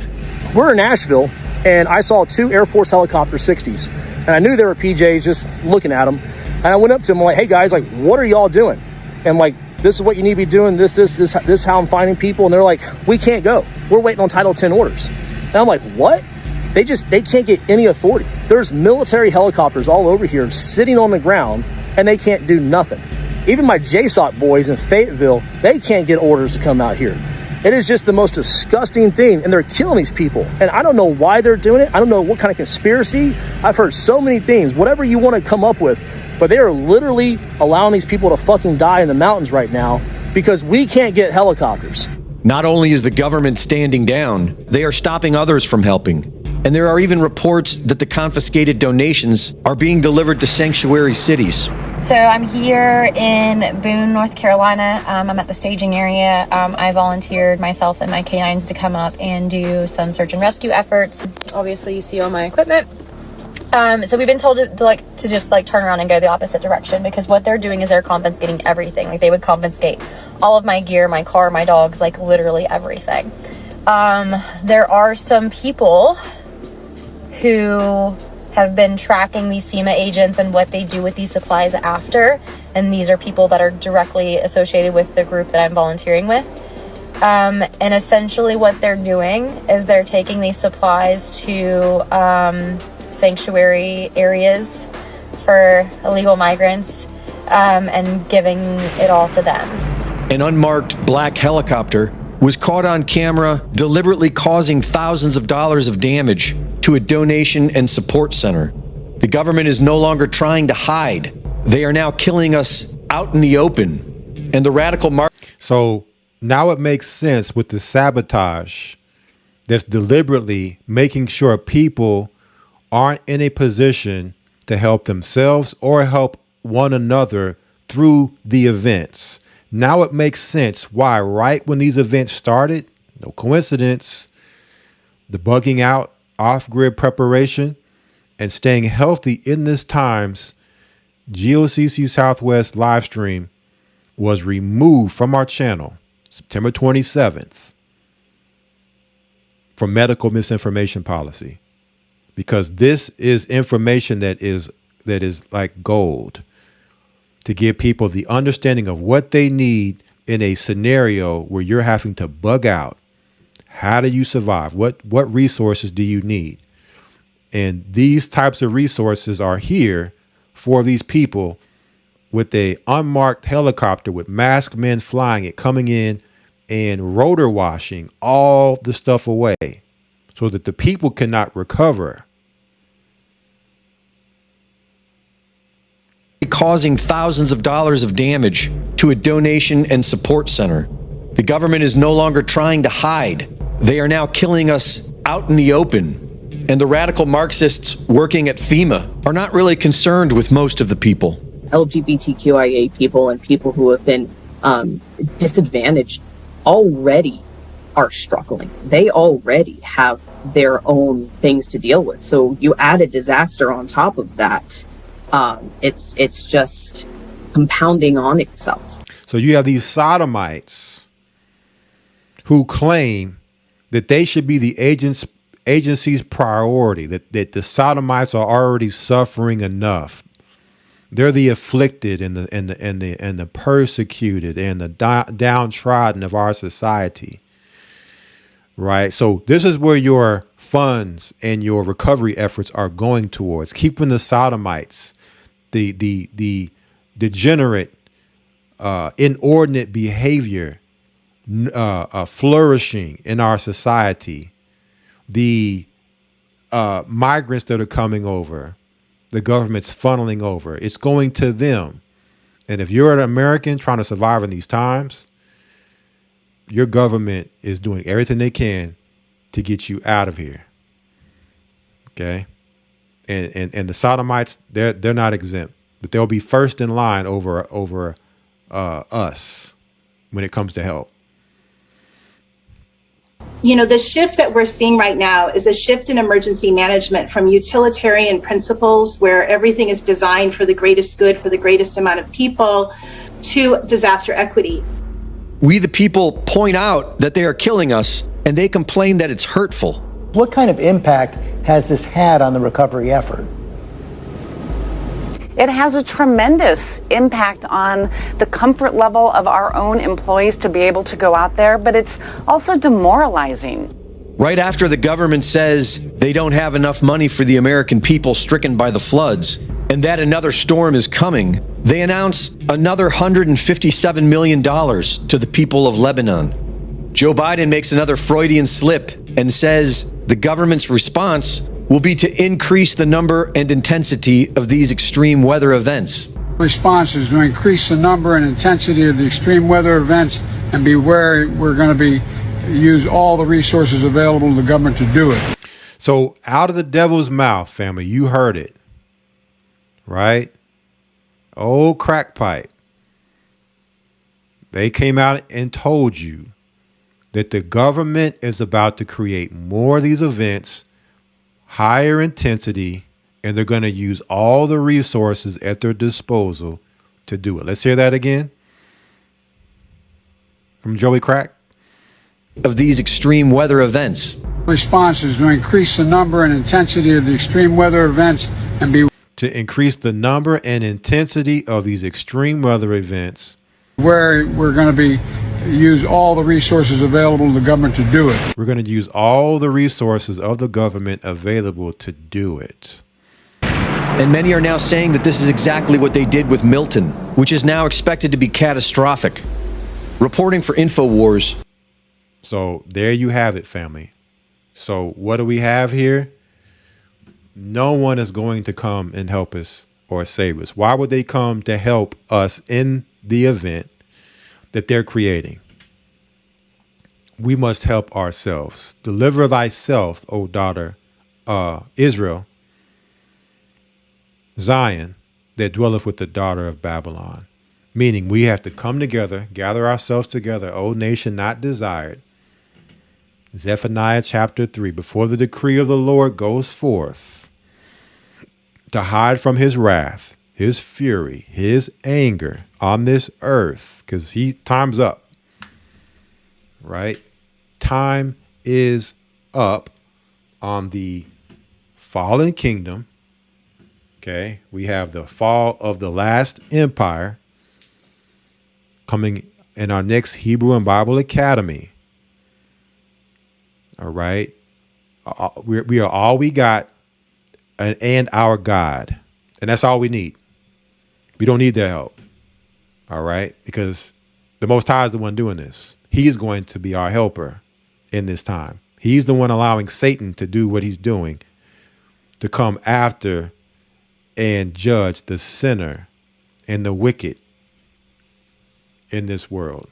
And so we just have to understand we have to come together to pull through Jacob's trouble, and our God will be there to show his power in all this, to do what we can't do, because our power is limited. There's only so much we can do. But what we can do is come together, like the scripture tells us about forsaking the assembling of the gathering of ourselves together, as some do.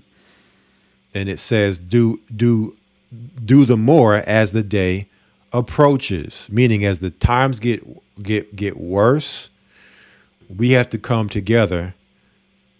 Okay.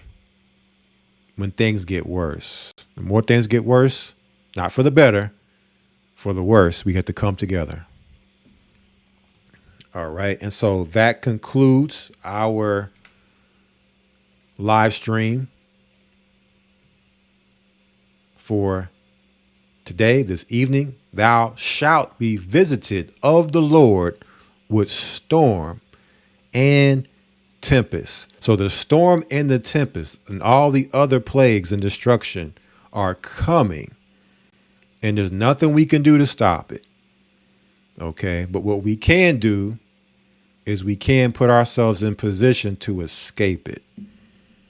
And so we have to ask ourselves the question, what are we doing to position ourselves for the Lord to fight with us, so that when the smoke clears and the dust settles, we are still standing strong, and the devil is big mad because, hey, he can't do nothing but try, and to no avail, to take the remnant out. Right. So hopefully this live stream was edifying to you, brothers and sisters. There was more to wanted to go through, but for time's sake, not able to get through it all. But we did cover at least 75% of what we had on the docket. And I definitely want to say I appreciate all the support, all the brothers and sisters who support the broadcast, the live stream, this church. Without you, we would not be able to do what we do. In a large part, of course, the Most High is the one that gives us the ultimate power and strength in all this. But you brothers and sisters just don't understand how much your prayers and your support actually allows us to be here for you all. Right. So continue with those prayers and the support, and we'll continue to be here to help guide and shepherd through the storm and the tempest. With that being said, I want to say bless you all. Have a blessed Sabbath, Shabbat Shalom, a higher bless and a higher speed. I would dream about the end of the world. I would see the heavens be catching fire. I feel the end is near. I will fear and I would.